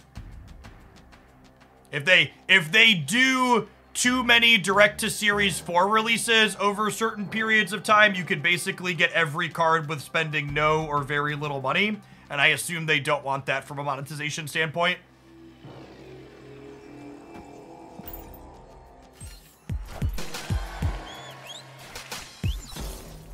Pixel Cloak. Gross.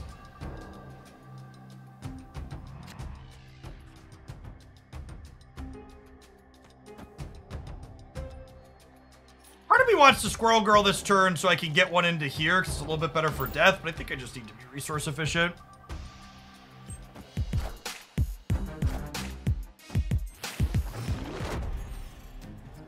What's better for you, a Prime sub or a Warhammer sub? They're about the same, honestly. I get a few bucks for a tutorial completion or a primer. So whatever's easier or more convenient for you. If you have another streamer you'd use your Prime sub on this month, feel free to do the Warhammer sub if you still want to support here.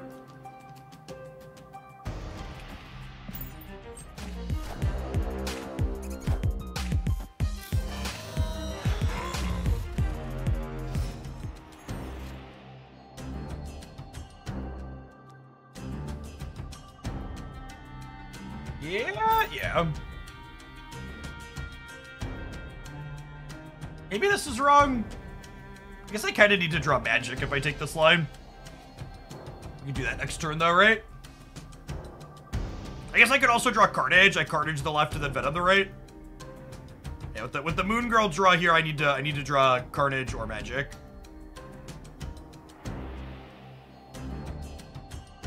I have not had a chance to play Surfer Daken yet. I think that build's relatively straightforward, so I'm not in a rush to get around to it because I expect other people will be working on it. We'll get to it eventually, I'm sure.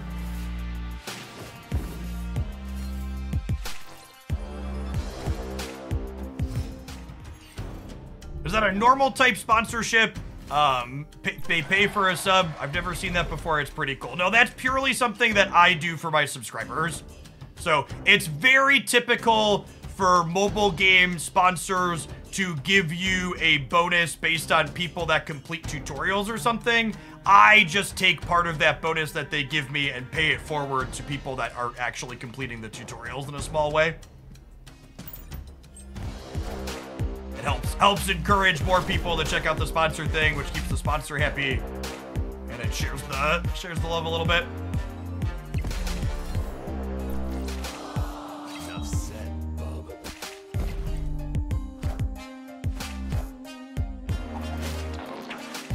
So the gift sub thing, you have to like DM me personally, and then I personally gift you the sub.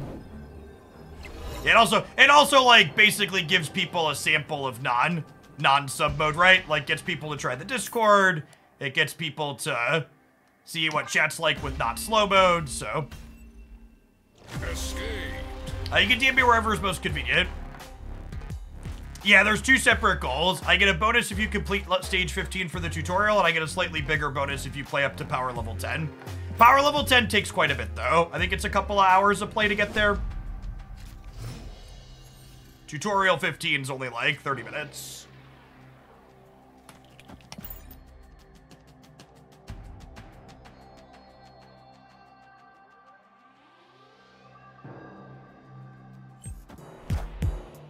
That's how Microsoft Excel. The QR code opens your app store, and that app store link knows that it's from me.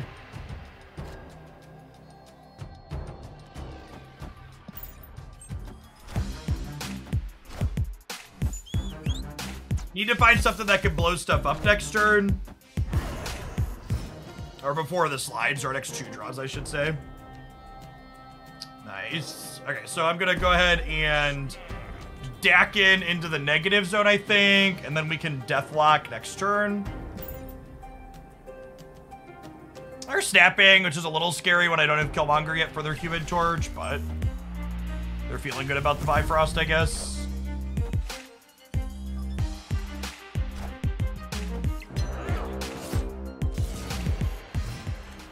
Ah, did it go live?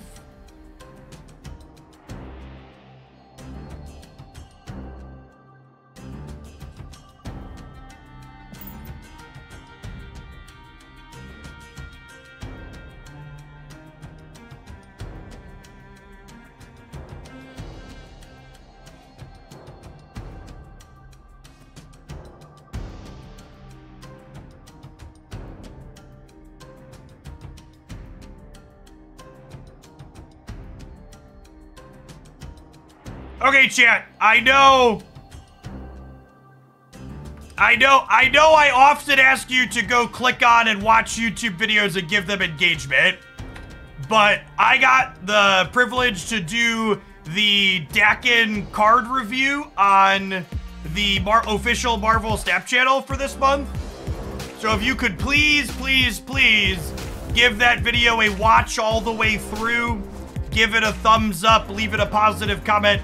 I would really appreciate that, so they see that that was a good choice to have me on there.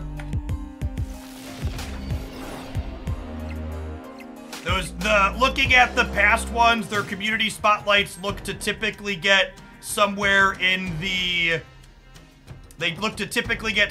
like 10,000 view range, 5 to 10,000. So if we could smash that, that would be awesome. I only have Carnage left as a card in my hand. I think I'm just doing this because it makes death really cheap. And then we'll hope to peel Killmonger next turn to deal with their Human Torch.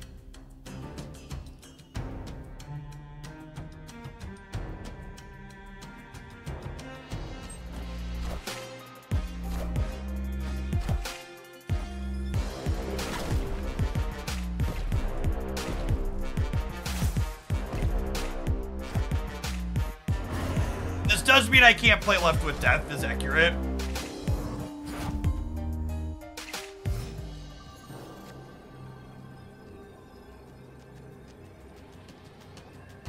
Are we dead? Might be dead.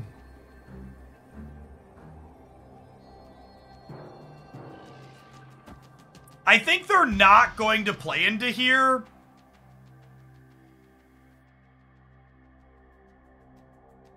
And then this benefits me more than it benefits them. We'll see if that guess is right. Oh, Magic's -1. Shoot, she doesn't make Limbo. Okay, ignore me. If we lose by 1, it's my fault. I'm gonna stay anyways. I think we're in an okay spot. I forgot. This whole you can play Magic on turn 6 is very new to me.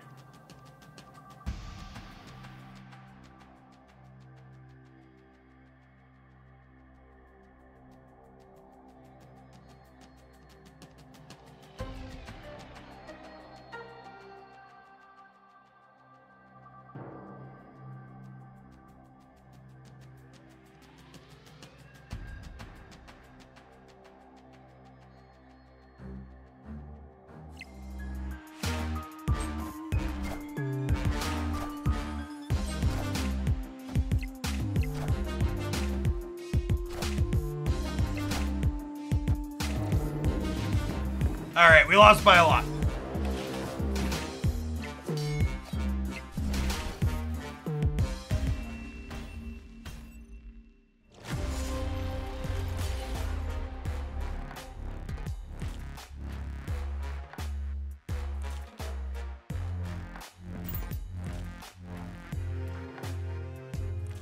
Yep, exactly the same, Ash.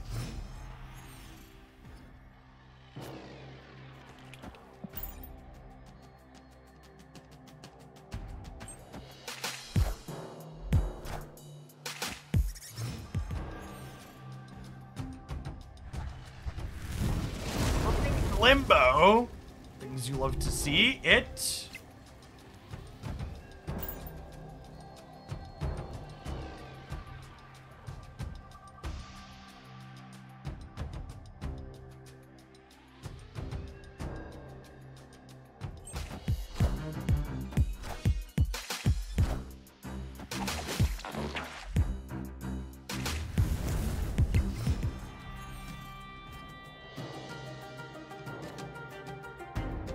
Oh, that's so sad.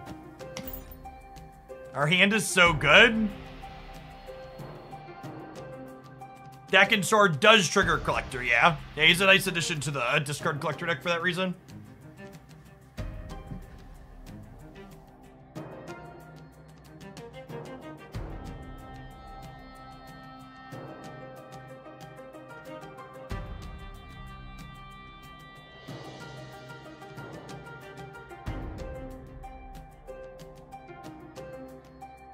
Is there a good Surfer deck currently? I think Surfer in general is fine. I don't know if there's really an established specific Surfer deck, though. Yeah, if we can find magic, we can turn off the Mindscape. Enough said, Bub.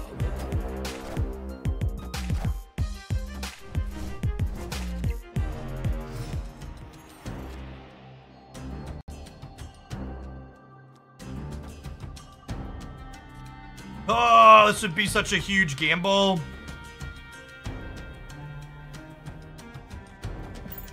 Draw magic, we'll just leave.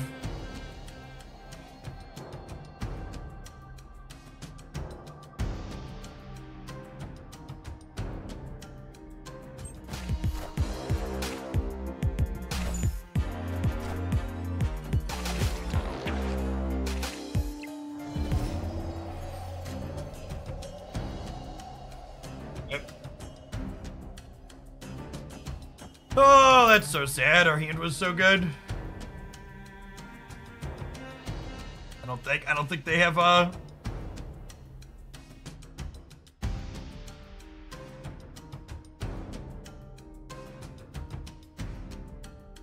interact with Mindscape here.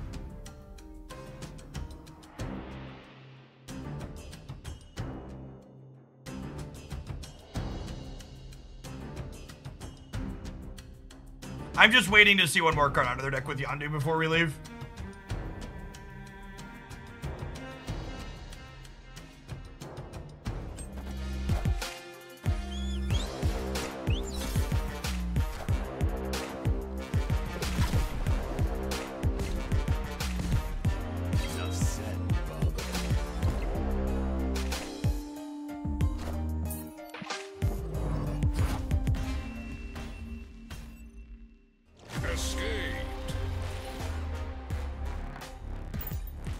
There's an audio desync at the end of the video. Weird. I wonder if there was some kind of problem with the way I transferred it via Google Drive. So it's put together the same way I do all of my own videos. I've never had an audio desync problem on my channel. I wonder if they converted the format or anything like that of what I sent them.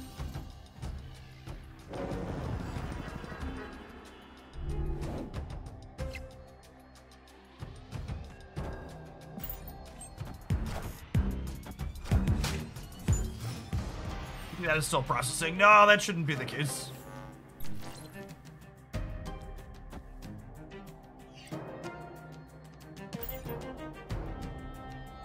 Yeah, I'm sure it's gonna be desynced for everyone. There's nothing you can do after the fact, unfortunately.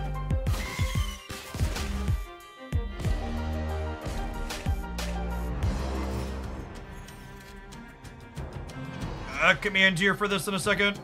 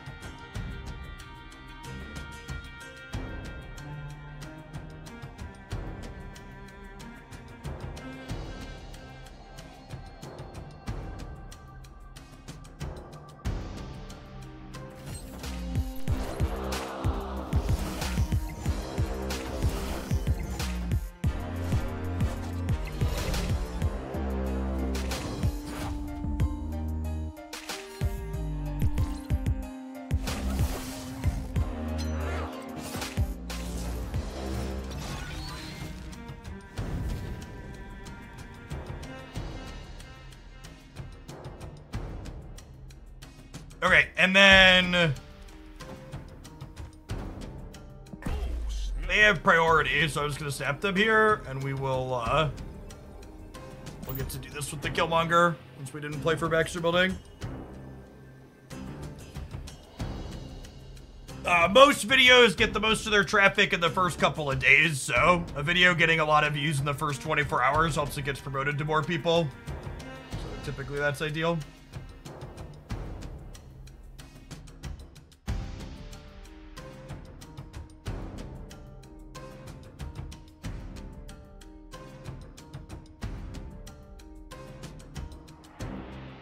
Yeah, I showed the Infinity split on the Season Pass Daken at the end. It looks real good. That's definitely the variant I intend to use for him once we get it at level 50.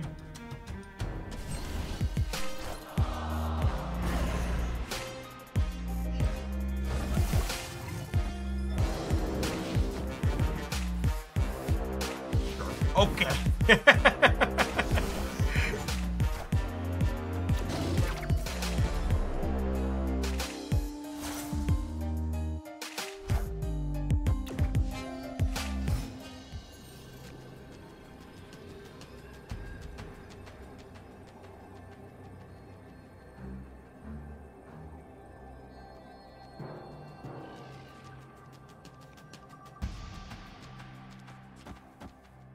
Yeah. Yeah. Okay. So long, bud. Victory.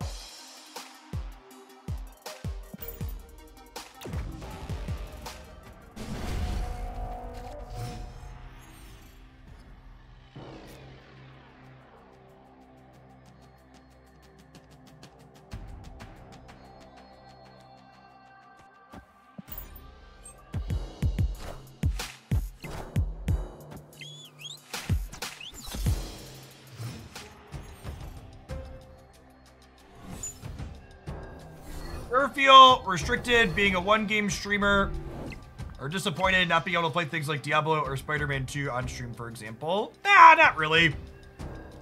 Honestly, I think being a primarily content for one game helps me be able to separate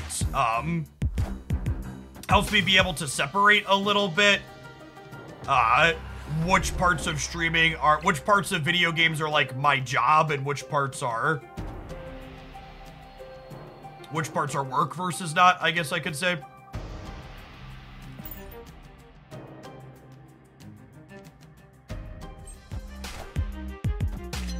Also, there's a non-zero chance that we end up playing Spider-Man 2 on stream.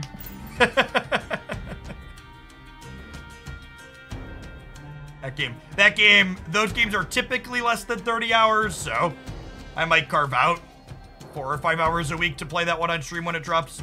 I think that series is excellent. I also think playing a Marvel variety game probably means we'll retain slightly more of my audience than I do for non-Marvel variety games, since we're primarily a Marvel Snap gamer.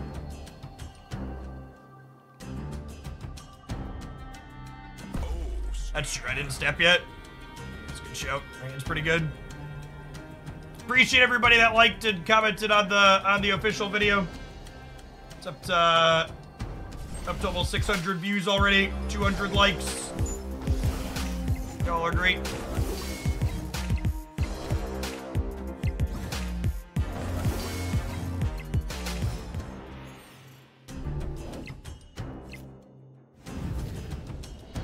I don't think I need another turn here, right? I think it's just like this into Shard plus Venom again next turn. And Vielic, thank you for the entire year. Appreciate the support. Welcome back. Get you a sword to go with that shield.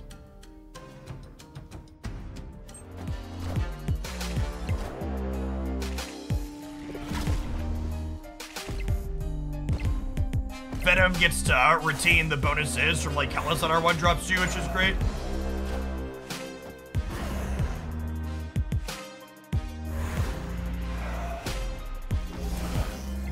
We lost the free Death's Domain. Is that fine though? That could be fine.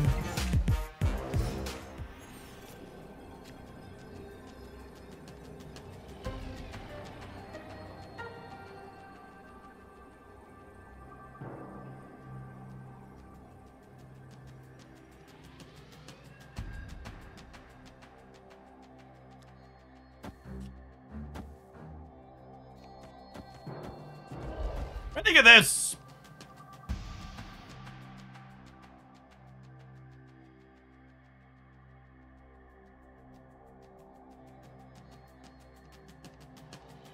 I also just play Death to the left. Just like have extra sets there. Yeah, they built in New York, which is annoying. Because the Daken's gonna go up to 16 in the middle here. That's just kind of a random crapshoot. They have Ghost Spiders. They can pull something big into there still too.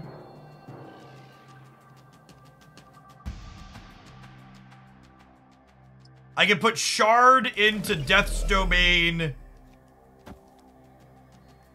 And then just put Demon over here instead of Venom. Yes. Accurate. That's the same though, right? It's actually the same. This is 6 versus the Venom. The Lake Hellas means it's the same. That's fine though. We're out of time. Oh, they just didn't play. I should have put the Death in the middle, chat. Oh no, wait, the Demon's 2 more. You're wrong. You're right. Chat's right. No, I'm wrong. Yeah, they juked me with the New York.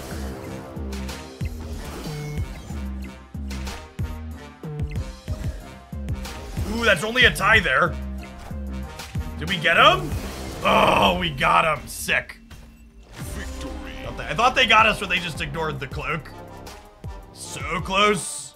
Kitty had ended here. Oh, I guess if Kitty ends here, I win the middle, though, right? Because it'd have been -3 here. Okay, yeah, we were good. I think we were good either way.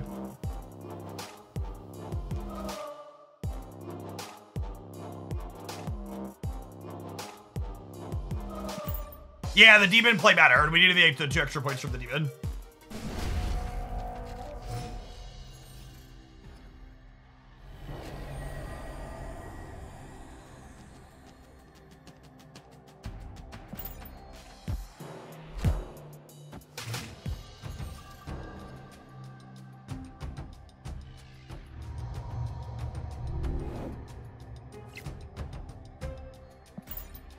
And to start here.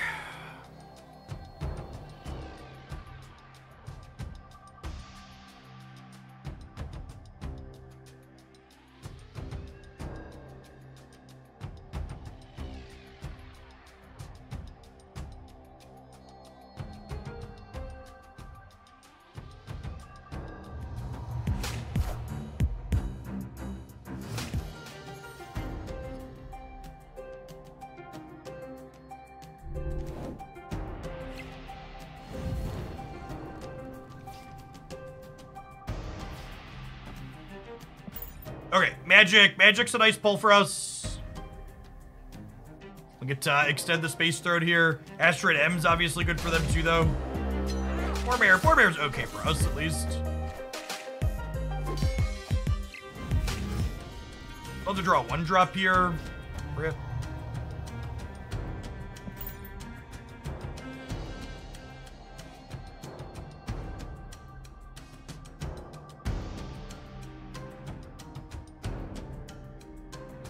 Throne hurts their bishop. Kinda.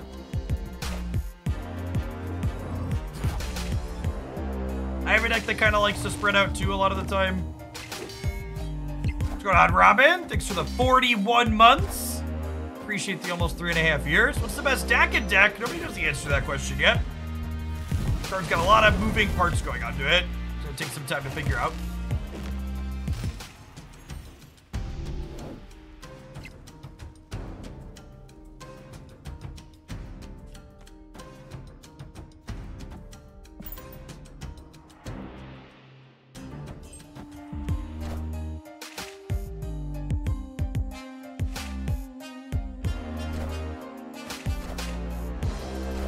That was certainly a sequencing decision they were allowed to make. Opponent snapped. They also scummed us on the Killmonger again, so hopefully they're enjoying the stream.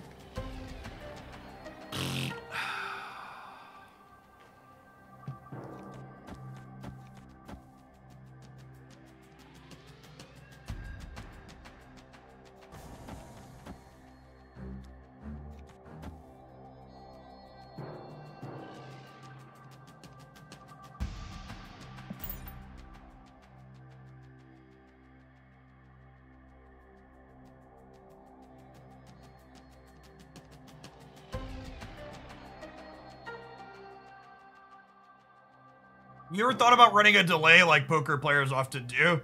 Chat, if someone needs to screen peek to win the Silver Conquest, they need the win way more than I do. They can have it.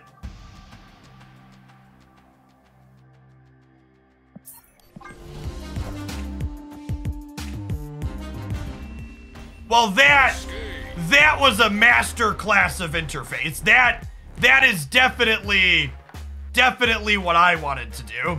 I definitely wanted to retreat after the 4 cubes locks in while the animation is going. I hate that interaction so much.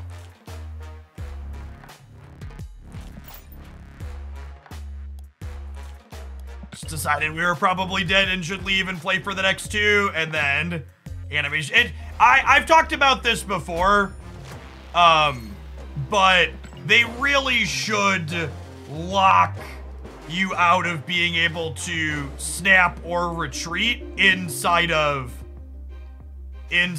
time windows like that. Like, it just shouldn't be a possibility.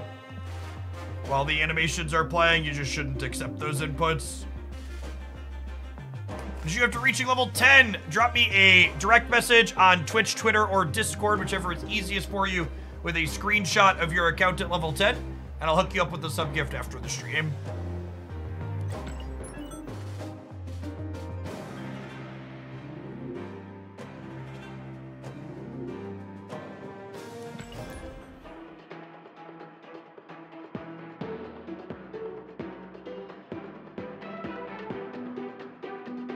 Chat, we're up to 263 likes on our Daken video on the official channel. There are currently 1,922 of you here. I believe we can get up to 1,900 likes. Please, please, please click the link. Give it a thumbs up, give it some watch time. It's our first time making something for the official Snap channel. Spider-Man Rip. 3-mana Spider-Man is very, very good. Would not be surprised if it ends up being one of the best 3-drops in the game with its current line. What is this deck? This is an updated take on a deck we had played a little bit ago. It was a Darkhawk Destroy deck that I think Daken potentially slots into nicely, so we're going to give it a try.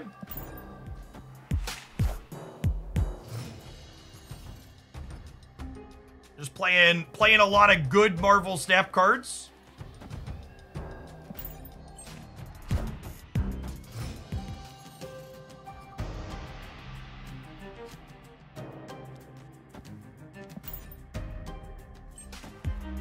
Friendly neighborhood Spider-Man here.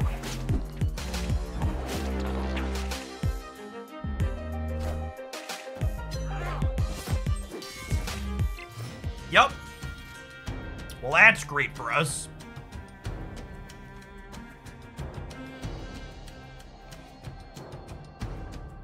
It's a shame I don't have Killmonger in hand.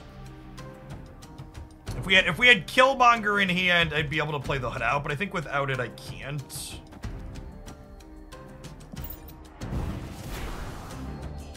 Very, very friendly Spider-Man. Yep.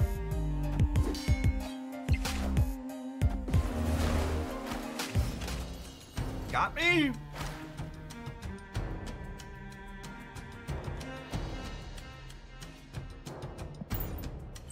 a random card in their hand.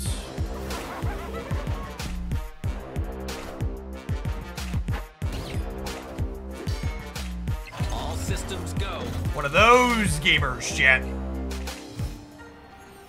One of those gamers.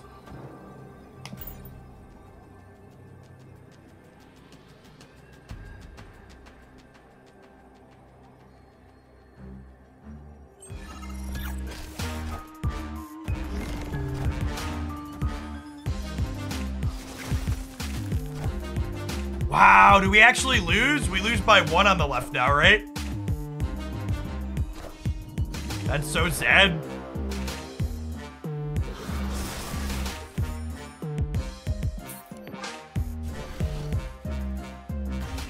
That's fine. We don't want to play against this toxic shit anyways.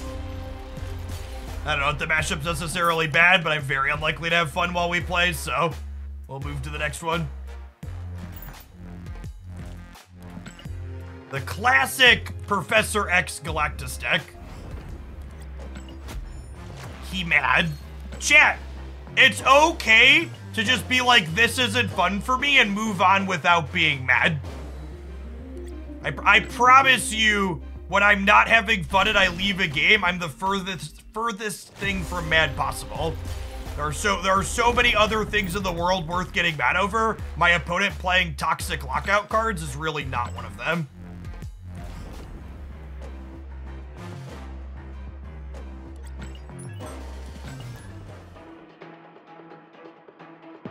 Also, like, it's a proving grounds match.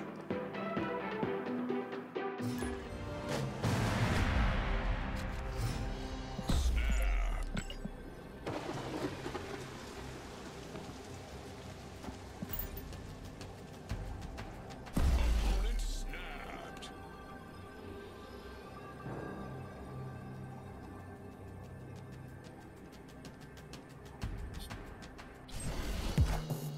Killmonger is one of the best draws in our deck, so he can clear this hood without eating Angela.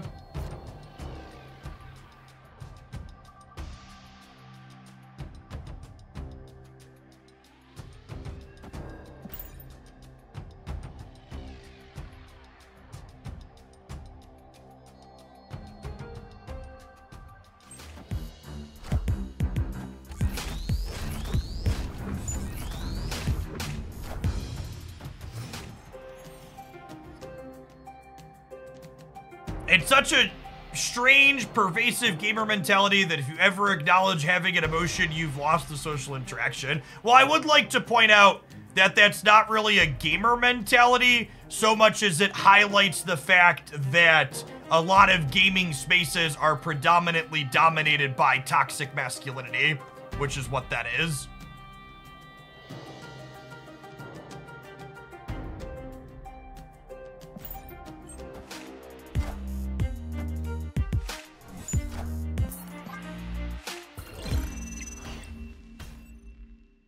Escaped.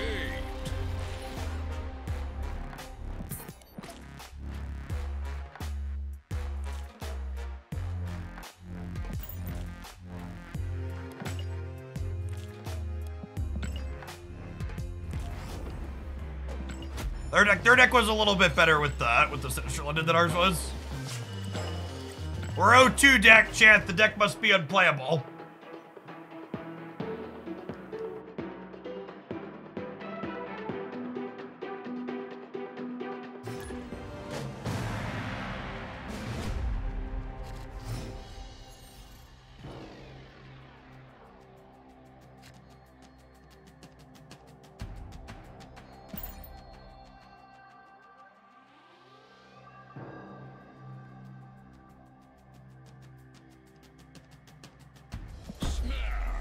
Sorry, opponent is the proving grounds. Opponent snapped.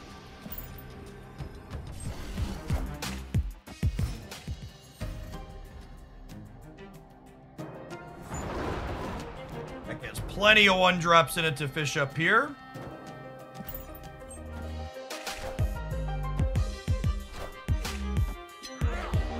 A little sad that we can't put on reveals over on Angela, but could be worse.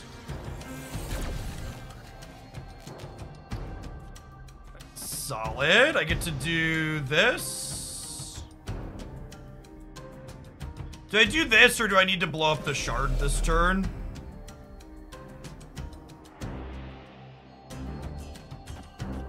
Is that just this?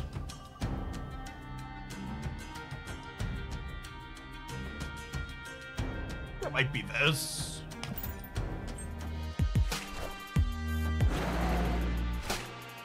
That's a big dino.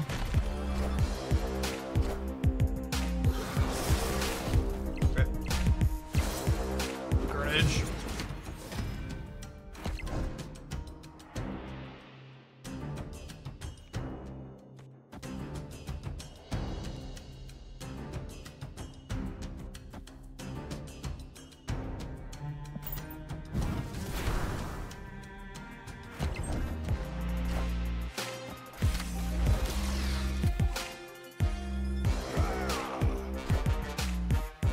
Bizarre. Okay.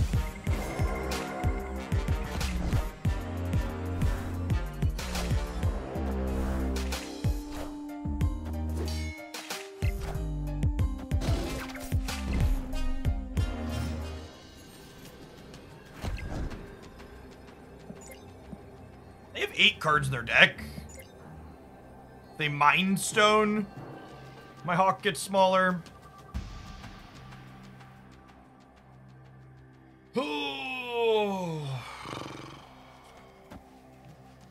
Spread out and play for all 3. Hope they don't have Mind Stone. Yeah. This is right most of the time. Actually win all 3.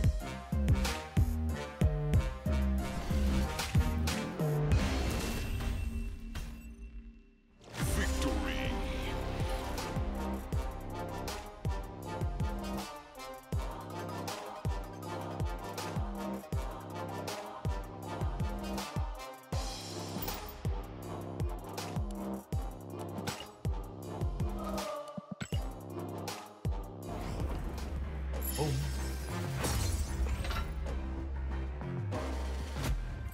It's stage 15 for the first part of the tutorial completion. It's power level 10 if you want to plow all the way through to the second bonus.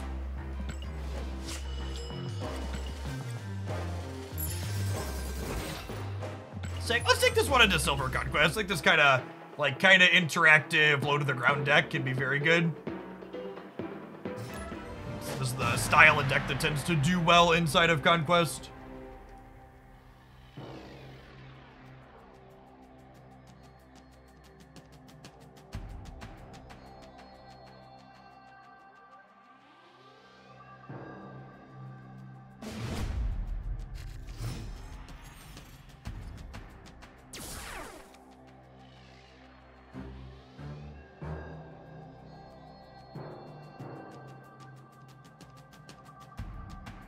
I've got a Shang-Chi deck, which makes Gamma Lab awkward for me.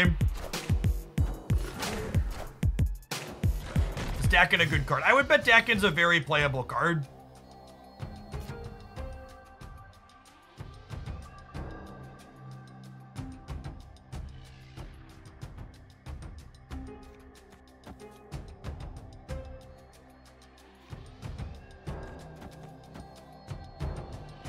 It's gonna Beast the Hood back next turn and settle on 2 Hulks, I think. Get another demon.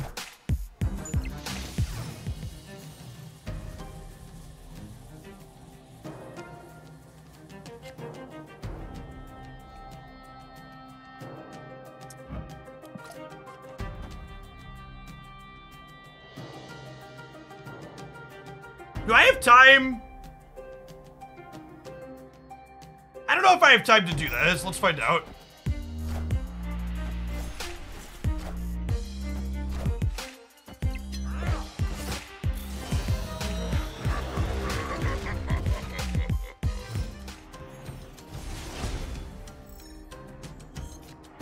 Could go either way.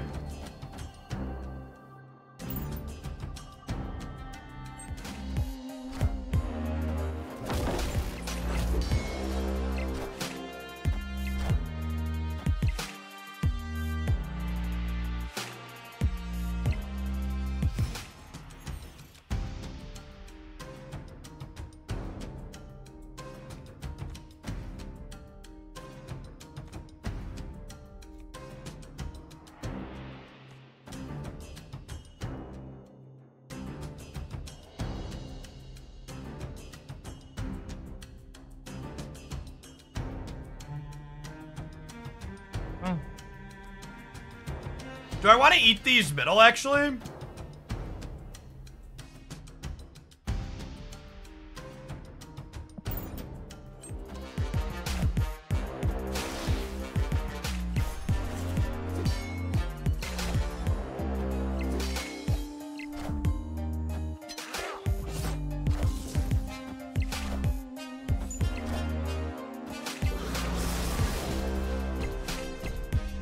To the people in chat having a debate about what constitutes a toxic gameplay strategy, if literally locking your opponent out of playing into a lane or Galactus blowing up 2/3 of the board doesn't constitute a toxic gameplay strategy, then literally nothing ever could be toxic and the point is moot.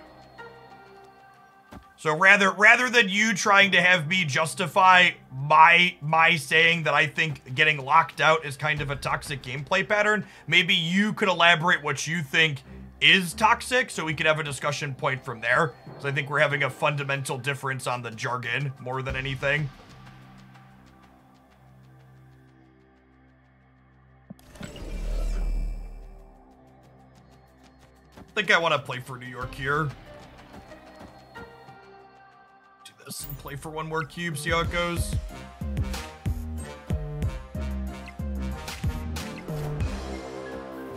Did we win the New York lottery, chat? It's certainly looking like it.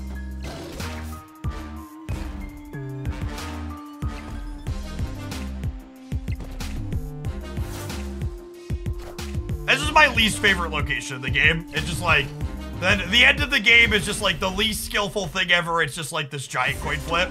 It's like, yeah, we got him, I guess. Lucky us.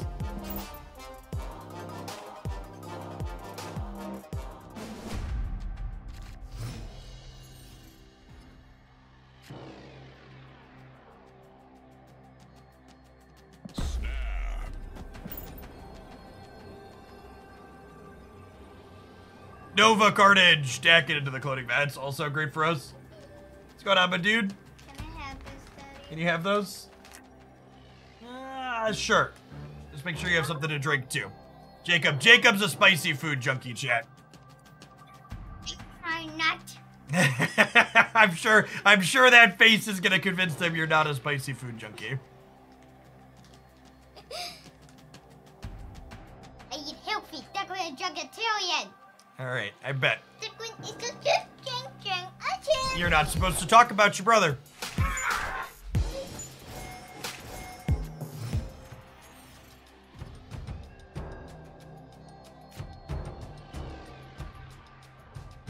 Oh my gosh. We have priority here too, so the Black Widow stops their card draws on their stones this turn.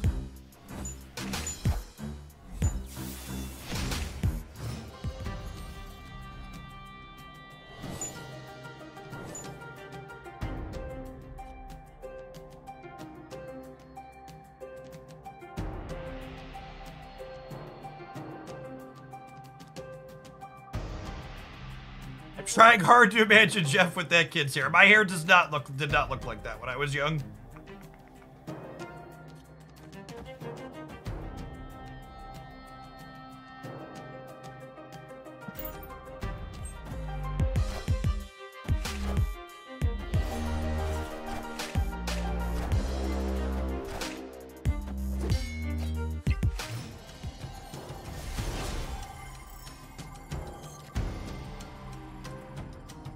Killmonger is an excellent draw because it lets us clear out this Nova over here. We don't want to play into the middle because we don't want to let them blow up the Widow's Bite.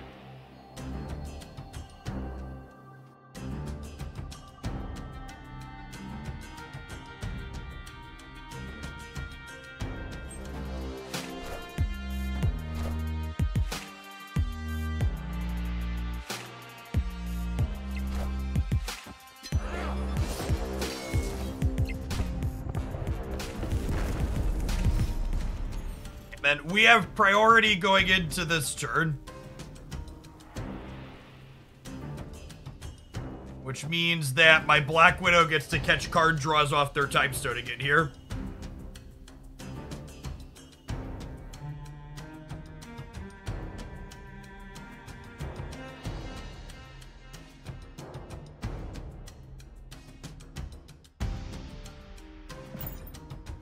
Seems solid for us.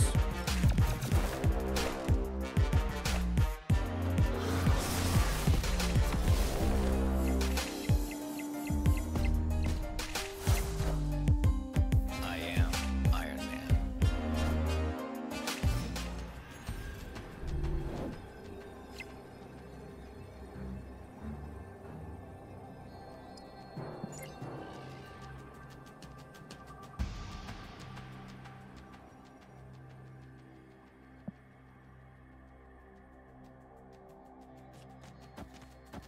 Is there ever a world where this wins the game?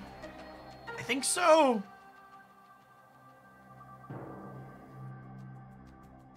We a leader gamer. I don't think we're a leader gamer. Order, yeah. I don't think they could beat us here or here and here if they commit enough here to beat us. No, maybe that's ambitious thinking though. We're only going up to 23, meaning they don't have to put that much there.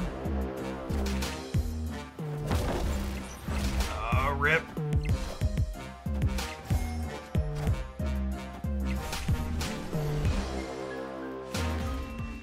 Yeah, maybe I'm supposed to killmonger middle. And just hope that the right holds. Otherwise, we would have won with a killmonger middle.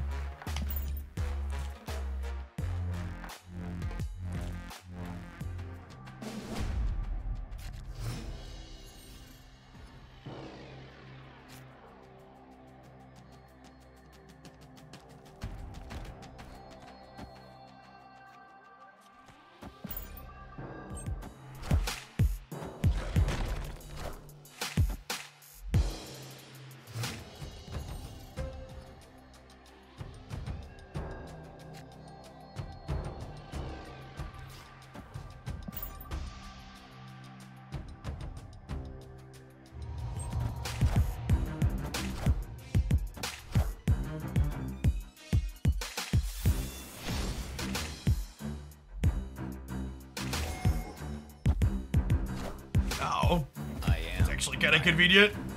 Do I snap them? Oh no, this gives me priority. Clintar's also not great for us. Rude.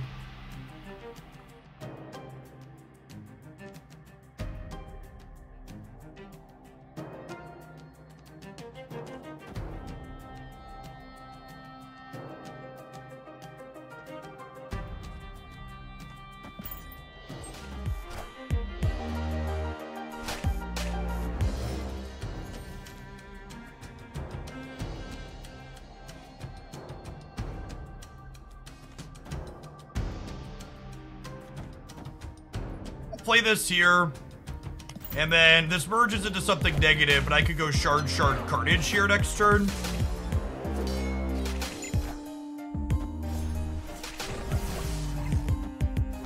I don't think I can contest the middle reasonably at this point.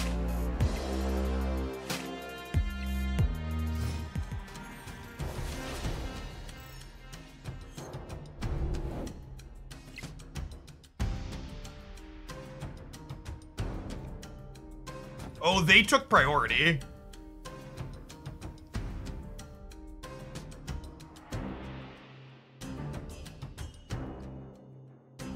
Oh, by killmongering them.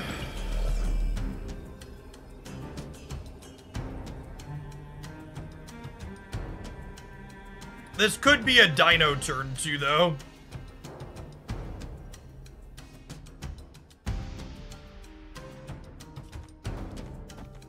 I think it's this, and then I play these next turn, and I hope that they're just like dinoing or something to take priority here. I'm gonna stay for their snap.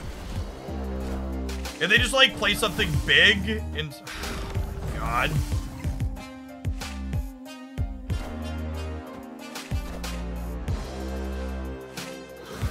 GG. But none of it mattered.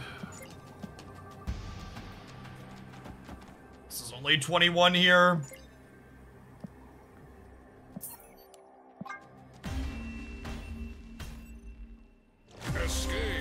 Is it mid easier to contest since they only have one slot and it's a 6 difference? Or are you missing the Iron Man?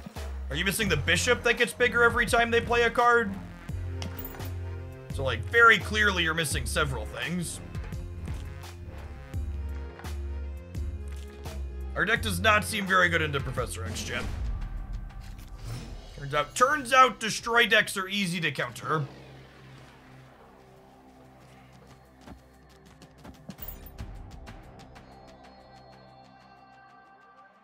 And so people always, there's a lot of people that have talked about like, oh, is this the month of like destroy decks? It's like, well, it's probably the month of Cosmo Carnage and Cosmo Armor and Professor X.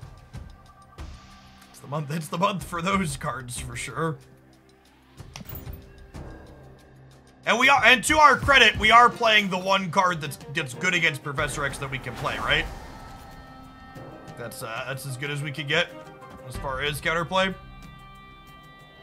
It's a month of destroy tech cards. Yeah, I think with porking the X and getting to rebuy our friends here with Beast, I'm gonna snap. And this is our shot.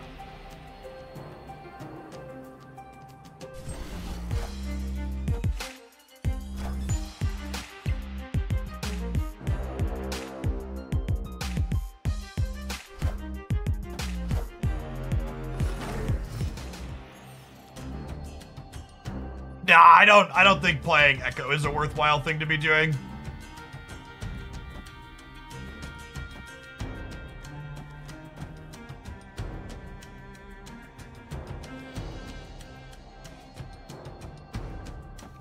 Just doing this. And this leaves us here to Carnage still if we want to.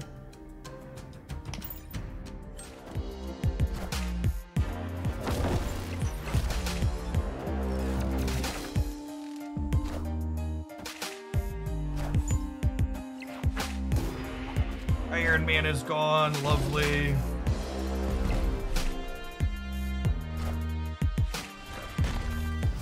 Rock.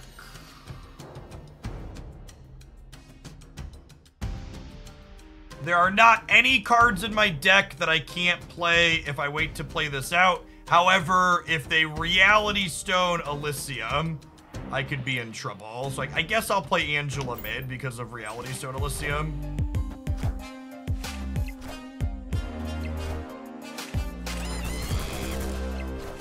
They're a hit monkey deck. Wild.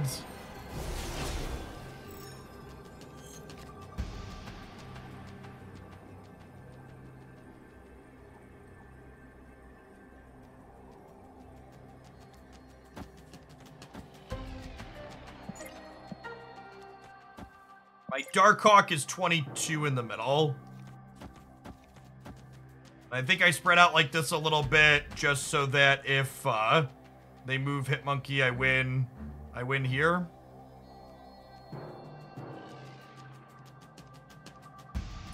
Maybe I'm supposed to hawk left to beat them playing a big thing here. And then I lose whichever of these two paths Hitmonkey is in and I win the other, and then I also win this. I think that's the play.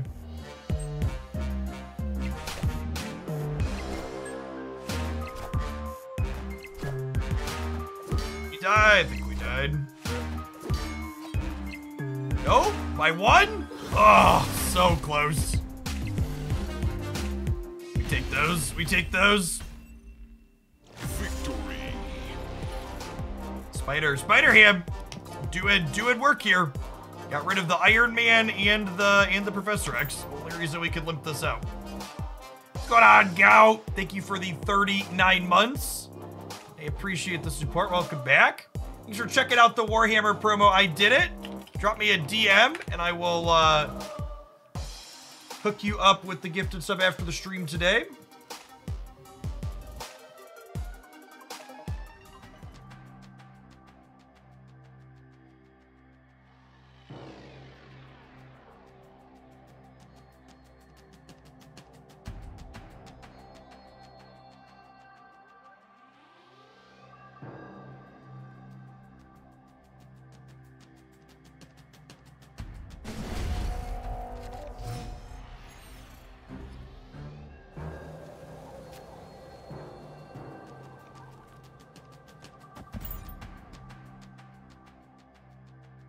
Kick some rocks here.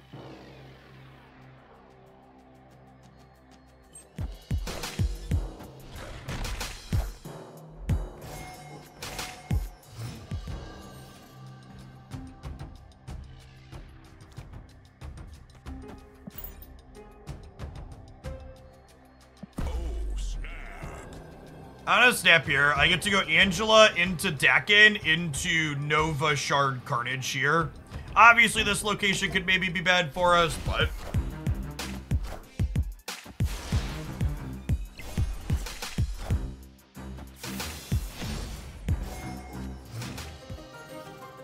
Oh, Shuri's Lab is not great for us against Kitty Pride deck.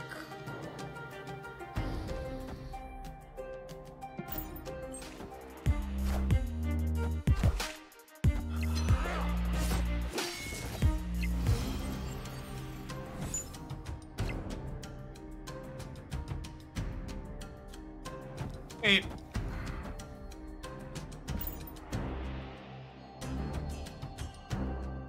This also does us the good of getting things blown up before they can Professor X us. So we don't get kind of caught with our pants around our ankles.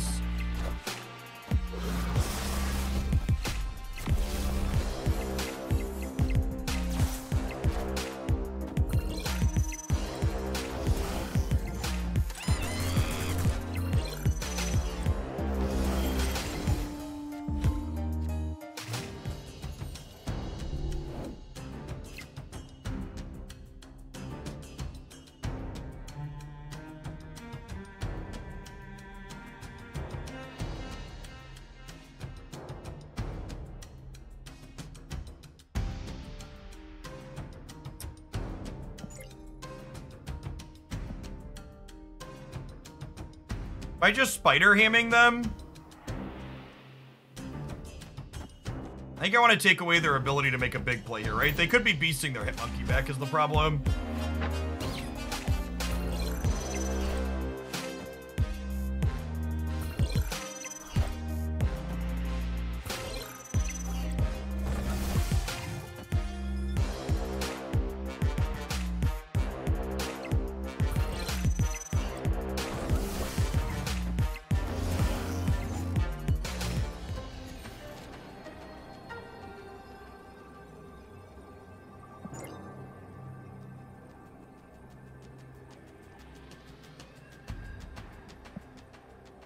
Yeah, I probably needed to play for not having priority better. It was like the TLDR.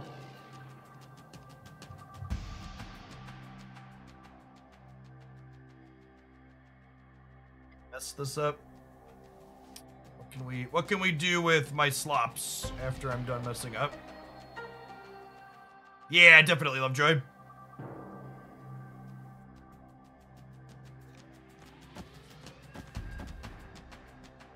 We're all in, so we're staying.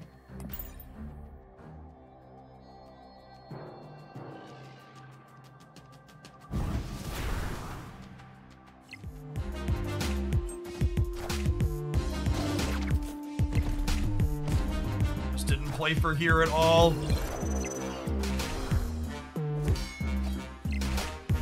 Maybe I shouldn't have committed to all three. Should have gone harder in. Either here or here.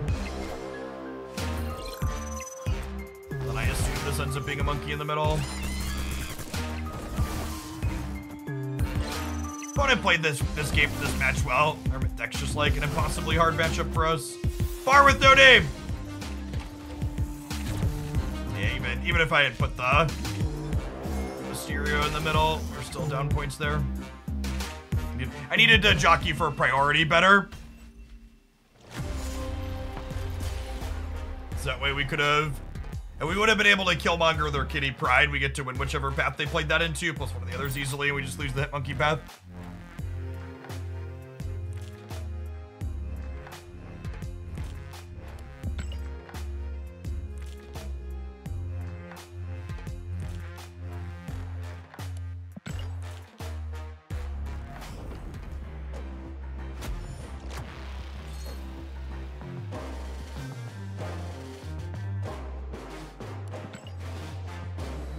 Sure, he's lab with Kitty means you basically have to play better, and I think the opponent managed that well. The bounce part of their deck wasn't what was good against us. The fact that they had Professor X stole a bunch of cubes at different points.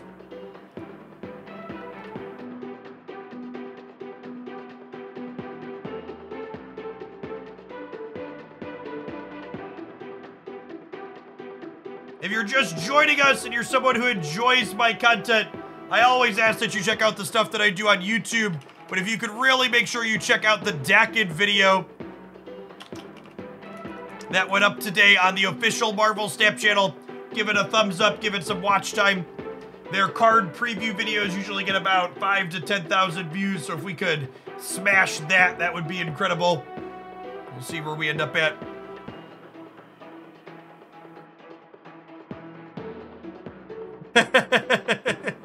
That is how it be sometimes, Saint Lovejoy. Looking forward to Threads having DMs so I can tell people to ping me on there instead of Twitter.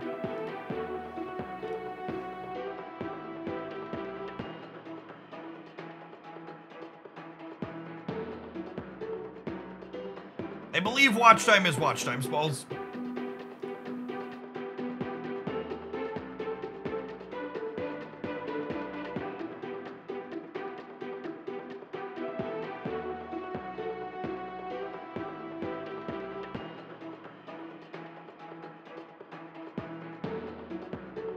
I mute the tabs they can't. That's true. My audio is just between me and me.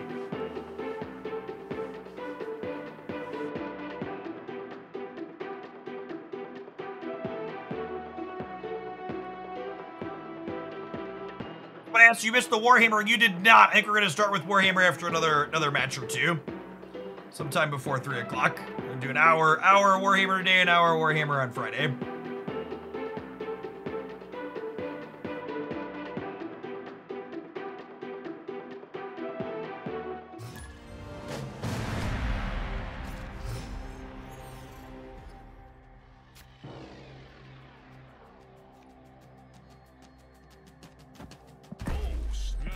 Obviously, turn 1 snaps can go sideways, but Nova, Daken, Killmonger on Sinister London. I'm gonna push the crap out of this button here, thanks.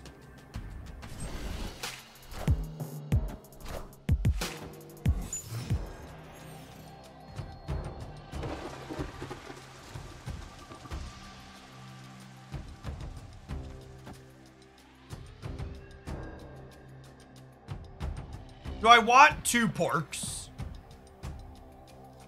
Probably not. Go either way on that.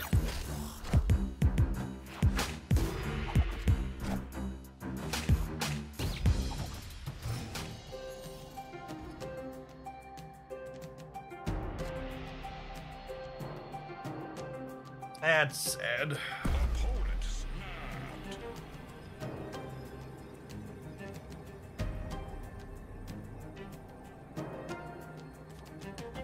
But I cut them off with some draws here. This is gonna let them fill the raft, but it cuts them off a lot of board space with this, which is nice.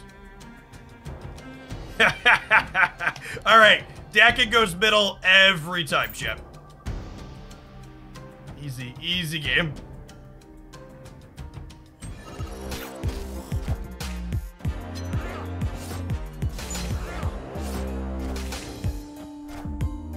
They didn't play the Widow's Bites into the raft? Holy crap, we take those.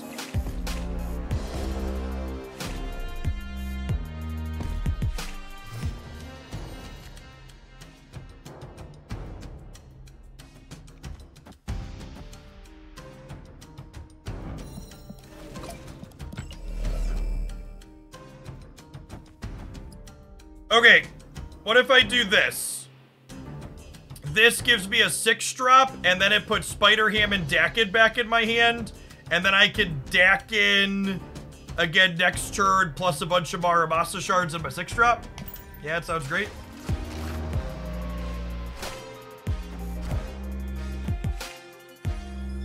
No, the 6-drop happens last. Wakanda forever.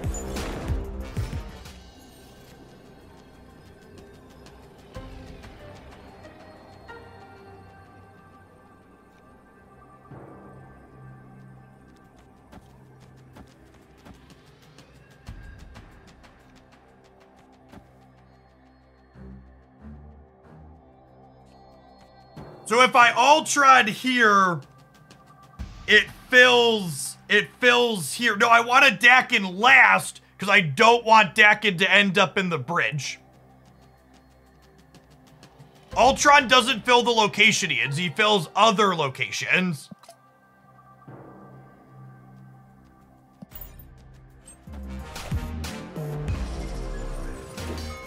And we porked their Arnim Zola. They could have an Odin here, I guess. Nope. It's what are they playing?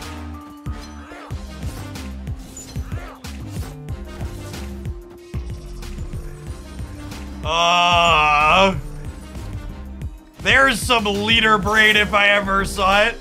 Yes, please. 8 cubes in the bank.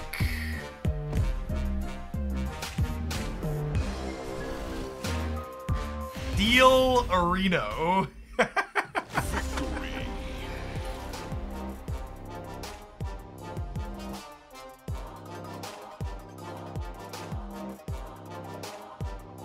That was a fun game. Daken with Beast has been amusing so far. Definitely been enjoying my my Daken Beast gaming.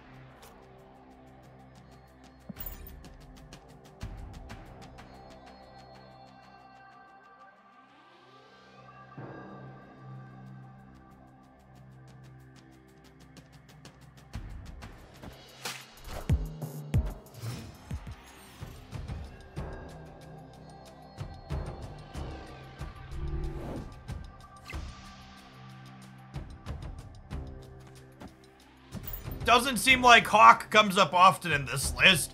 Dear Twitch chatter, please tell me more how I haven't drawn one of my 12 cards during the 3 games you have watched. Enlighten me more with these statistically significant sample sizes. And how relevant they are.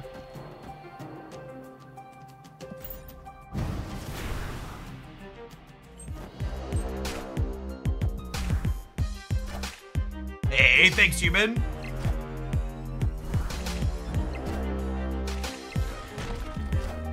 You consider drawing Darkhawk instead of not drawing it. That's a good line.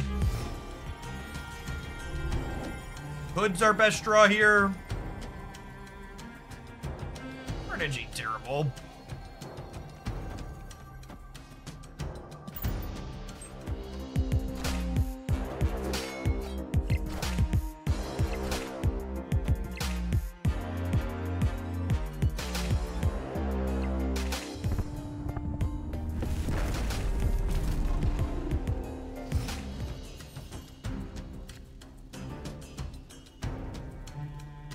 Hey, look, Chad, a Darkhawk. It's fun. Like a good one. We'll get to Rekorg next turn, and he'll be 10. I think it's okay to swap Hood with Kitty in this deck. I don't feel like I have room to spend extra energy on Kitty on turns.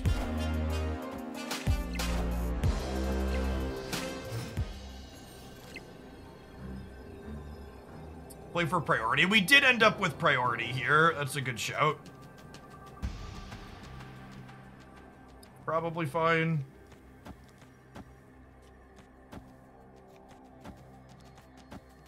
So this gives us like a solid amount of stats everywhere, right?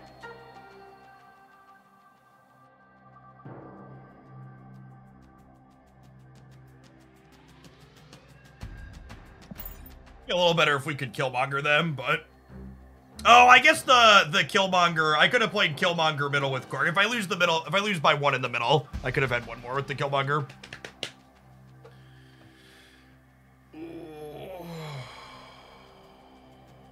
The Captain Marvel's a little bit of a wild card, but I am putting it like 9 on one side and 12 on the other here. Which is pretty solid. Was the pig ordered right? I believe so. I think I played Carnage last. Yeah.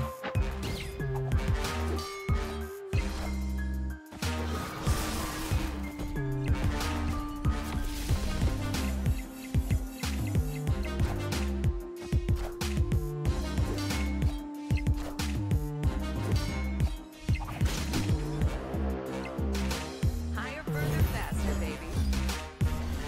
Sit down, Grandma. Victory.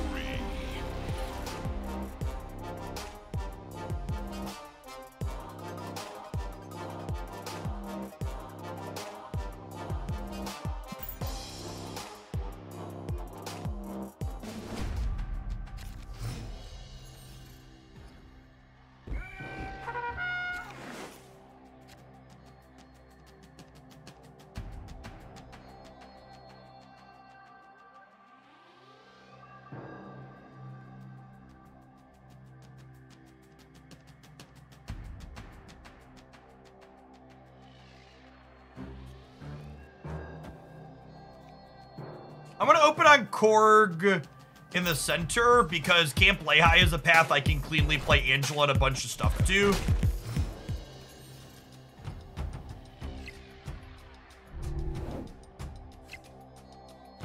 Ha!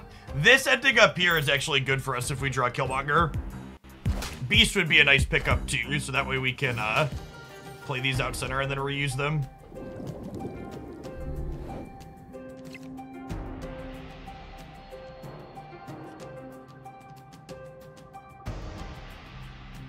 But Daken here, he's my best thing into Atlantis. I guess Hawk's better into Atlantis. Behind the scenes question, how long does it take you to edit videos? I know you have to go through hours of content, so I can't imagine. I imagine it can take a good amount. It's not too long usually. I have a pretty good process of... I have a pretty solid process of logging... what's the word I'm searching for? I have a pretty solid process of logging where good games are while I'm playing midstream, which makes it easier to keep track of what's where. Okay, I think I'm actually gonna do this, and then we'll set ourselves up to clear this with Carnage on the last turn, I think is the plan.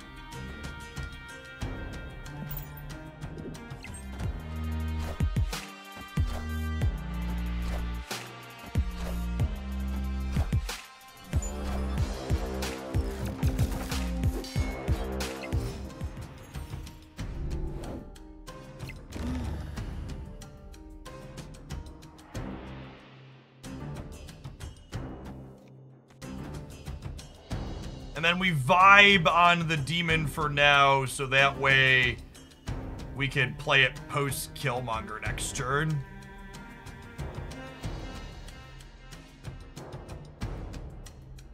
Although I suppose we could catch their kitty with the Killmonger this turn. The problem with this play is I'm gonna have priority next turn.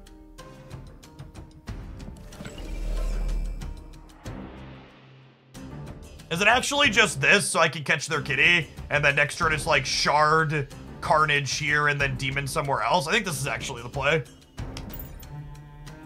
I should have snapped them. I should have snapped them here.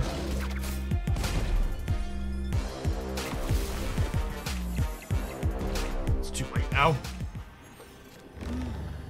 Oh my god, that's incredible for us.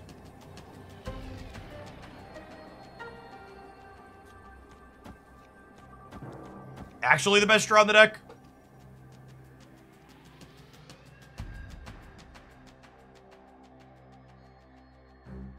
Do I want the extra 4 here? The extra 4 means I get -3 here. I think I need to be winning in the negative zone. Yeah, I should have snapped it last turn. I love these style of decks where you just like have some disruptive elements and you have a low curve. And you have a lot of sequencing decisions as you go through turns 4, 5, and 6. My favorite type of deck to play in Marvel Snap by a lot.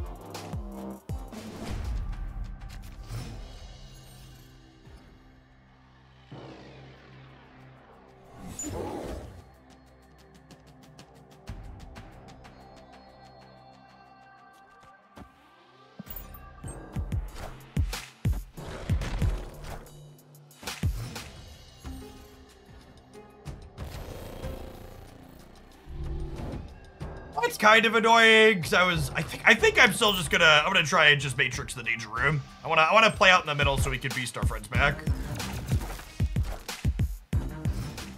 Now the real question is, do I gamba the Daken into the danger room? I think the answer is no. They're a Shang-Chi deck, so I don't want to play Daken into the Monster Isle.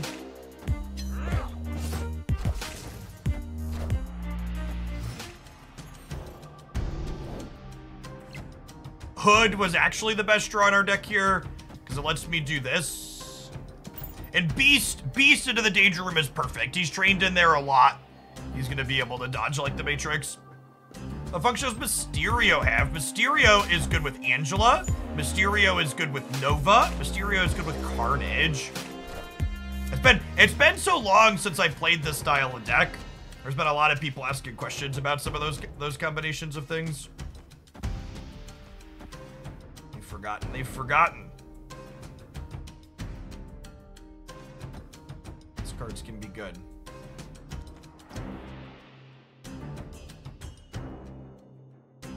I'm gonna wait on Demon and Korg because I'm already Black Widowing them, so Korg's Rock doesn't matter. And if we draw Killmonger next turn, I'm gonna want to wait in.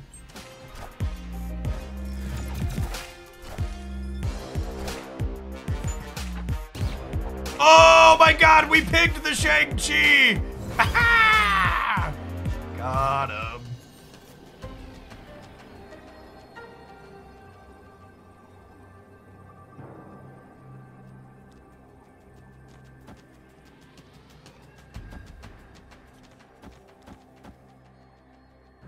Yeah? Yeah, I guess they could be a Killmonger deck too. I think we're staying for one more here.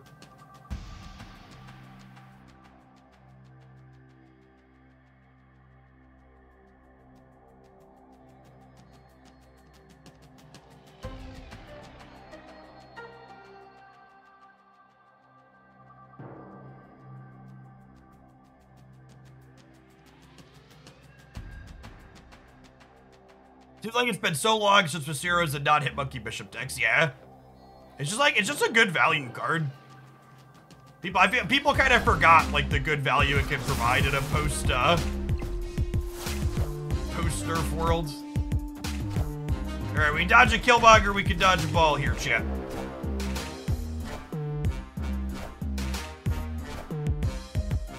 Higher, further, faster, baby.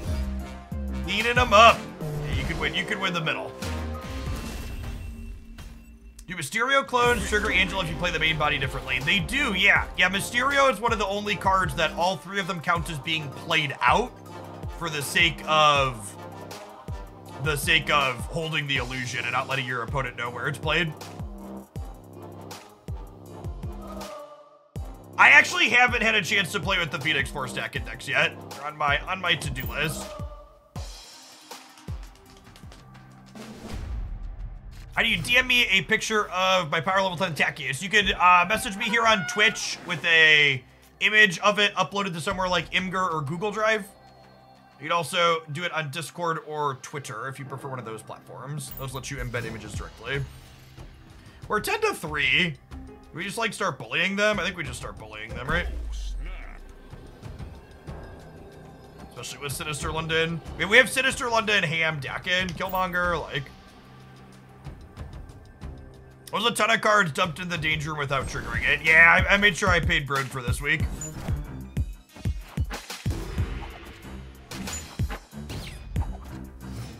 Hey, Dougie Fresh, thank you for the brand new Prime. I know there's a ton of great Marvel Snap content creators you can send that to every month. Thanks for sending it this way and keeping me around. They have not showed me anything. I guess Shang-Chi's a concern. They do have Shang-Chi and they have Cosmo.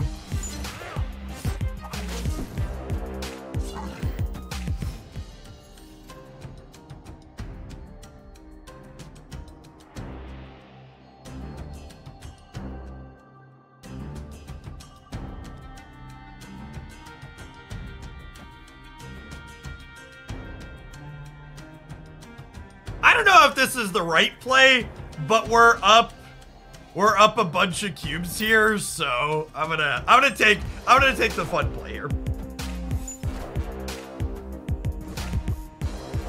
No! Oh, oh no! Oh no! Oh! Oh no! What a disaster! Oh, chat, why would I ever choose to have fun in my video game? Why would you ever want to have fun while video gaming? Oh, God. I've made a huge mistake. It's okay. We're gonna beast the gambit back and we're gonna go again.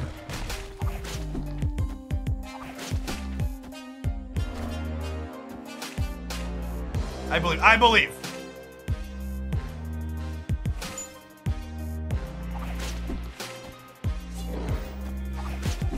Chat, it's fine.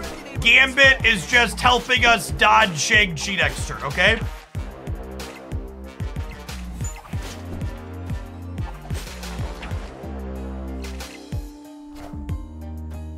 Gambit just knows we would have had to...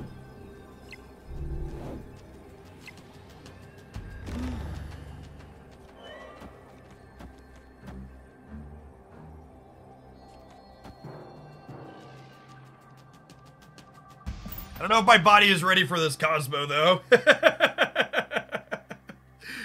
Oh, Cosmo. We're dodging Shang-Chi, we're not dodging Cosmo. The fact that their deck has Shang-Chi and Cosmo really makes it awkward for us in some of these spots. Where it's like, well, we can beat one, but not the other. Yeah, no Cosmo, and we should be a favorite to win this. We'll have Daken in all three paths, and statistically, we're gonna discard 2 Muramasa shards, right?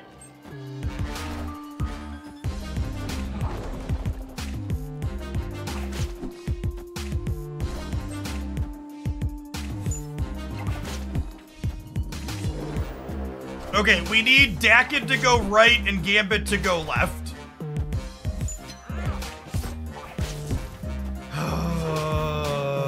That's frustrating.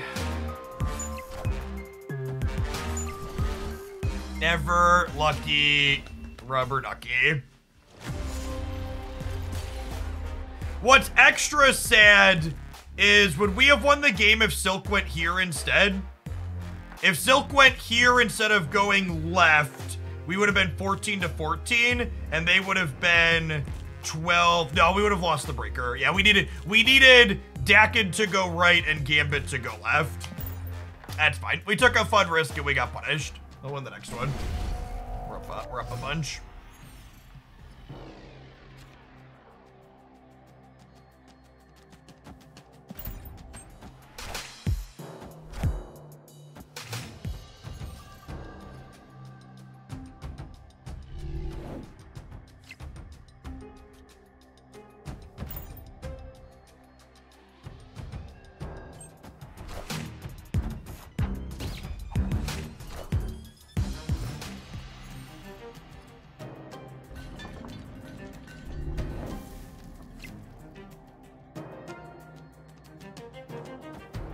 My Spider Ham isn't going to be able to pork something else because Sarah's the most expensive card in their deck. We would have caught one of the 4 energy things. We could have hit another one.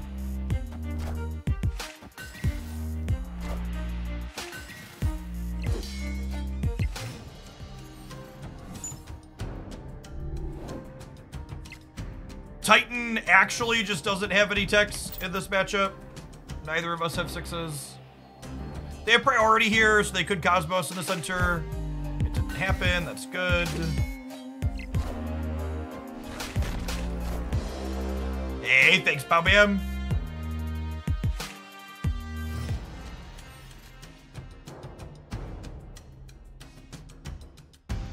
Killmonger is actually a solid pickup for us here.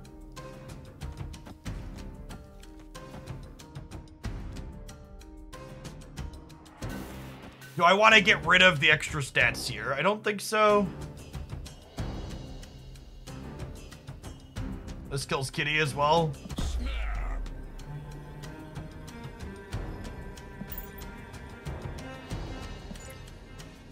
my Hawk will be 10 at the end of the game.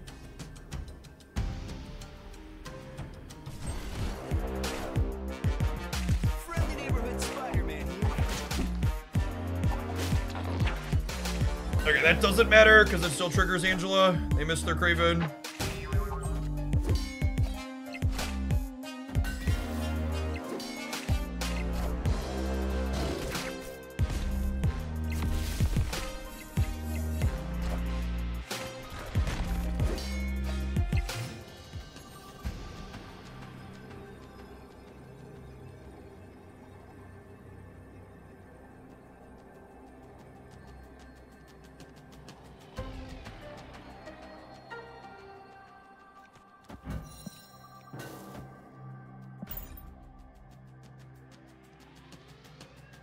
Yeah, you gotta use the link in chat, Mr. Killy. You can check that out right here. I'm not playing anything into the left because we don't want Angela to die to Shang. They could play left and then have their Captain Marvel jump over, potentially, but I think I definitely want to dodge Shang there. I think they're more likely to play for center because Captain Marvel helps them more in the middle.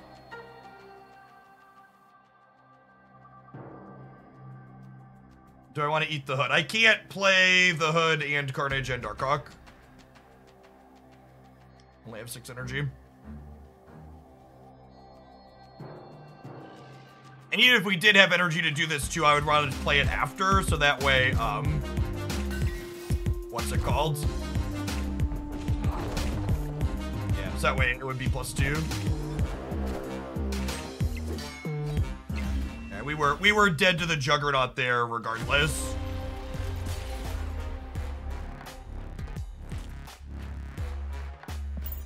Which side it went to?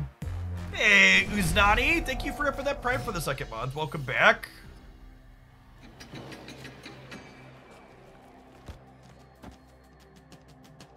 Oh, snap. I make them commit to staying in this game before they see anything. I think our draw is strong here. In a perfect world, they don't have Sarah in hand yet, and this Ham hits one of their 4-cost cards, then it can hit something else later. And then if we lose this one, we can win 2 in a row after it.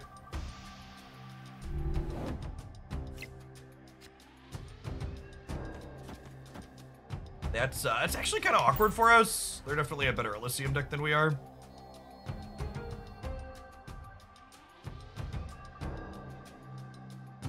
Yes, you just sent a screenshot to me to get countered for the Warhammer stuff because it's a manual process for me to gift you a sub. Hitting the 4-cost is great there. We're hoping to hit something else we can beast bounce profitably this turn. That'll do Pig. We'll cut them off of 2 of their next couple of draws here.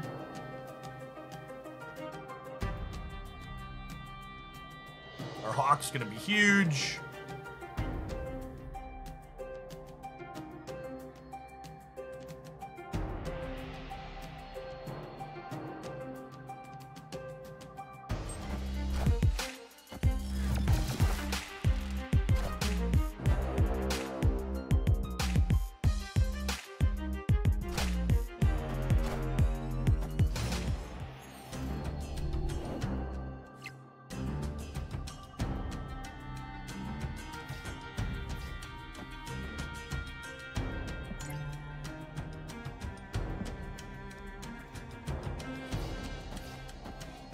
I almost feel like I'm supposed to play Hawk here before they try and, like, Spider-Man me over into here. There's also value in just, like, not letting them know that this is my plan, but I probably want to play it out before 5, right? It's close.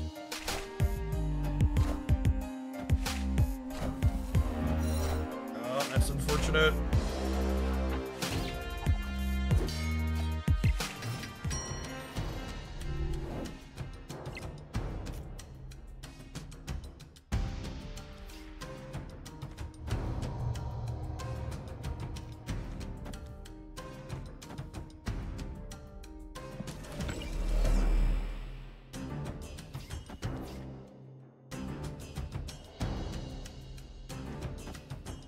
I think I do this, and I actually just wait so they don't know that we have Hawk for Space Throne. Because if I hit Mysterio into here, I think that's good for us.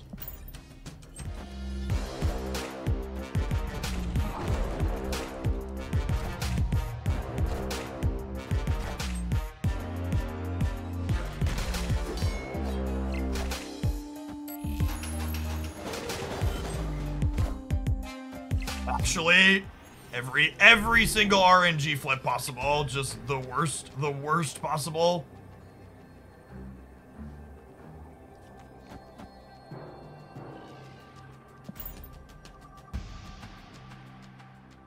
Going to plus 12 in the middle though. You're up to 18 there. So their kitty doesn't win it. I don't know that they have the numbers to beat us in the middle.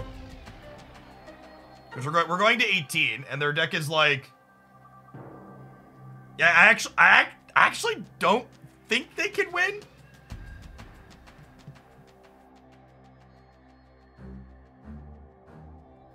This is their deck for a second.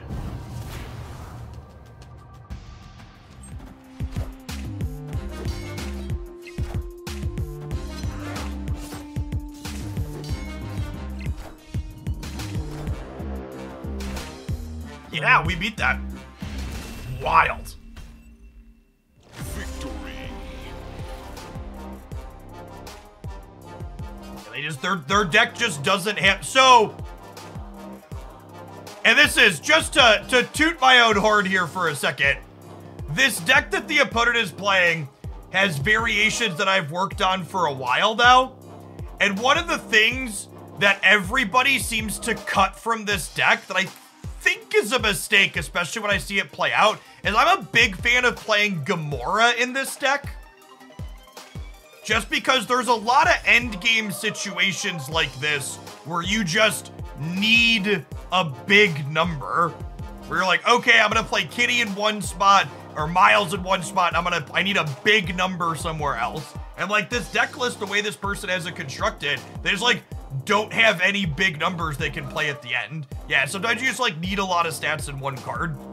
And like Angela and Kraven in their deck can be big stats sometimes if you get them early, but that's not the same as like, okay, it's turn 6, I'm putting 12 points into this path.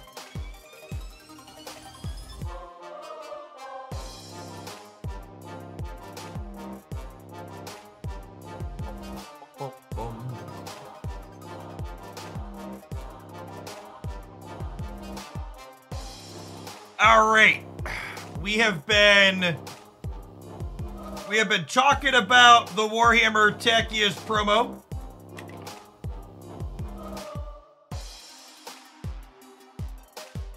We are gonna go ahead and switch on over to playing some of that for the last hour or so of the stream.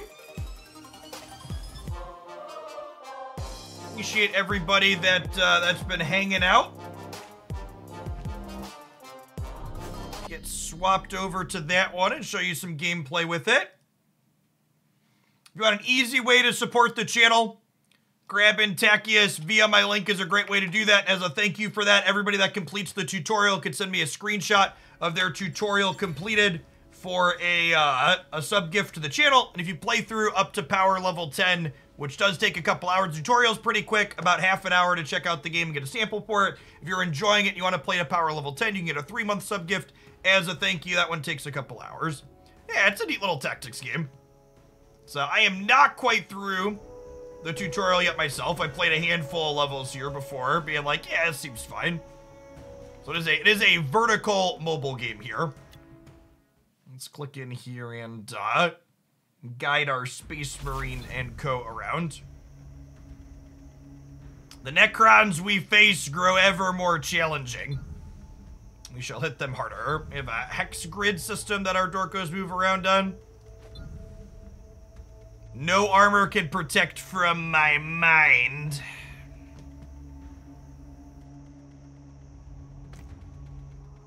The gray line below these 3 units health bar represent these units' armor. Armor reduces incoming damage. The bar to the left of your character's attack shows how much of their damage pierces through armor. Okay. So a couple of them have armor too.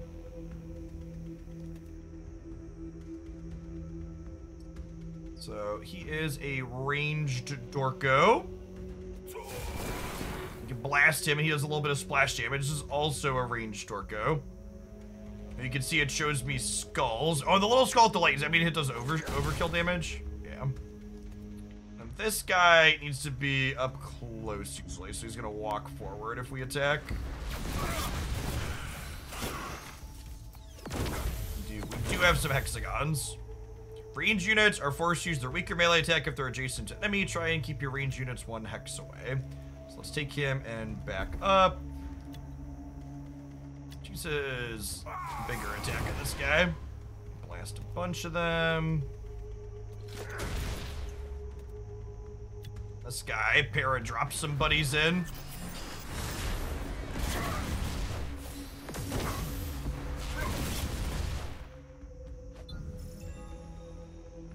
Tested these Xenos metal and found them unworthy.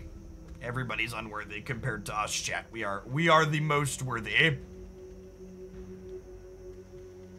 Beware of complacency. We will face far greater challenges soon enough. Their overlord is undoubtedly aware of our presence by now. I assume we get to kill the overlord eventually. Let us continue.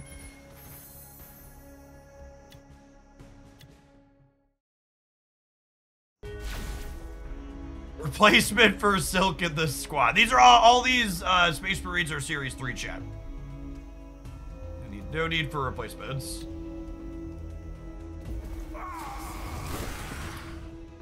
Two blasts, some Dorkos. You gotta get up here. There's a high ground bonus, so we'll move him up before we shoot.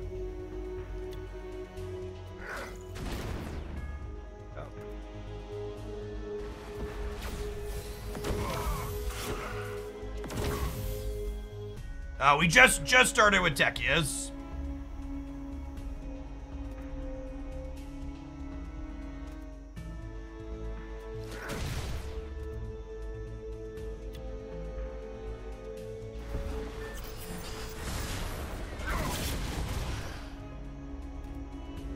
If I back him up, can he shoot over? Yeah, looks like it. When is Silk Week? I want to dance around the map. She's the same week as X23, I believe. Which I think is in 2 weeks. It's Lady Deathstrike and then X23, is that correct? I forget what they confirmed. You found your first requisition order. Alright, what does that do? Let's let us get friends out of boxes.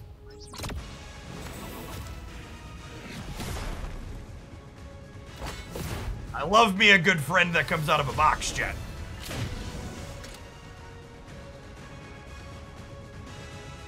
Vindicta.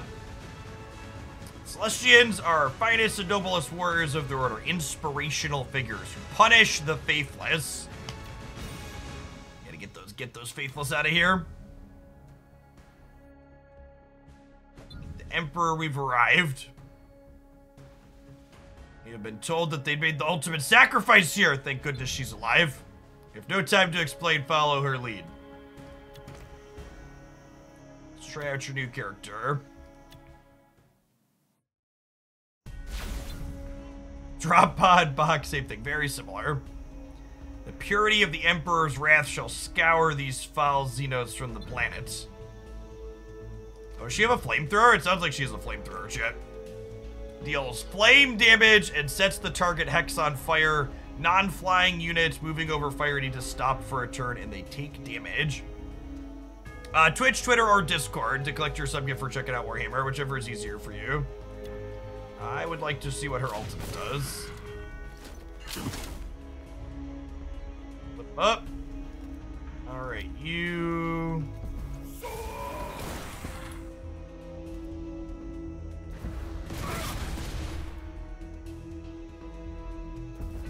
That one.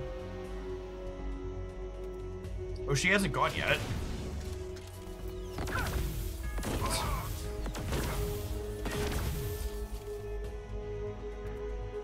Okay, where's my boy who drops off some friends? I would like you to drop friends over here behind them.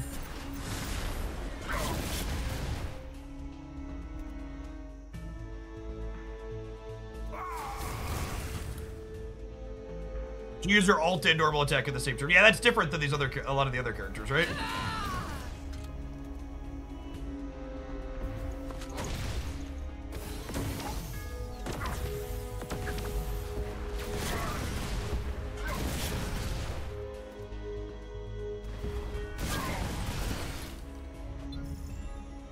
Well met, Ultramarines. I am Sister Vindica. Your help is most appreciated. Flamethrower lady seems alright. Our characters level up as they go too. Noted. Remember to apply upgrades to make your character stronger. I do, in fact, like to make my numbers bigger. Common health can be applied. Oh, I assume I can only apply the common health to the common guys. Okay, I'm gonna put the common health on the flamethrower lady because she sounds great.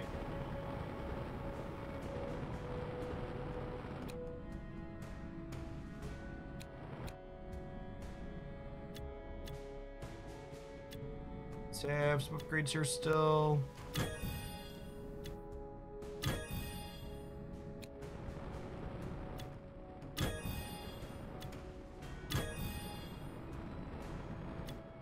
Is upgrade on here too.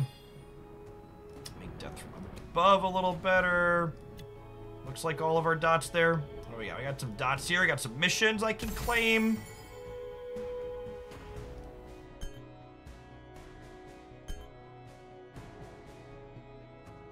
Does this game have a single player campaign? It does. Yeah, that's what we're poking through now. It looks like it's got a number of levels in it. So there's the Indominus campaign has 210 stages in it here. Accessible after the Indominus campaign. It looks like there's a number of them in here. I played Warhammer things before. I played a lot of Warhammer Fantasy growing up. Never got super into the Warhammer side of the 40k side of it though. Yeah, it's perfectly fine to ask step questions while we're hanging out, Jimmy. I appreciate the people that are hanging out for our sponsored bits.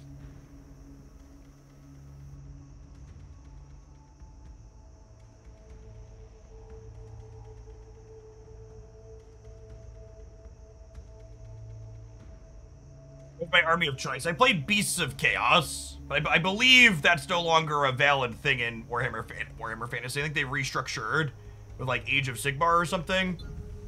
It was a long time ago that I last had the bandwidth to play with minis. They're very time consuming. These types of digital tactics games are a lot more accessible than having to like build and paint minis and stuff like that. A Hexmark Destroyer ambushed us and buried my unit with a landslide. By the time I dug my way out, the Necrons had advanced and my fellow sisters were dead. Requested vengeance. An excellent recommendation, Cherub. Let's see what we can do. I would like to make some vengeance, please.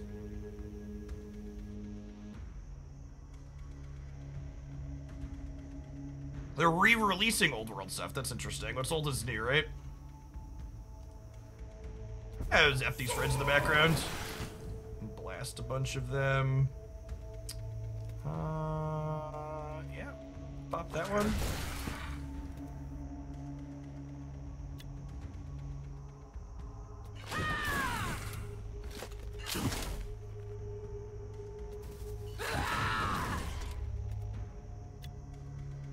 Drop some friends back in here.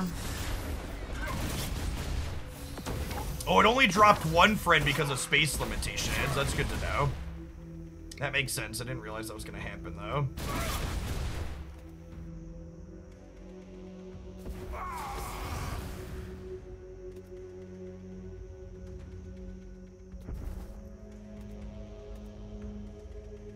We're out of range.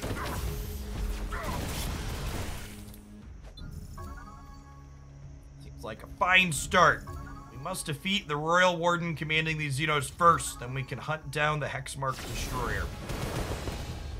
Moving on up. You also get more paratroopers if you wait more turns to drop them. Oh, that's good to know. Longer you wait, the more backup you get. Makes sense. Care, brother. I sense Xenos hiding in the tall grass ahead. They can use it for cover that we can too.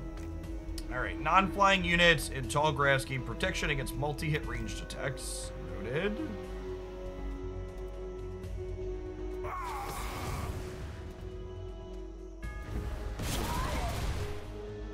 Wow, he's still not dead.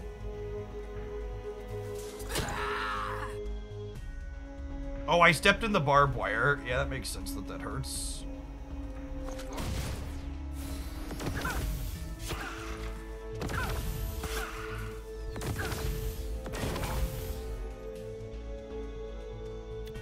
Tall grass is highly flammable. Okay. I dig it. Oh, she used her melee attack. That makes sense. Alright, let's call in some paratrooping buddies. Zap that one. Shoot that one.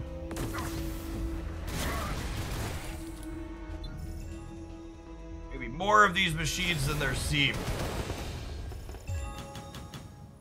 How gotcha is this game on a scale of 1 to 10? I am not that far into it to have a strong opinion on monetization. There are definitely boxes that characters come out of. I also don't know what the end game loop looks like. There are some people that mentioned they've been playing this game for a little bit. Is the end game PvP stuff, or is it mostly player versus environment style stuff? A couple people mentioned they were doing a boss together with one of their guilds. That type of co-op stuff is solid in these types of games. Blast that. Just set you on fire.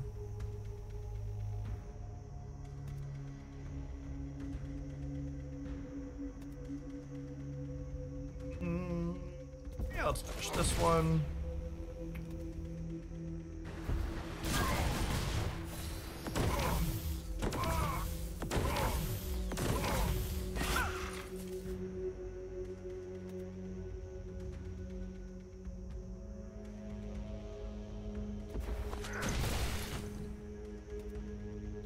On. Oh, I keep forgetting to back her. I keep thinking the flamethrower can be melee ranged. It cannot. Let's drop some paratroopers in here.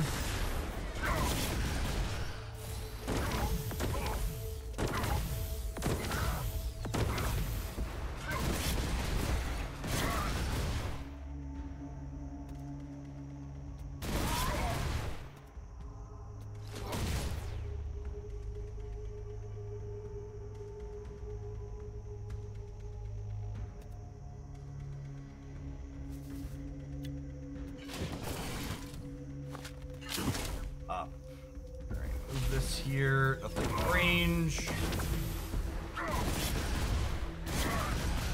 These little guys that summon from the paratrooper drop we don't control.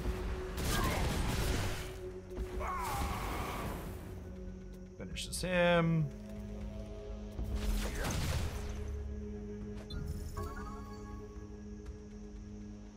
Let the words of the Xenos distract you, brothers. We are the angels of death, and we will be its end. Leveled up. I assume that means I have a number to increase.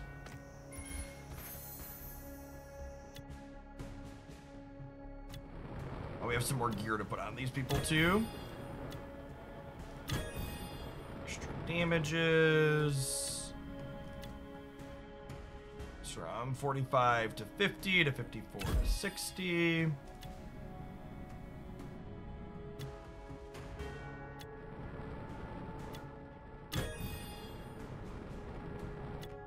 Yeah, there's actual gameplay in this game.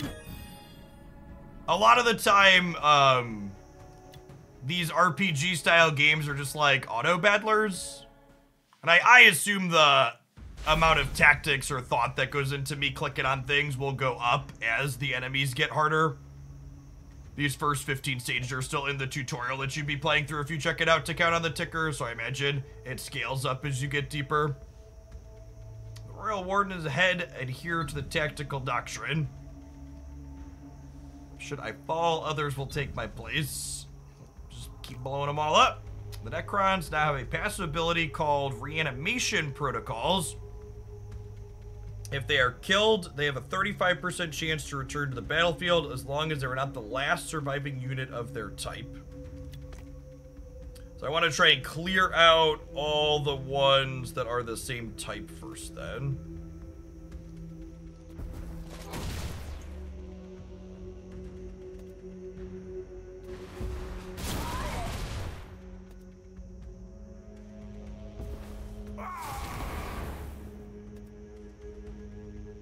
Our opponents are very bad at rolling their 35%er shit.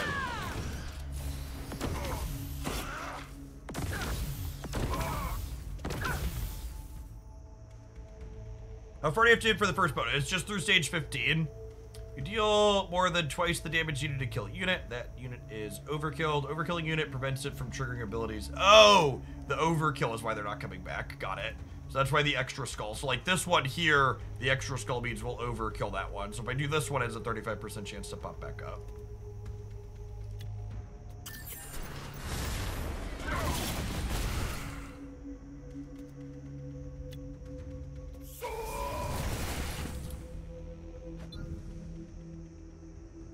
Sending those pawns against us, we shall shatter their silence as we grant them their ends.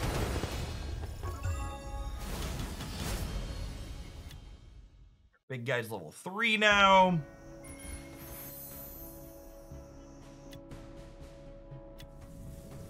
Some numbers go up on him.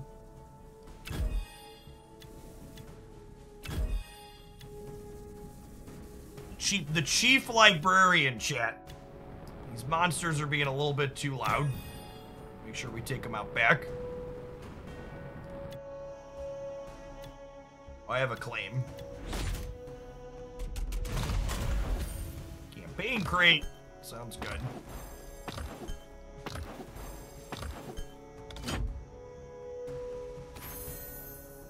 I want to hit an upgrade for my Dorko here too. Lovely. Give me +3 damages.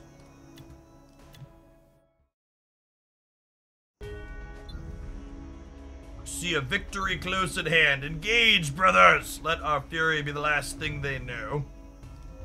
Nothing can thwart us.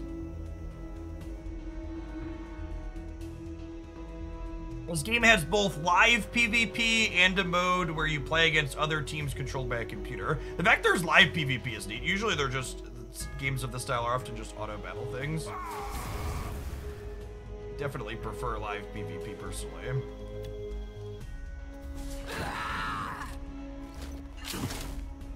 Oh, she stepped on the... I need to be careful not to step into stuff. I'll light those on fire, though. Overkill this. This can pop that one. Hey, Sergeant Pepperhead, thanks for the 22 months. Appreciate that. Welcome back. Zap.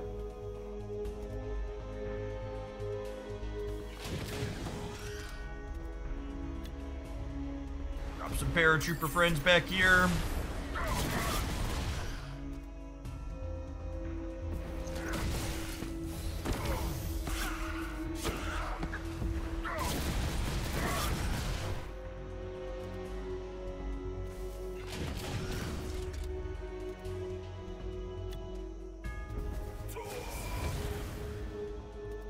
Didn't finish them. Things are getting slightly bigger.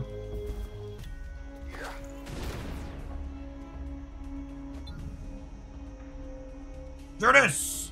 Have you ascertained the location of the warden yet? I have the Necron leader in my sights. Alright, I assume level 15's the leader here. And they're on a heater. Thankfully, we're gonna take them to class. Welcome offer! Unlock Commissionary Yarok. You have a day to think about it. We'll think about it. I do enjoy unlocking bigger and better people. The moment of your demise has arrived.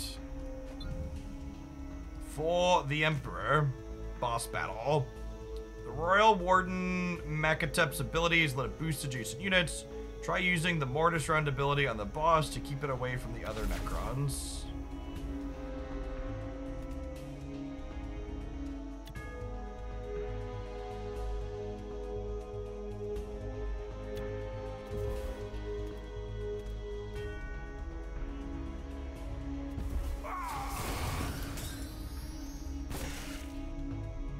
Covered. Overkill means it can't recover.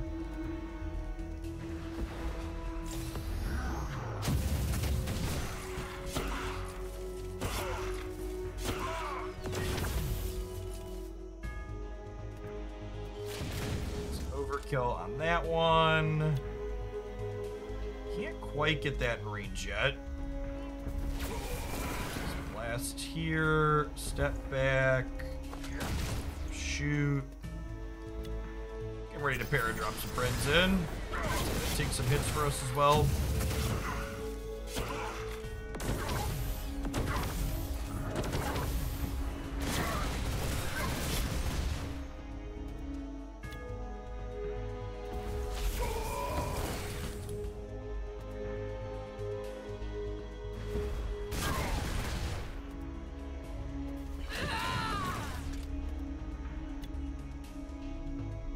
Out of range. All right.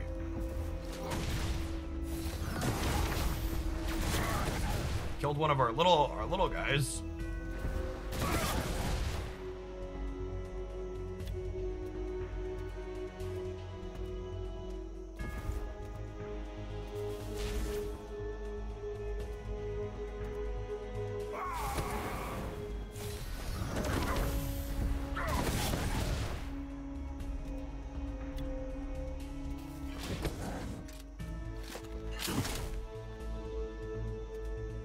Her finish him off, so she's angry about what he did. Search for the Royal Warden. His predictions of our failure. He's finished. Who shall be next? Onward to the Hexmark Destroyer.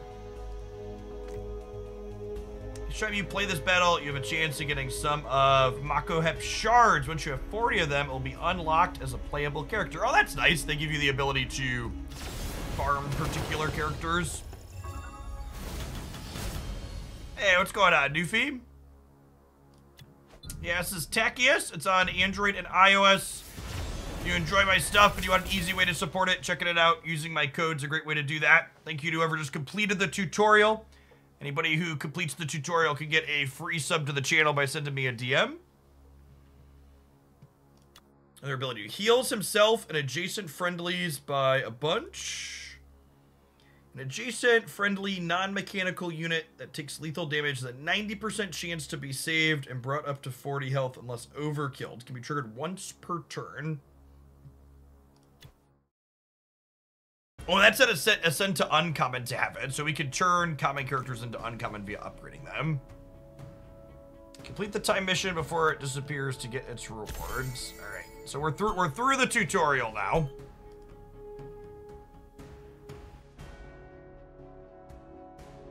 Every time I hear you see the game name, I feel like I'm getting called out. Apologies, Tachius.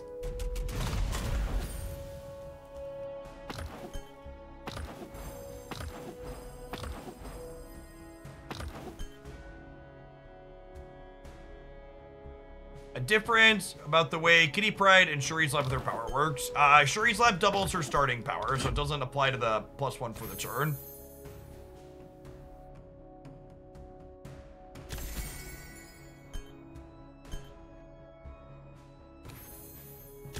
Claim all of our things, we'll upgrade our characters, clear our dots, and then we'll continue on through the campaign. 63 power kitty, it's a large cat.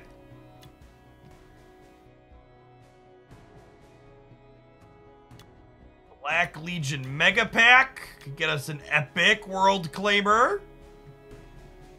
This is where the deals are. Oh, I get a freebie.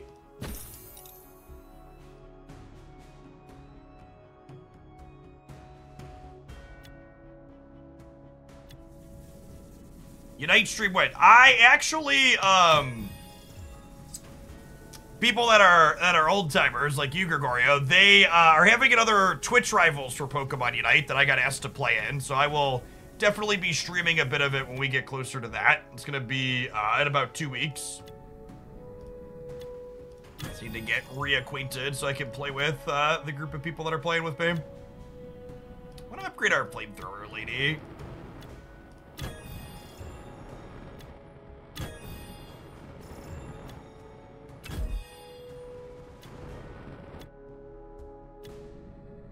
I got to pick my teammates for it, so I just invited a group of ringers, so I likely won't have to try too terribly hard, but I don't want to embarrass myself either.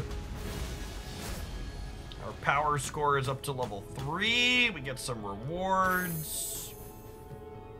Oh, we got a new requisition order. Oh, this gives us a new friend. It's coming out of the pod, chat.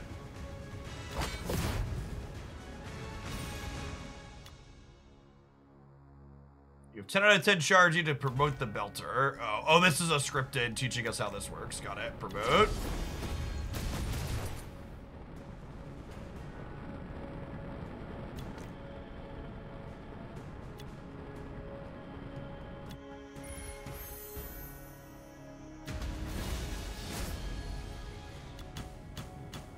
Oh, and we're through tier 4 too. Oh, we did a few levels in there.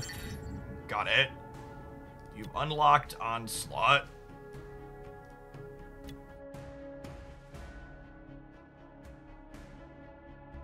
Game modes. You get another requisition to unlock.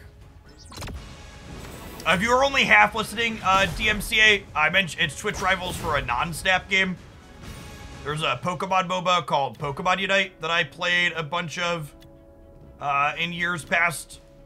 And they invited me to come back and play in Twitch Rivals for that. But yeah, hopefully Snap had mentioned drops is on their radar, so hopefully when Twitch Rivals happen, or when drops happen, they try and line it up with something like Twitch Rivals as well. Alright, we're almost through all of the dots. Let's do the campaign, huh? Unlocked up to 30 in here. Let's battle. Yeah, I think Unite is one of the best MOBAs. Honestly, Unite is to other MOBA games kind of like what Marvel Snap is to other card games. Like, it really feels like they took the genre and innovated with it a bunch instead of just like copying and pasting and doing the same thing like so many of the League of Legends clones do. Like, it's obviously got an awesome IP. I love the Pokemon IP, but the actual gameplay, if you like MOBAs, is nice and innovative and actually took some risks and does some interesting and neat things. Instead of just like being a League of Legends regurgitation. Dire news concerning the chapter master. His Thunderhawk dropship was damaged on re-entry and all aboard are feared lost. Whether in his name or under his command we shall fight on. Oh, do I pick who I'm deploying now? Can I deploy all of them? Quick start. Oh, I get all 5, yeah. Does anybody know what's the biggest party size in this game? I assume we cap out at a certain point.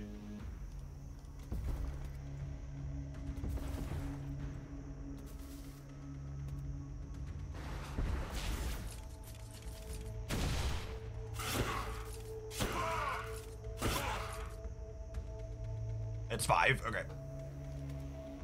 We camp out at a certain point, like now.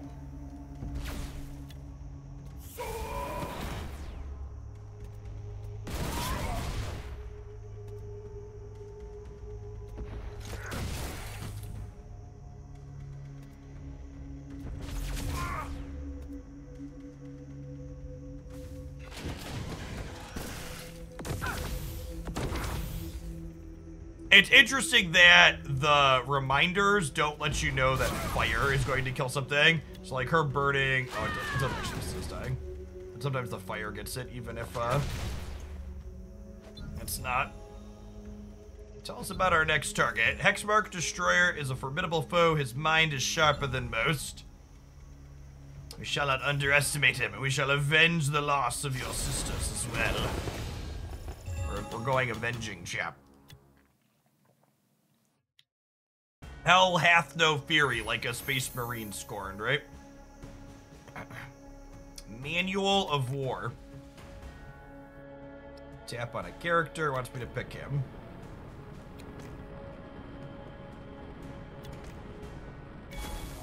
Okay.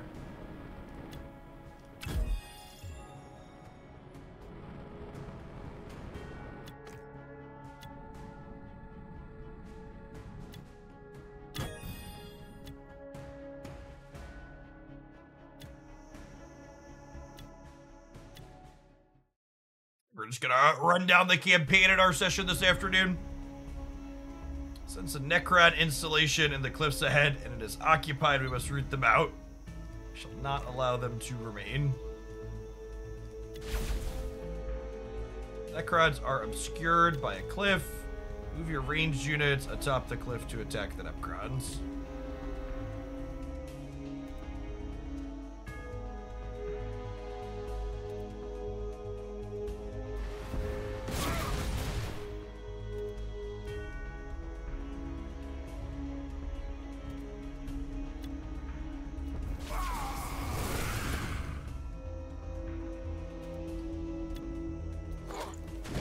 Teach you how to make your characters work, Angle.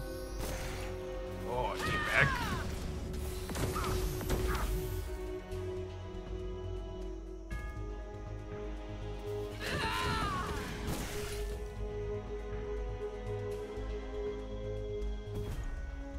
Wait, how do I click on the one that's up here? Can I hide this somehow? he's stuck in drag the map. Oh, I can move the map around. Got it. It's our first time we do. I assume the screens get bigger then at some point. I've just been automatically moving it up until this point. As with their emergence on this planet, they were wrong.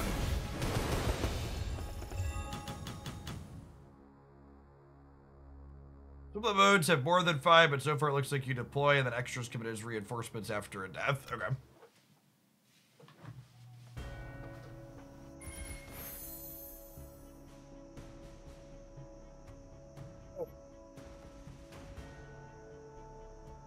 Got a power pack for a big dude.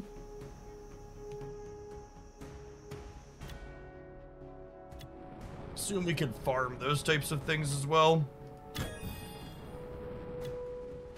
I also don't feel particularly compelled to upgrade any of our things yet, because so far everything's been easy going that we've cleaned through. Oh, you rank up when you get enough items in them, and then you start putting in bigger ones. Got it. Lots of ways to make the numbers go up. How do you get your free sub? Send me a direct message on Twitch, Twitter, or Discord with a screenshot of your completed stage 15 or power level 10, and I will hook you up with the sub gift after the stream's done. You did not arrive soon enough to save your sisters, Vindicta. I admit, I struggle to see the Emperor's plan here, but my faith remains unshaken. It's a miracle that you alone were left alive. Fate must have much in store for you. Fate's coming. Alright. I would like to blast a bunch of them. Lifts are kind of annoying.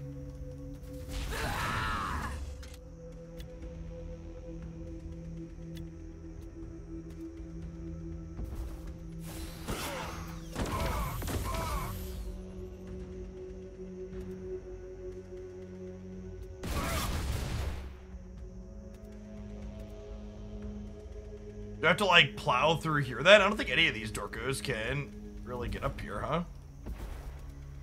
Like, we're, like, bottlenecked.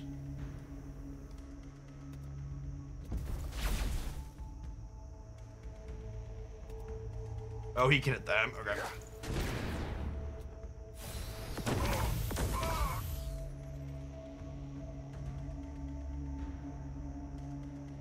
Oh, thanks for turning off slow mode, Cody. I usually turn that off for sponsor bits. Oh, I can move over to here. Hey, cool. We're past the choke point. Light work here.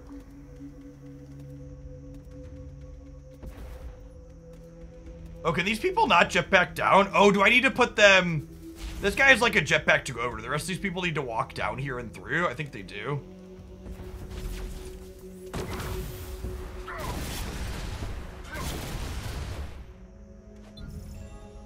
Yeah, the power level 10 takes a while, so you get a 3-month sub if you do that. If you're just chilling after the first 15 stages, it doesn't take too long.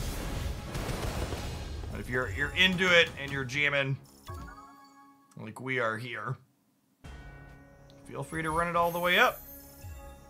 Daily Blackstone shipment. These are usually the best value in games like this. I'm actually kind of surprised Snap doesn't have a daily login, pay some small amount of money and get gold every day when you click the button. Those are pretty common in this style of game.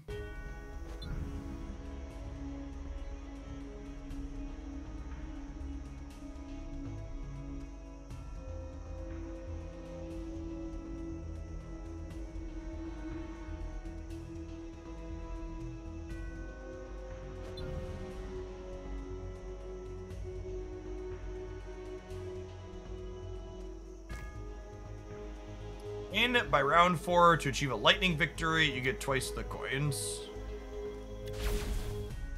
Okay, so...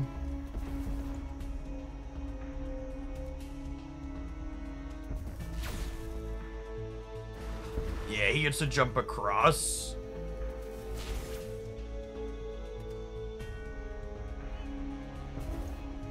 Still have to walk through.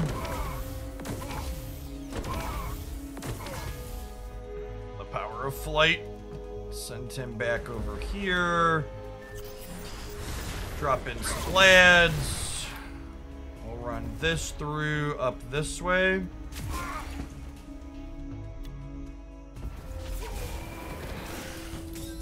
Just a bunch of them. Oh, and then he got trapped back here. That's fine. I can still shoot this one.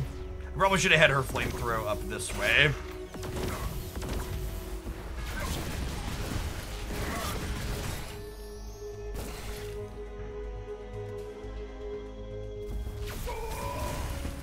Overkill on.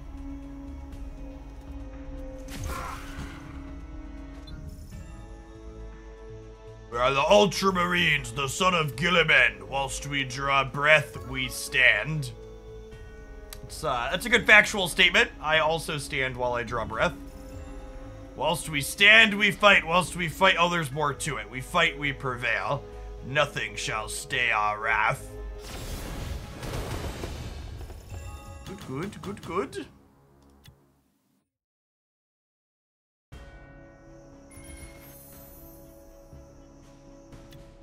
Some more upgrades for our friends.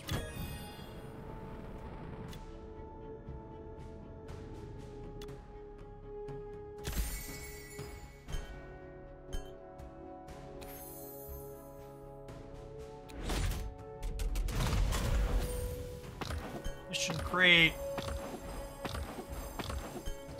So far we're definitely solidly in the gaining currencies faster than we can spend them stage. So he's almost got enough to make all of his numbers bigger here. Promote him.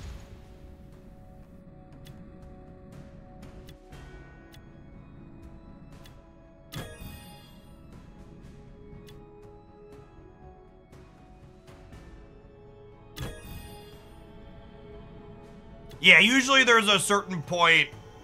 Mission 70 is where you hit a bit of a wall. Yeah, at a certain point that it has to be more than just point and click. There's a little bit of numbers to grind and more think about where you position your units and stuff, I imagine.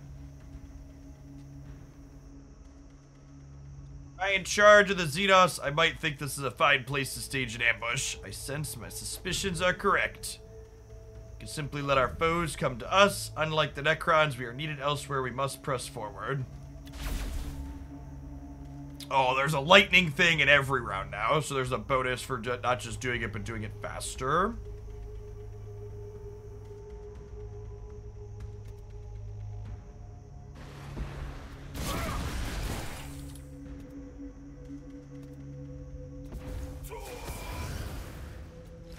Kill, so I can't revive.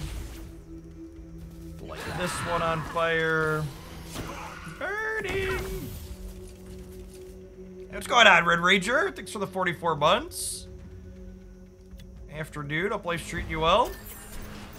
Bring in the squad here.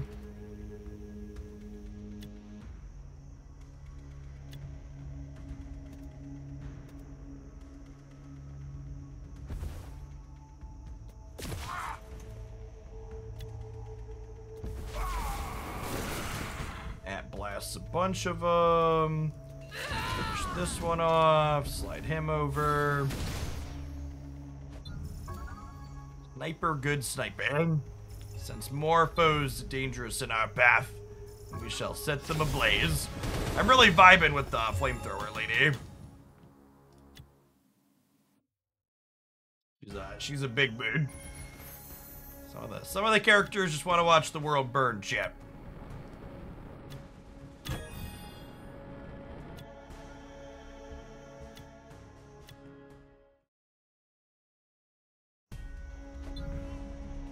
And thanks whoever's completed the tutorial. Be sure to slide into my DMs to get hooked up with that free sub gift.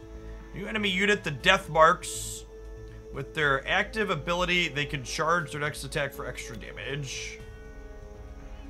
So they can kind of wait a turn to get bigger.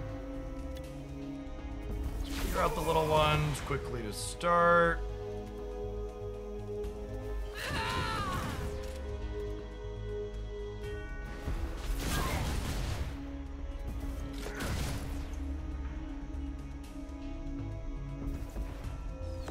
Bananate.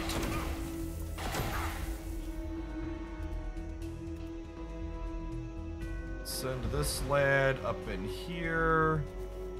Oh, that's not what I want to do. I wanted to drag up. Let's drop some friends here. Them get Rudy Tooty running shooty.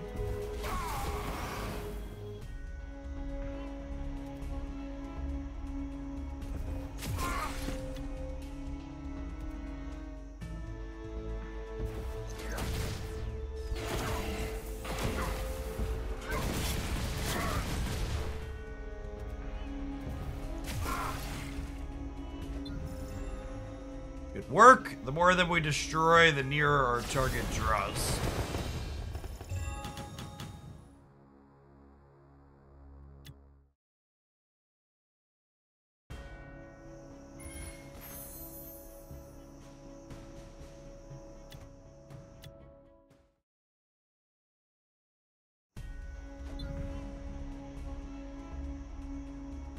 Do not let anger cloud your judgment. I think we're past that point, buddy. She's ready to burn the world down.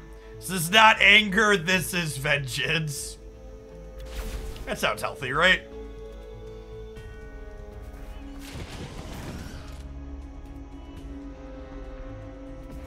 Good little bit of vengeance in the morning.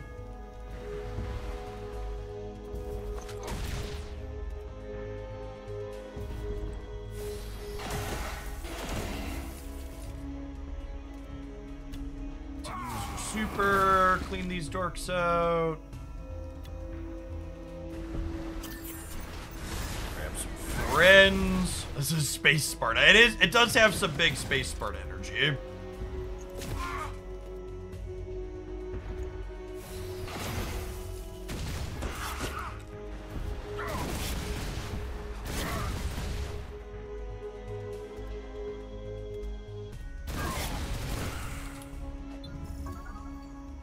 Dealt 1,000 damage. Be you motivated by rage or retribution? I cannot argue with your results. It's true. She is burninating quite efficiently.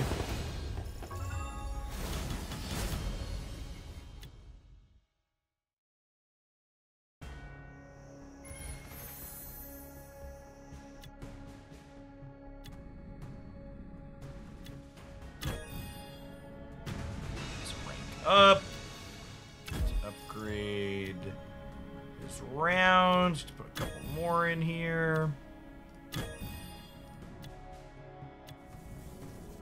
Oh, perfect. And it says last one here too.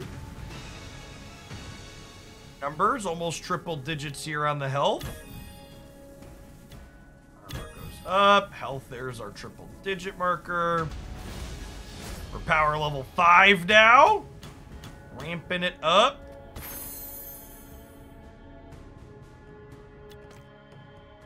Join a guild. There's a couple of Hooglandia guilds that have been created.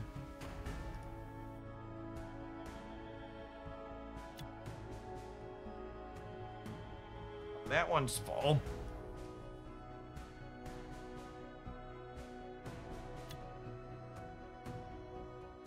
Another requisition. I would like 1 drop pot of friends, please.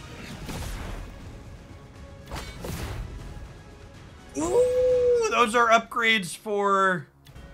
Those are upgrades for our lady chat. Promote the Burninator.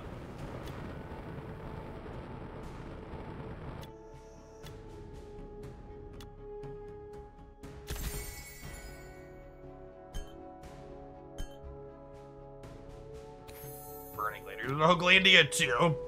Hoglandia II.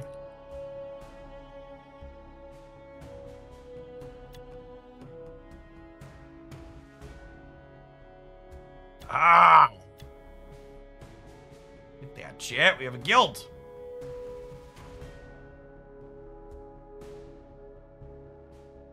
Get that. Team chat. Oh, there's guild missions. Throw bombs. Got it. Alright. Dozens of us. Dozens.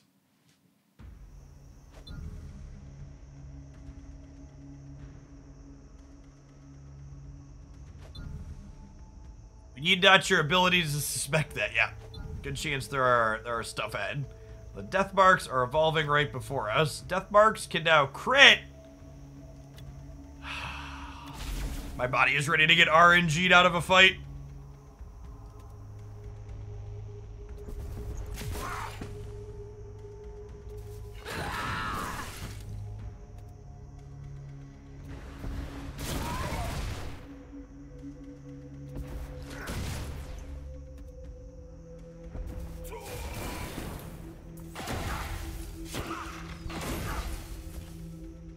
We are murdering our healer, huh?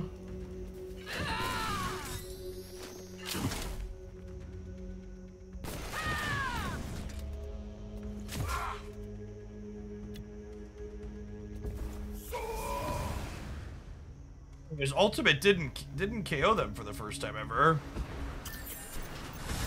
Oh, we landed in the fire. Is there friendly fire? LOL.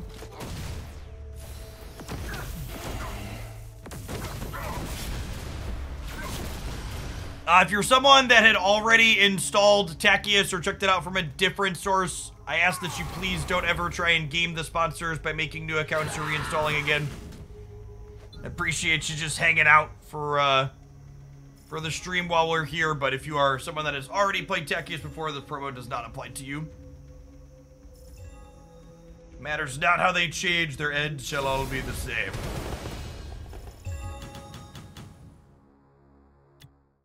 Continue.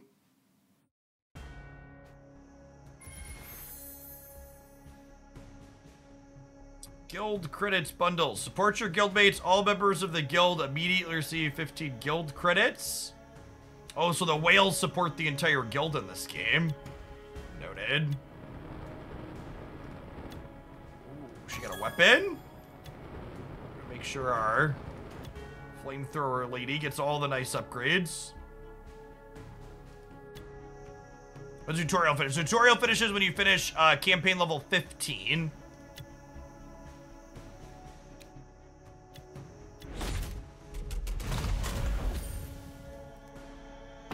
Space Marines are certainly confident.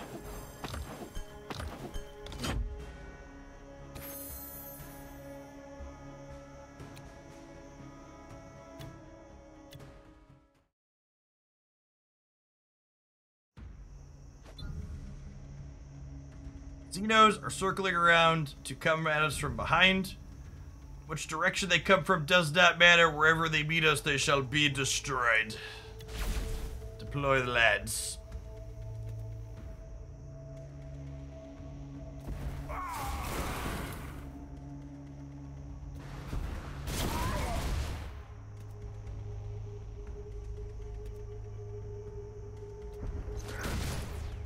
Sniper, good sniping.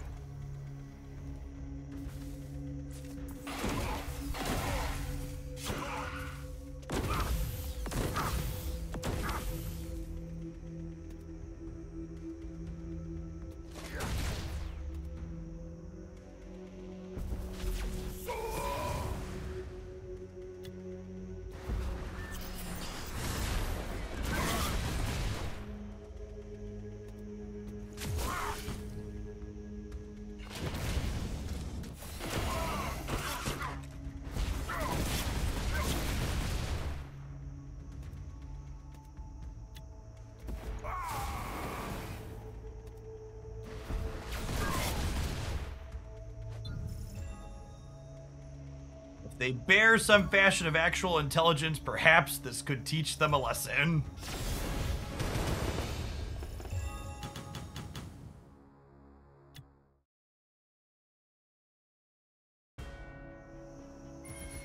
Can we teach them lessons, chat? Is it possible?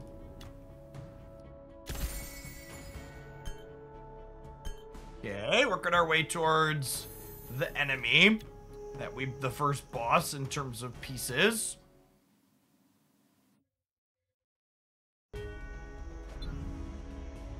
Forward once more. We approach, your hours are numbered.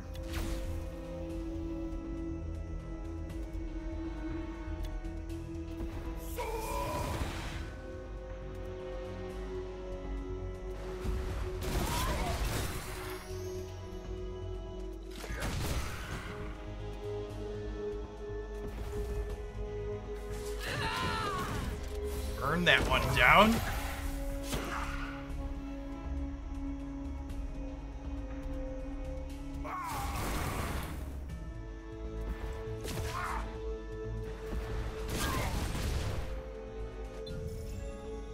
Step closer to our ultimate goal.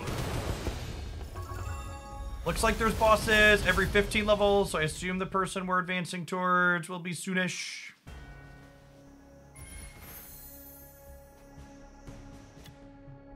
Upgrades for our Dorkos again. He just rolled up a level, so we can upgrade both of his skills.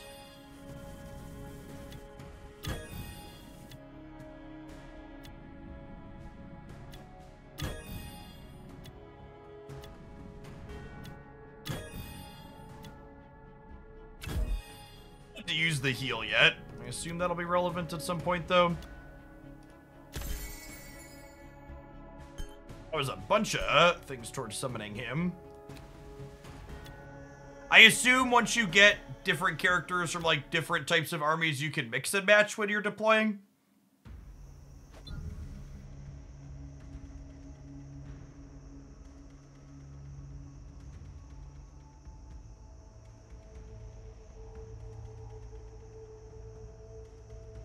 Oh, sorry, Yoga. Yeah, if you already downloaded it, apologies. I missed your message before. Yeah, if you already downloaded it via another source, it doesn't count towards the promo anymore.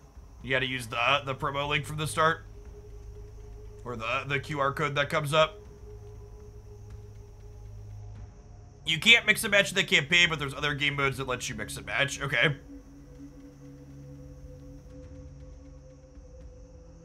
Yeah, it seems like there's a lot of interesting factions. The Space Marines definitely feel like the most vanilla of them. Just like angry gun-carrying people. Even as an apothecary, it's striking how these Xenos differ so greatly from humanity. Blasphemous as they are, they fight just as hard. In that case, it's time for us to fight harder for the Emperor.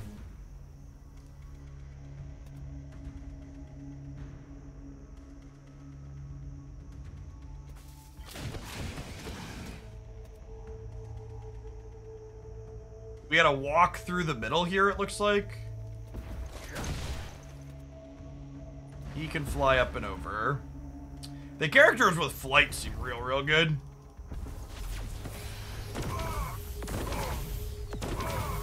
The terrain is real obnoxious in some of these levels.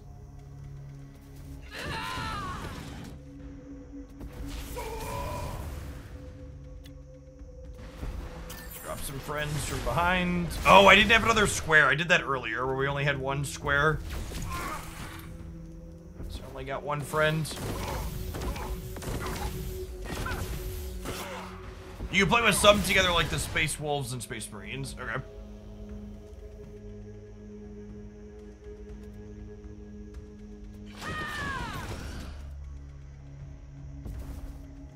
You can walk past our friends at least.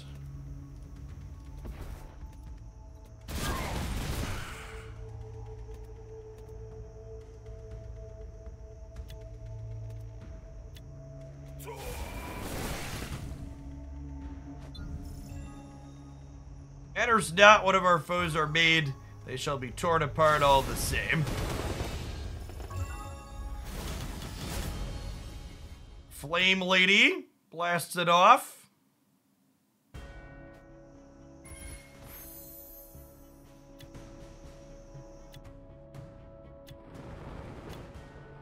Power her up. Do we get this one? Performing a range attack, also deal flame damage to adjacent units.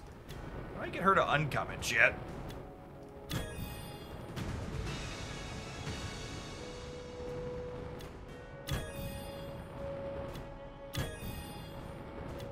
Is getting to uncommon from common, do I need to open like shard copies of her? Is that how that works?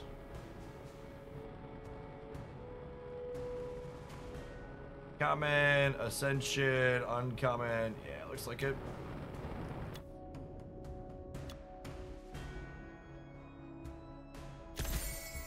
Oh, our Fire Lady technically isn't a space raid. Yeah, I guess that makes sense why she's on her own line, huh?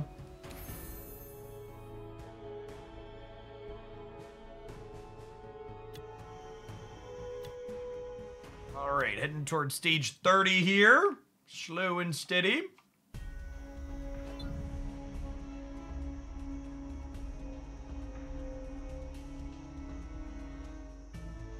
Get closer to the center of power, the taint they have left upon the land becomes greater. May the Emperor protect us.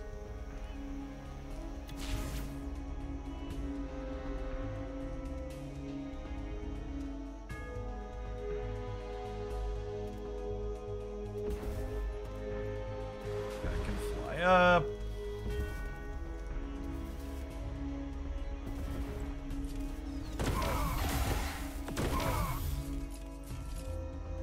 Definitely have the more defensible position. And jump over and... No, I didn't... How do I keep doing that. I keep going to click to move and drag the board and grabbing a ally to move by mistake.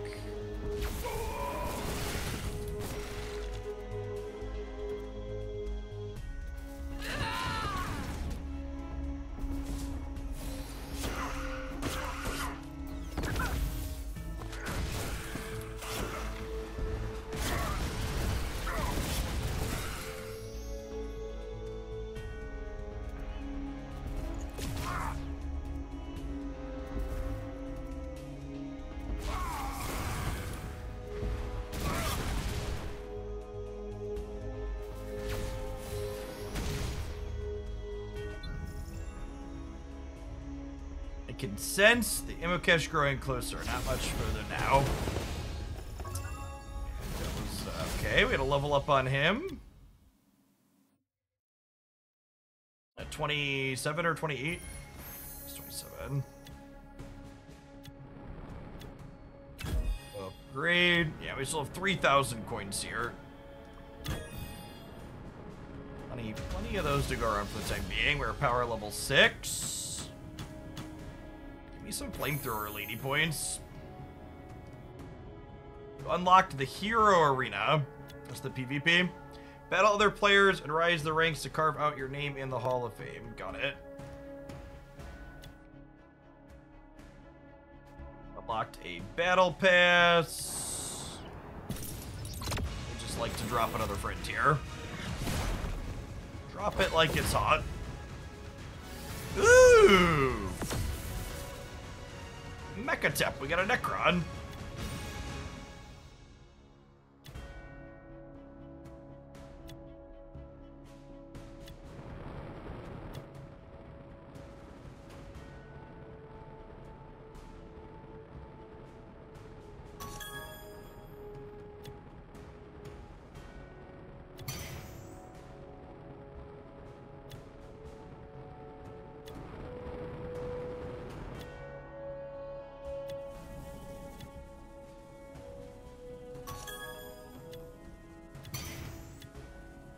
Upgrade a couple of our things. I assume I can't use him in the campaign, right? Because they are the enemies we're fighting against at the moment.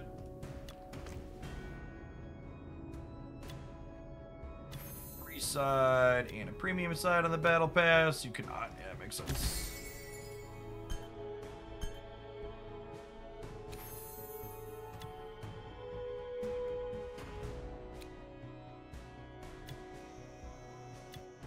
I'd get through 30 here before we call it an afternoon, I think. Or is a different campaign that he gets used to it. Okay. That makes sense. The Xenos are attempting to flank us. We must split up. You two come with me. What about the others? They can protect our flank or they can avenge us. Oh, so we're telling me I have to use these 3 people. Oh, but I wanted my flamethrower lady.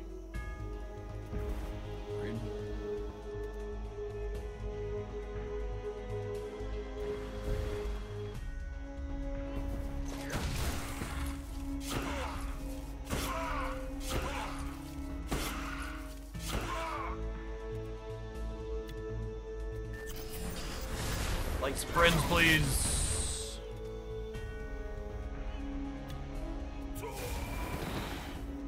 Let's blast all of these.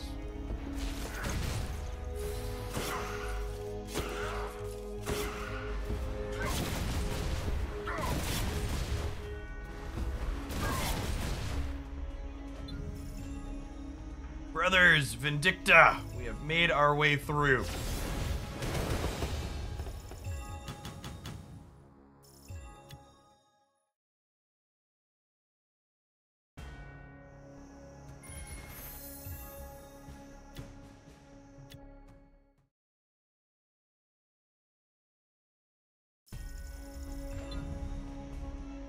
Hey, thanks to whichever hero just completed the tutorial. Appreciate you checking out the sponsor. Alright. Our flamethrower lady is back. She's ready to burninate.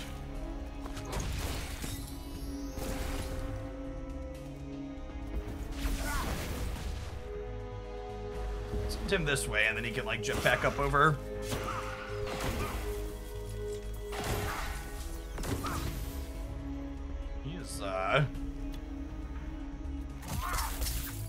Can he heal himself? He can. Good to know.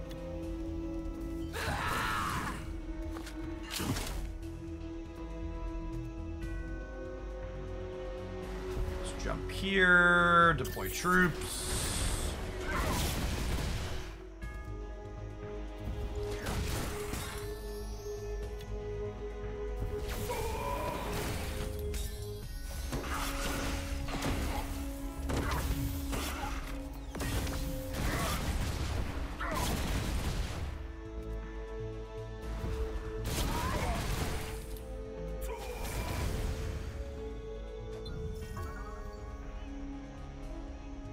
Sepka, face us! Your time has come!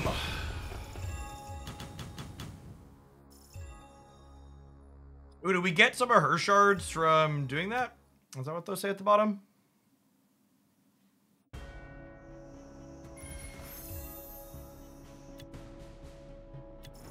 Promote? Okay, is unlock her uncommon thing?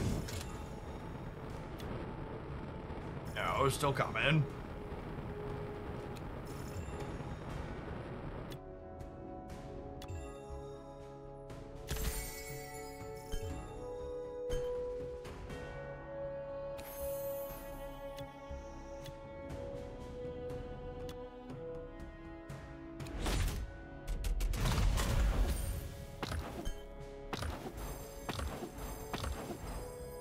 Well, there was an experience book in there, so we could push up our flamethrower gal.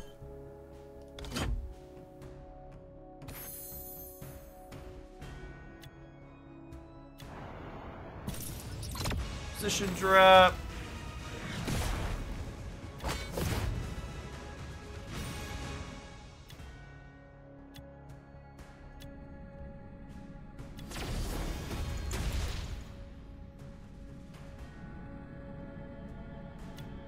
Sounds good, Mr. If you don't get a message from me back tonight, poke me about it tomorrow. I'm gonna go through all the messages here after the stream is done.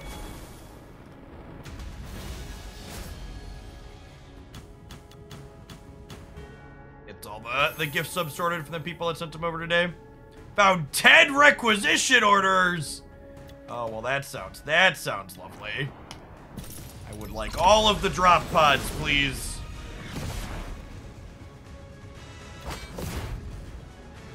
Okay. Oh, there are different kinds when we open them all at once. Ooh. That's a sick-looking weapon. Relentless and unstoppable. The Blight Lord Terminators are the elite death gods. Okay.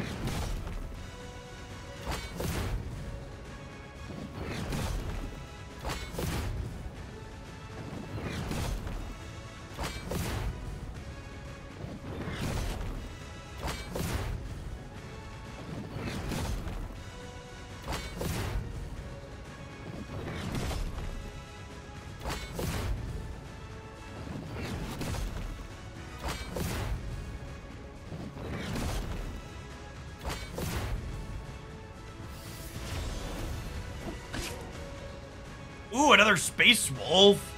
Dubbed with runes of warding and abjuration, the Hounds of Mordecai are obsessed hunters. Can I use this guy in the campaign that we're doing then? Because I assume the Death Guard is Space Wolf. Someone I could use them. Okay. It's like a combat knife kind of guy.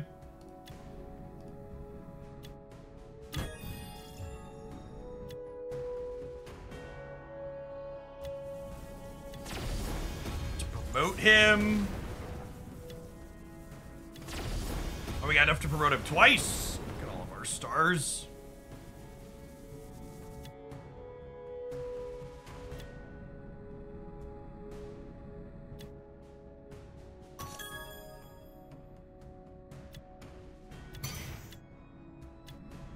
I don't think they're the same 10 random. I don't think those 10 are random. I got the exact same drops. Oh, okay. So those are still the setting up. This is kind of like a tutorial adjacent still. They're teaching us which mechanics do what. The game mode salvage run.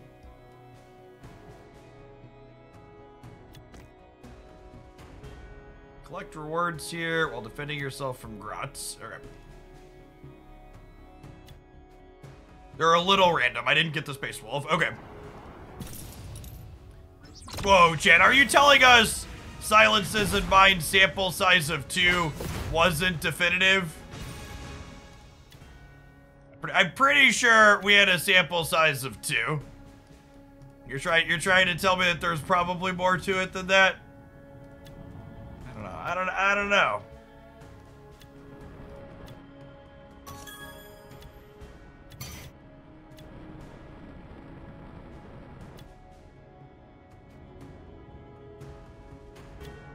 Yeah, maybe there's a smaller output range.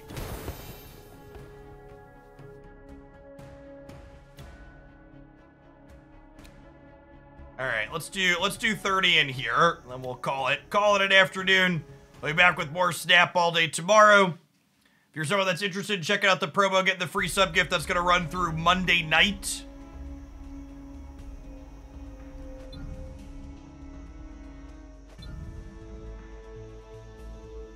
We haven't needed the medic at all. Let's see if I regret not having the medic for the boss fight here. I'll put another guy that does damages.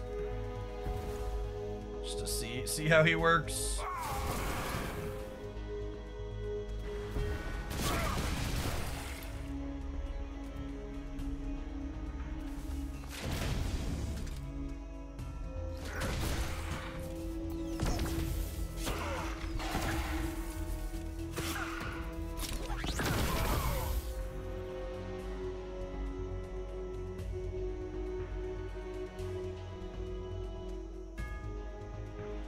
Chat! They just insta'd. He just insta'd one of our guys. Yikes. Alright, well let's drop the friend support in here before they get in, see what else gets insta'd. Alright, are we good? That was rude. It's the first time any of our people have died. At least he was kind of paper thin.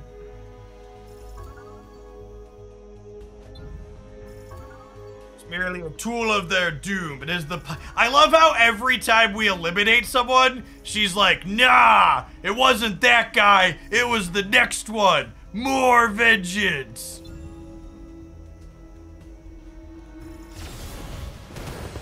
Just actually never happy. Gonna make sure there's always someone to run down. This one is just Android and iOS. No desktop app for this one. All right, we completed submissions in here. Let's clear out our dots before we call it an afternoon. Appreciate everybody that hung out through the end. Your vengeance is in another castle. Yeah, basically. Oh, we get access to him. Okay, sweet. He hit real hard. I assume there's a different, someone said there's a different campaign where we use those guys because they can't team up with our Space Marines. They don't get along.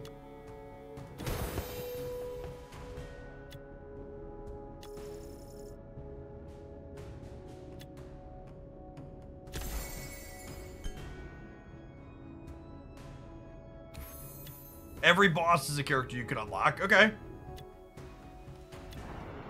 Get another requisition.